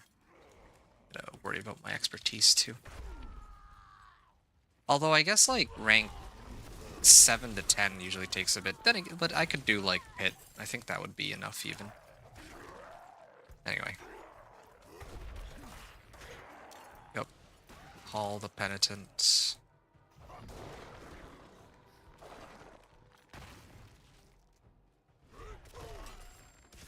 Ooh, War Sword.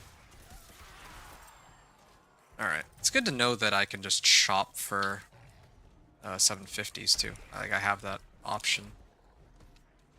Helltide Harbinger. There, come on. Where's the hearts? I'm gonna end up finishing the Tortured Gifts at this rate before I ever get to spawn a Blood Maiden.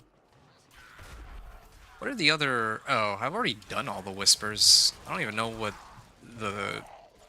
Like the Whisper where 3 Grim Favors was. I just got it. Helltide Harbinger. Okay.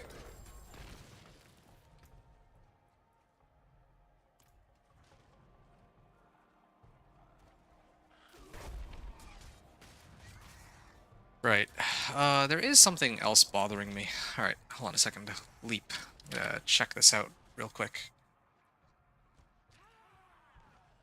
Leap creates an earthquake. Reduces the cooldown of leap per enemy hit up to a maximum of 7 seconds.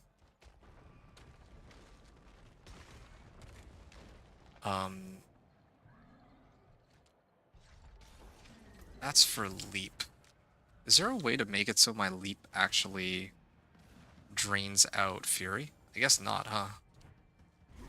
That's too bad.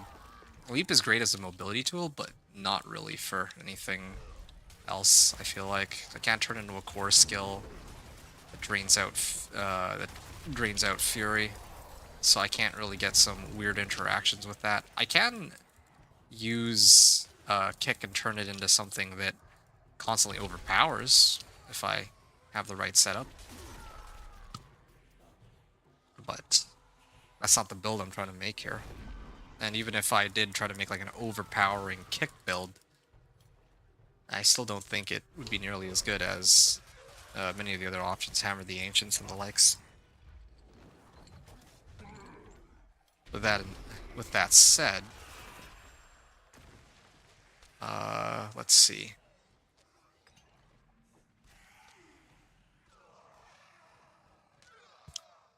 Yeah, it has to be Perpetual Stomping. Damaging an enemy with kick. Actually, maybe I'm looking for the wrong skill. I should be looking for kick instead.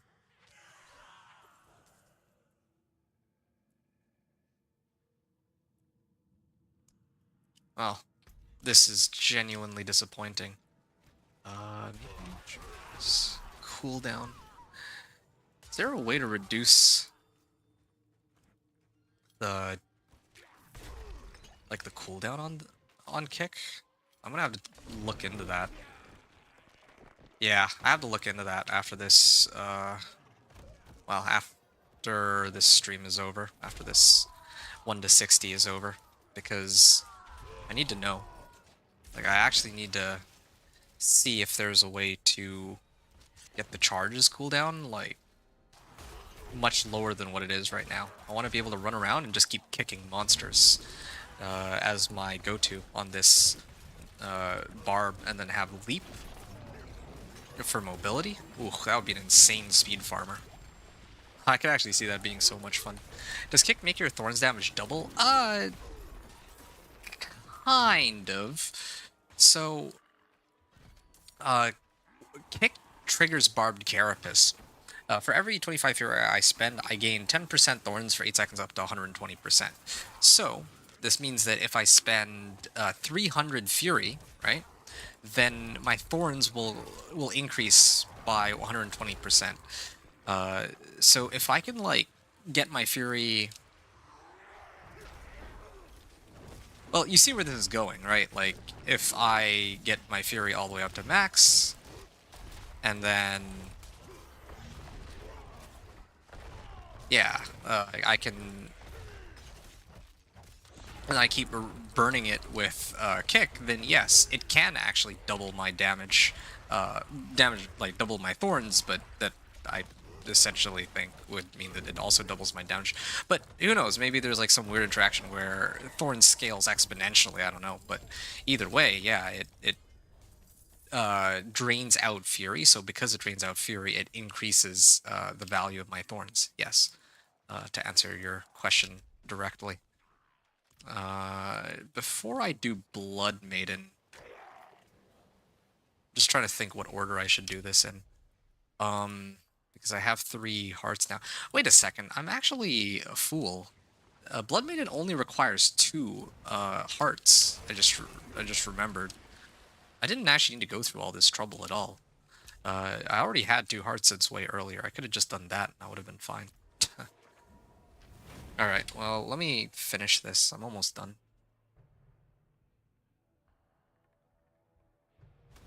Yeah, I think I've overshot the mark. Tortured gifts.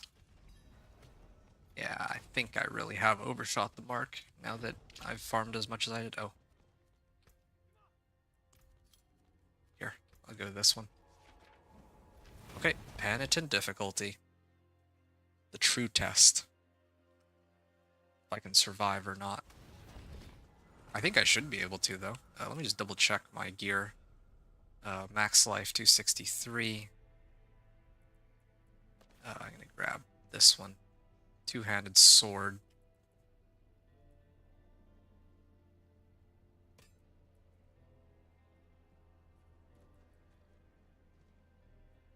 Max life, life on kill. Huh.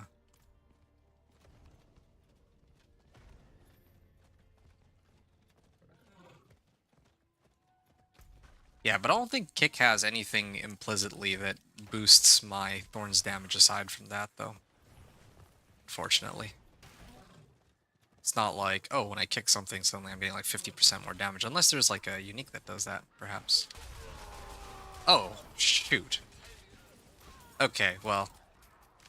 Yeah, at this point my character is strong enough to just walk into monsters and kill them. I think this is also the case in Penitent, but difference is, or when I'm like lower level, but I do struggle with staying alive on lower difficulties. If my Thorns Barbarian is like my first character and I don't have recipes to stay alive.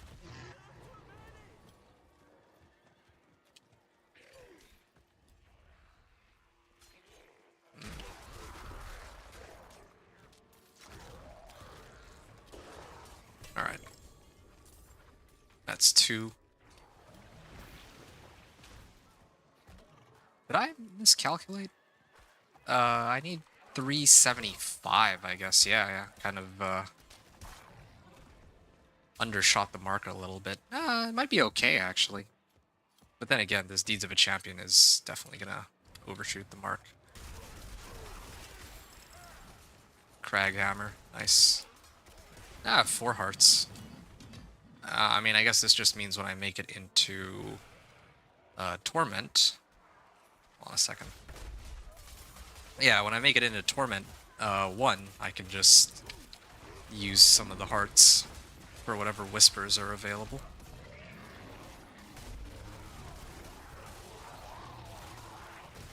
I really don't want to be fighting these monsters. The only reason I'm still here is because I'm trying to teleport out, but these monsters are literally spawning out of the ground just to prevent me from doing so.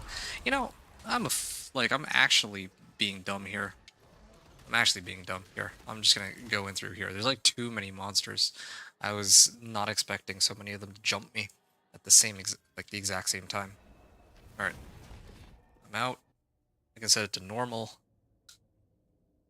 and then I think it's fine. Made a lot of really questionable decisions here.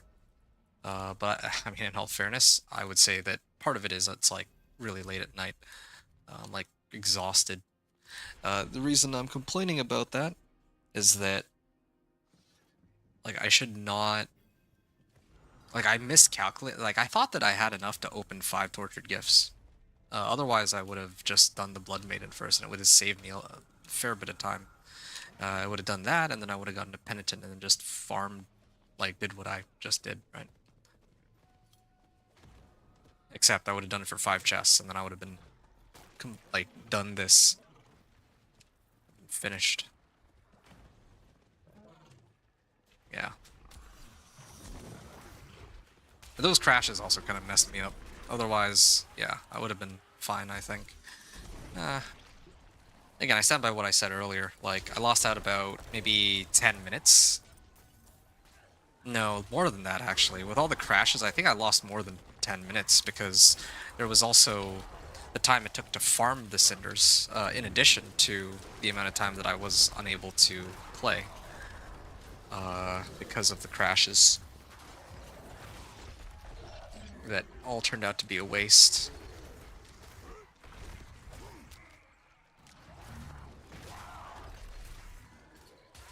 Yeah.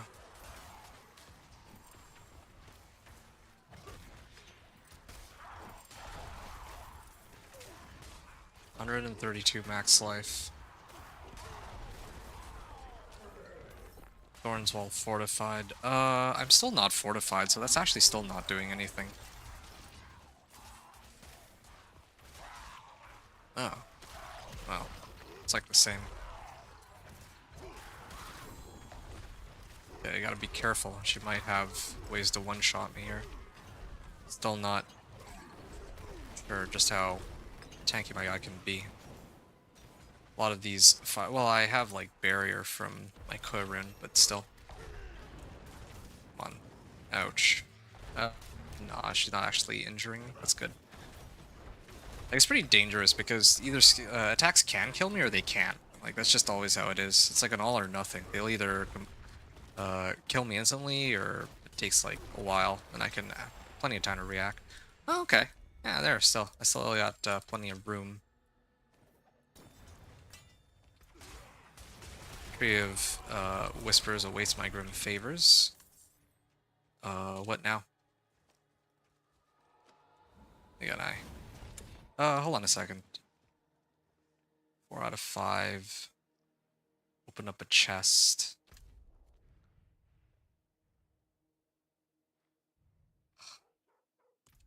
Alright, fine. I'll do it. I'll send it to Penitent. I think it doesn't really matter, come to think of it being on Penitent. At this point, I'm strong enough that I can just walk into them and they die, even on Penitent. I'm gonna skip opening the Whisper for now until I make it into Torment, I think. Well, I'll see what happens at level 60 first. Let's start off on that.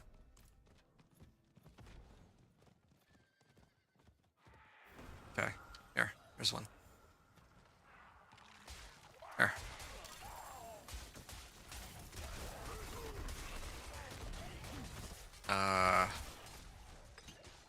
Where is it? Okay. I favorited it so that I can just exit out from... these guys take a while to go down. I'm gonna get out of here. I don't know why I didn't think of this sooner. I can actually just escape through here. Also, my threat meter is gonna pop soon. But this actually comes out to be perfect because if I move on to Torment, then that means everything's already ready. I have Whispers available, I have the threat meter up. Like, I can do whatever I want there. Okay. This is it. I think I'll level off of this. How much XP would I even end up with? I'm at 1 million. I need over 1.4 million. Where this was a Helltide. That's it. Okay, I really wish I could see exactly how much XP I got out of that. Oh, there you go.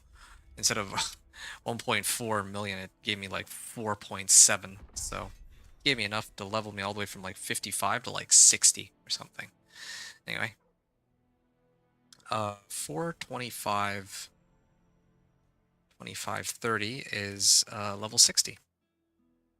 And if I compare that to my previous run, in my previous run, I reached level 60 at 3 hours and 19 minutes.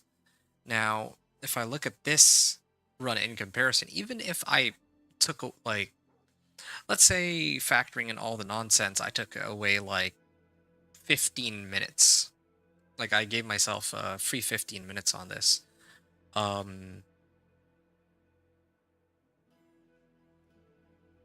Sorry, hold on. On the previous run with the Dance of Knives Rogue, it came out to about 3 hours and 3 minutes of gameplay to reach level 60. So let's just say, like, around 3 hours, give or take. In this case, it took me about 4 hours. Now, even if I was generous and I said, let's take away like 15 minutes, there's still a gap of about 45 minutes. So it takes me about an extra hour, like playing this Thorns Barb through the campaign. So the campaign can't like carry everything, I guess, but there's like a number of factors to consider too, right? Like, I did crash, but I guess the 15 minutes accounts for that. Like I said, 15 to 20 minutes, maybe. Anyway, I guess the takeaway from this is that, you know, Dance of Knives is still, like, obviously faster, but how much faster? About an hour, I would say. And it...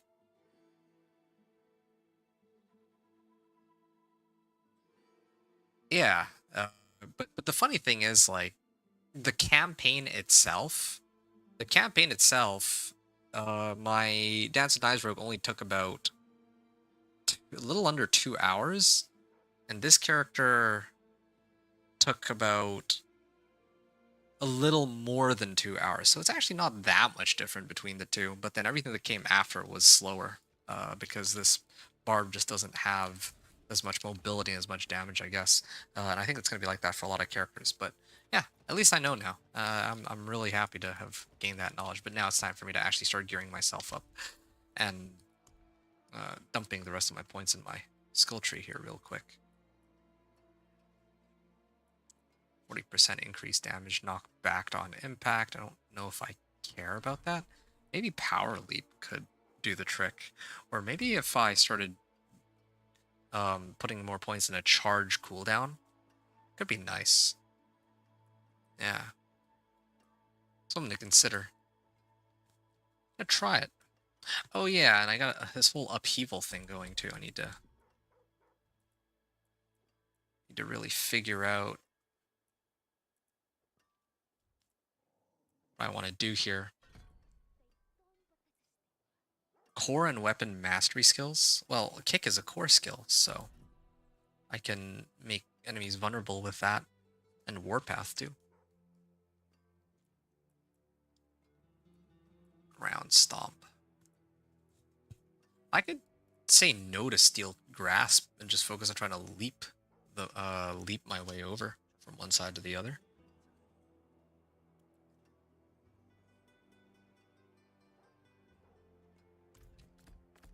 I can get rid of frenzy too. Just trying to remember like what do I need on this character? This is the thing that's draining out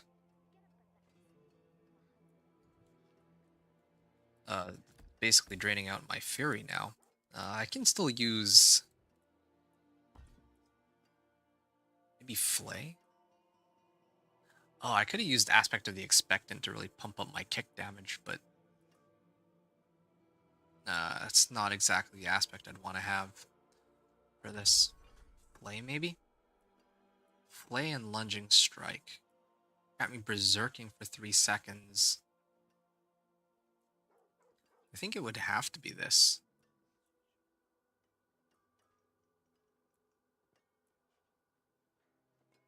Deals direct damage, gain up to 200 thorns. Yeah, that's like nothing now. If I had sticker thought aspect, I could run whirlwind instead for like temporarily. So, alright. I don't know why I still have 1 point in a frenzy though. This should now be flay.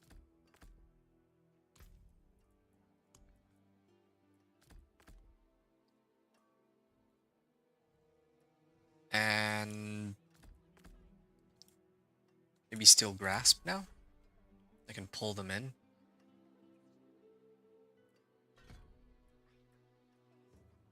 Yeah, there's so many aspects I'm still missing, like perpetual stomping and all that. Be nice to do a run where I have perpetual stomping and I just leap and then kick and then leap and then kick from pack to pack while having an overwhelming amount of thorns.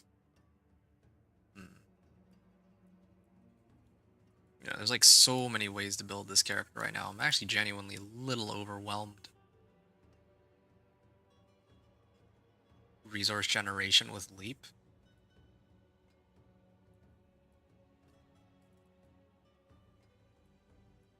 Wrath of the Berserker.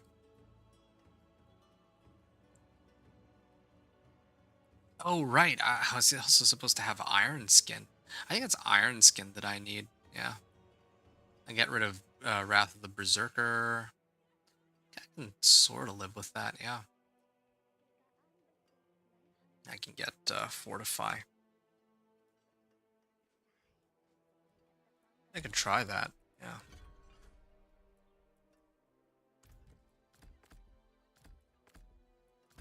This is experimental, but it could be very effective.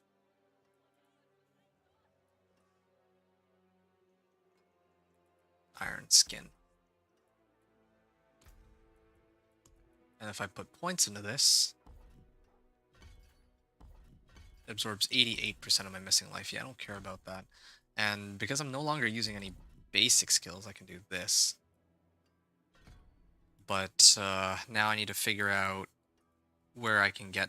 Like, normally I pump up belligerence to get basic skill damage, but I'm going to need to find something else that will give me that same value instead.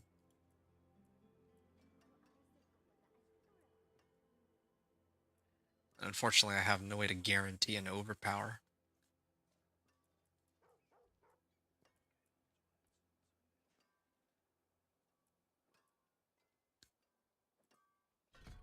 It's 2 additional charges.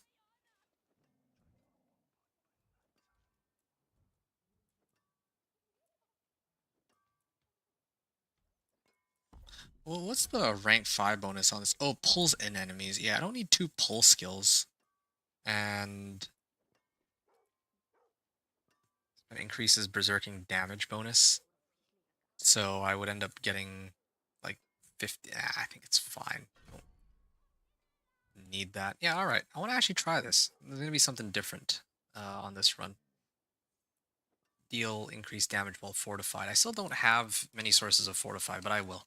Alright. Yeah, the skill tree is looking pretty good now. If I had... Oh, I can actually take this and toss it into kick.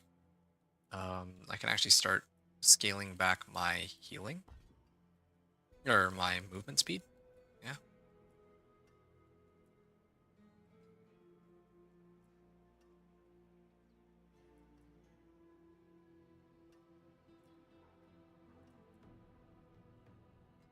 Do wish I had more points for kick.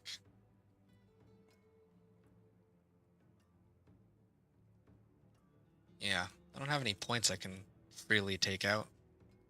Much as I hate to say it. Maybe this one. I like having 2 additional charges though.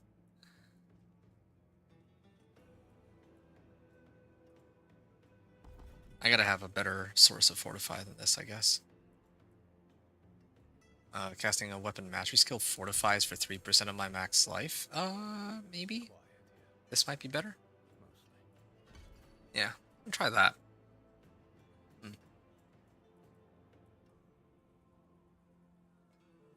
Nice. And then if I had more skill points, I could... There's like a lot of stuff I could do to develop this character. But I'll start with that. Alright.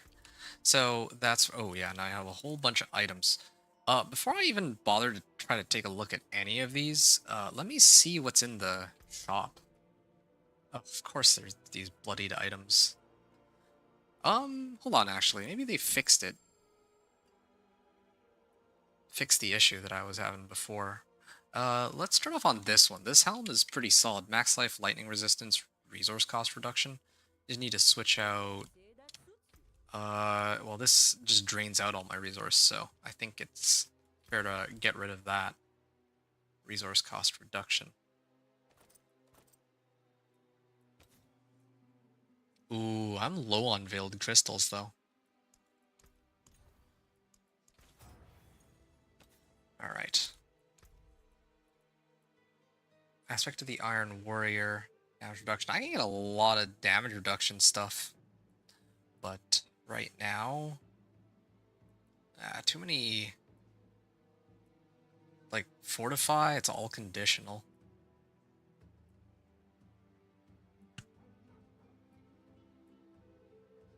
Okay. Well, I might not run any aspects at this rate. What's the other one? Ooh. Okay, let me salvage these first before anything else. Now I can focus on the rest. Alright. Utility. Lunging strike, healing, armor, max life. Nope, I don't care about those. Thorns while fortified. I'm still on that. I'm still feeling thorns while fortified.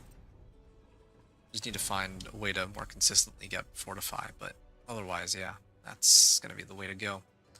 So that's for my helm. Maybe the barrier generation is nice too. Did you have a design in mind? Yeah, fine. Remarkable. Then there is the chest armor. Nope. Keep safe now.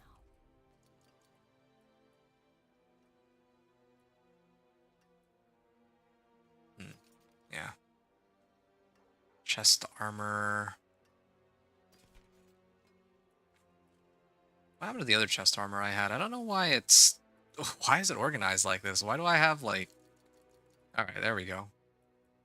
There, 750 should be here, yeah. I'm getting confused. I don't know why it was, like, all the way on the other side. Okay, well, this is the only 750 I have, so... I'm gonna slam Thorns... Oh, no. Thorns while fortified? Alright. So that covers 2 of my items. life on kill? No, I think I'm fine. Life per 5. Do resistance to all elements. Wait, what am I doing? I'm here for life specifically. There, yeah. Already getting a pretty good chunk of... Utterly timeless. Getting a lot of, these 750s. I'll just smash all gems and then replace them with the rubies. I don't even have that many rubies, wow. Well, there's definitely some things that are missing when I do the Vessel of Hatred campaign as my leveling. I don't have nearly as many materials, it seems. Okay. Well, that's for armors. I'm gonna shop for jewelry next. Oh, that's convenient. Got everything I think I need right here. I mean, they didn't roll super well, but Ooh, a tasteful choice. still do stuff with these. I just need life, right? Fine.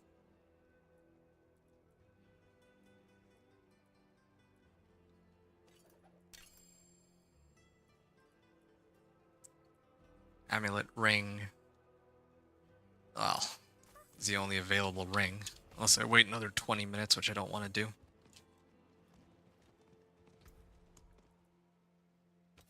Damage over time. Really? Maximum life, good. I know that glint in your eye. I know what you seek. Max life, life on hit. Where's the other ring? Yeah. I can replace overpower damage. Cooldown reduction. Cooldown reduction is not bad, but it is unfortunately not quite what I am looking for. There it is. And then I can add sockets into these, or tempers. I'm gonna temper these up first. Kick cooldown reduction. Eventually, I want to get like max kick cooldown reduction, but in order to do that, like I need to have this as a legendary recipe, which so far it's still only a rare. Resource generation.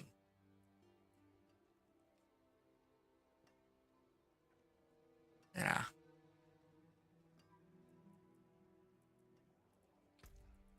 Well, doesn't look like I have that available, so damage would be the go-to. Maybe I will do a kick cooldown reduction. It's either that or steel grasp.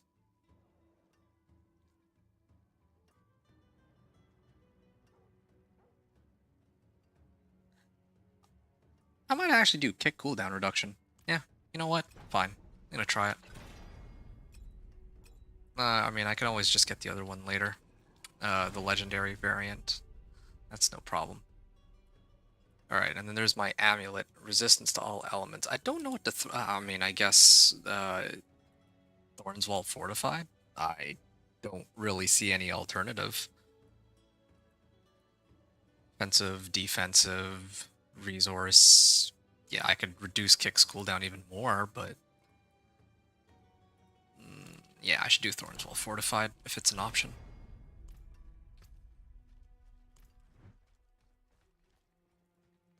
Always delighted to see a customer with taste.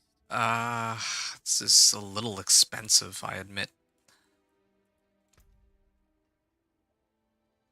This is kind of overkill for what I'm prepping too. I'm gonna get plenty more gear later. No, I'm actually just gonna leave it. I feel like I got plenty of life as it is. I'm gonna get a diamond. Flawless skull. Ever at your service.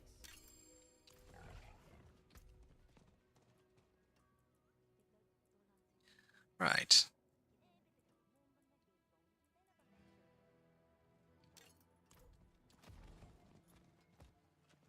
Now I can switch attack speed.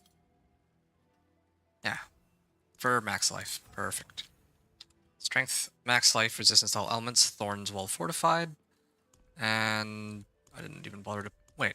Where's my skull? Thought I made I thought I got a skull. All right, so these three are good. Now it's just down to my weapons and the rest of the stuff I've got, which I probably should have done the weapons first, but that's fine. Actually, just start salvaging these. I'm clearly not going to be switching over for any of them. So this will make it easier to sort out my... Oh, these are two-handers. Yeah, this is the better of the two. So I'm going to use this one. But this one's an axe, so it's like tempting, but... to just make it in to Torment 1. Nice. Alright, yeah. Strength, max life, crit damage. I should not be burning sockets here, or should not be trying to socket everything. Welcome, welcome.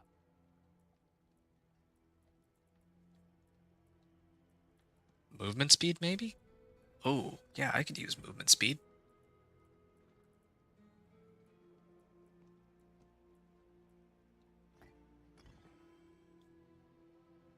Cast 5 skills gain 50% movement speed? Ooh, that's a big help.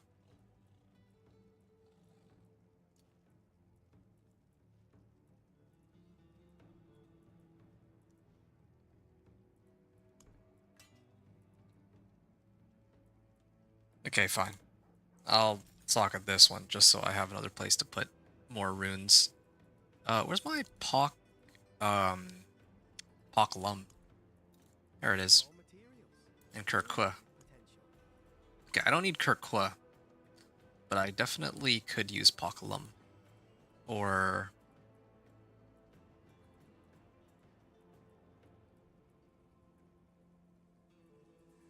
inflict a crowd control and gain resource? Sure. Yeah, I mean, I got Challenging Shout, right? Yeah, that should be fine. Why not? Alright. The other items I don't really care too much. 750, 670. I feel like I can get by as it is.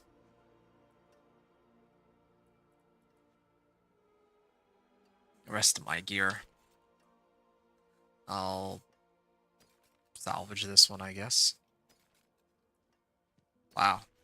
My gear is actually pretty awful. Yeah, it is pretty awful. It's got potion capacity, but... Alright, gonna start smashing all of these. Legendary polearm, nope. I was wondering if there was a mace, but there isn't. Max life, fury per second, fire resistance, I'll take that. I'm sick of reading through all these items. I really cannot wait for them to add the loot filter into the game. Strength, max life, and movement speed? Yeah, this is better. And has higher rolls too. Okay, good. And I can temper the rest. I don't really like how it has turned out, but...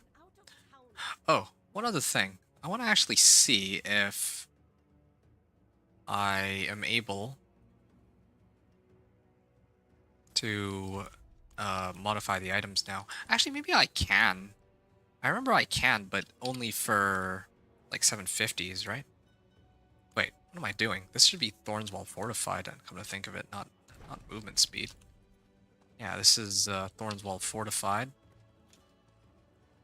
And then I'll get rid of life per 5. I need max life specifically, and then I want to imprint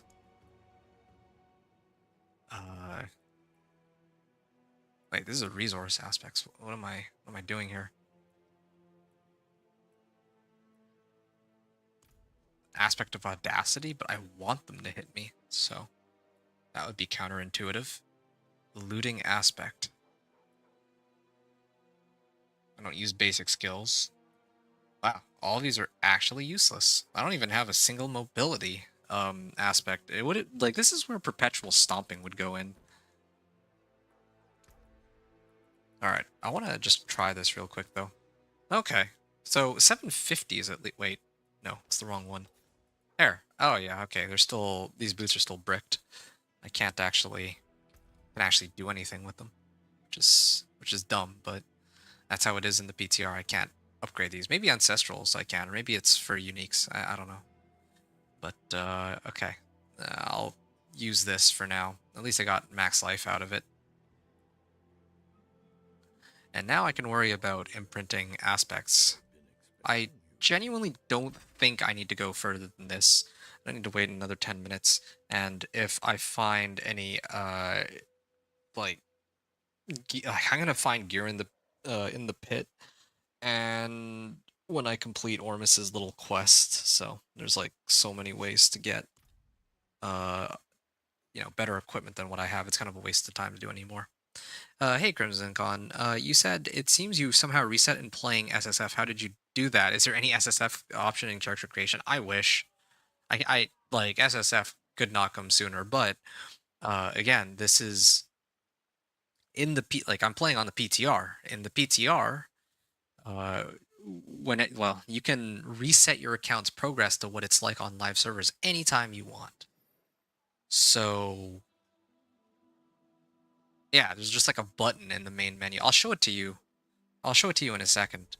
But let me just finish sorting out my stuff, and then yeah, I'll show you.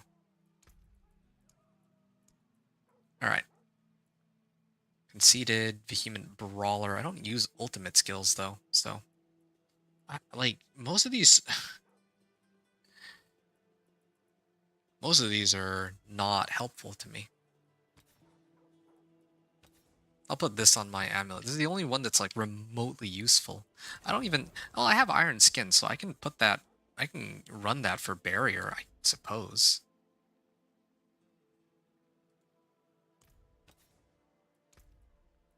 Okay, fine. This is how I'll do it then. Sure.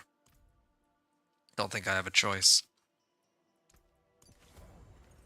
Yeah, this is the best I have, given...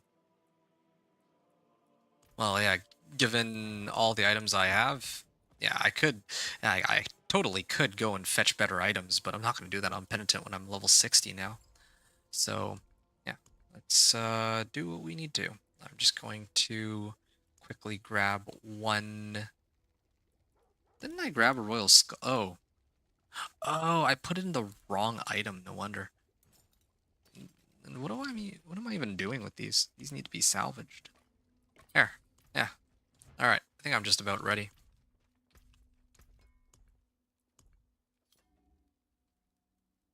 Good amount of armor, like 60%. Physical resistance, yeah, I think I'm ready to go. That goblin guy? No, not Emrak. Give me a second. I think I'm just about ready. So, oh, one other thing. Elixirs and incense. And then I'll just show you. Okay, 1 elixir of fortitude. 1 spiral morning. 1 redamine buzz, and 1 soothing spices. But I'm like so out of materials that I might not even burn these on this run. I might actually just go in with no elixirs and incense. Wow, they actually, I think, nerfed this? I don't know. Alright, all good. Okay.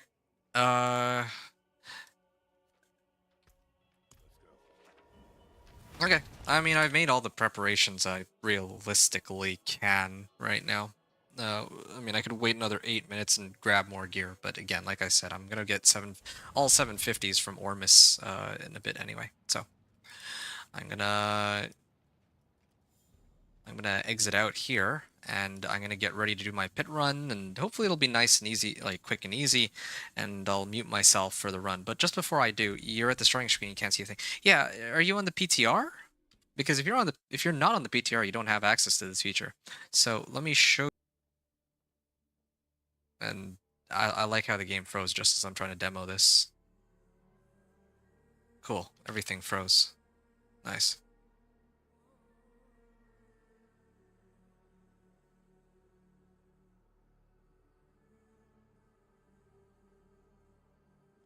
Okay, that fixed itself finally. You see here where it says this button next to create new character, copy your character list from the live game onto the public test realm? Yeah, this is the button that you're looking for. So if you click this button, and then you click submit or whatever, the affirm, accept, it'll pull your character, like your account's details from live, but it'll overwrite everything you have on the PTR right now.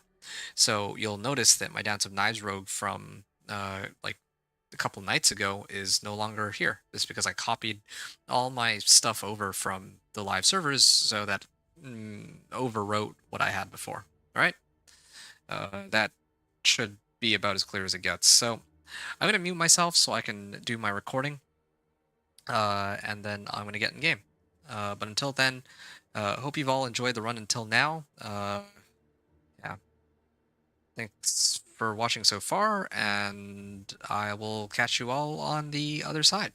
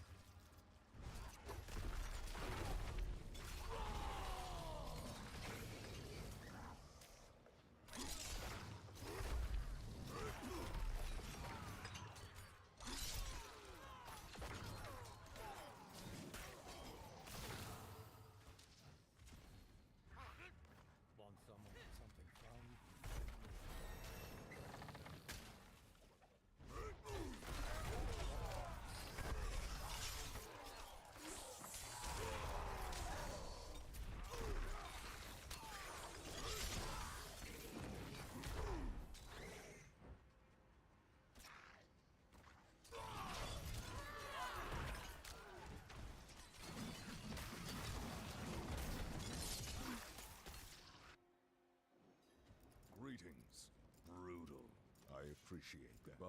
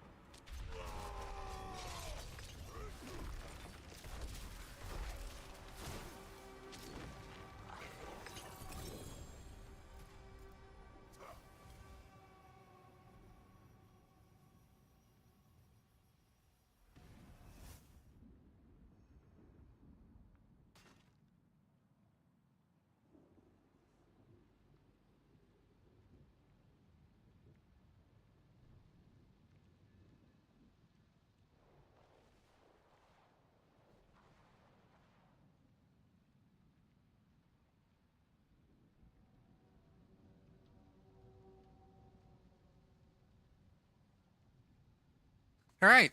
Yeah, that was nice and easy. As well, I got kind of lucky. Ooh, Tusk Helm. All right, I'll maybe look into this a little later, but oh, this one too. Um, yeah, I got lucky. I got lucky in the sense that well, I guess I am able to clear it. I mean, normally I'm used to tackling on pit 10 when two of those failed. I'm used to tackling on pit 10 when I have all 750s and I have a whole bunch of aspects, and evidently I did not need more than what I had here. I don't believe that I'll be pushing like pit 20 and onward with this equipment. I mean, like, there's like so much that's missing. I'm missing like a lot of aspects. I don't even have Death Wish aspect, right? Despite that, though, I was able to dog walk pit 10, so I wouldn't even say that I over prepped. I kind of over prepped, but like, and fighting the boss was the hardest part. But you know, clearing the mobs felt good. Like leaping from pack to pack, that was good. I like that. But give me a second. Yeah, here we go. Yeah. So leaving, like, the build actually feels pretty good. I mean, I haven't made a Thorns Barb like this yet. Like, usually my Thorns Barb is centered around my basic skill, pumping up the damage, and being the thing that I spam for Fury, but now I'm going to make it into Kick and Leap. So I'm going to see how this goes. I'm actually pretty excited for the continuation of the gameplay tomorrow. In terms of this pit 10 run, I don't really know what I have to say here. The pit 10 run was a breeze, despite this level of equipment. As for the 1 to 60 process, like, I'm a little over 5 hours, or I'm approaching 5 hours. This is basically 5 hours in total, which is an hour more than my Dance of Knives Rogue. All in all, not too bad. I mean, I use Vessel of Hatred campaign leveling. That is faster for a first character than if I were to run Helltides, but I think that if I were to run Helltides on a Thorns Barb that actually had access to tempers and aspects, like my second character and all that, and all the skill points and Paragon points, then I'm pretty sure I would be able to level more quickly off of Helltides, because I could set it to Penitent difficulty, and I would be able to dog walk all them, and throw thorns on all my stuff, and I'd be able to dog walk all the monsters, is how I imagine that going. But all the same, this was fun. I'm expecting Torment 1 to 4 to be a lot tougher. Probably the pit run itself will be super easy. It's just the boss that is the problem. And in fact, if I find certain bosses like Spirit Caller of Frost, suddenly becomes significantly easier. But if it's Drowned Sea Hag, it'll be a lot tougher. Anyway, that pretty much brings me to the end of my run. When I make it to Torment 1, I can talk to Ormus to upgrade my equipment. I don't think I'm going to be doing pit pushing, but I'll sort that out when I make it to Torment 1. Anyway, folks, it's been great, but I will be heading off now. So, yeah, catch you all tomorrow. Yeah, and here we go. Off into Torment 1. After a long, hard-fought battle with the campaign, here we are. Hope you all enjoy the run. Appreciate y'all tuning in. Thanks for watching. Adventure out.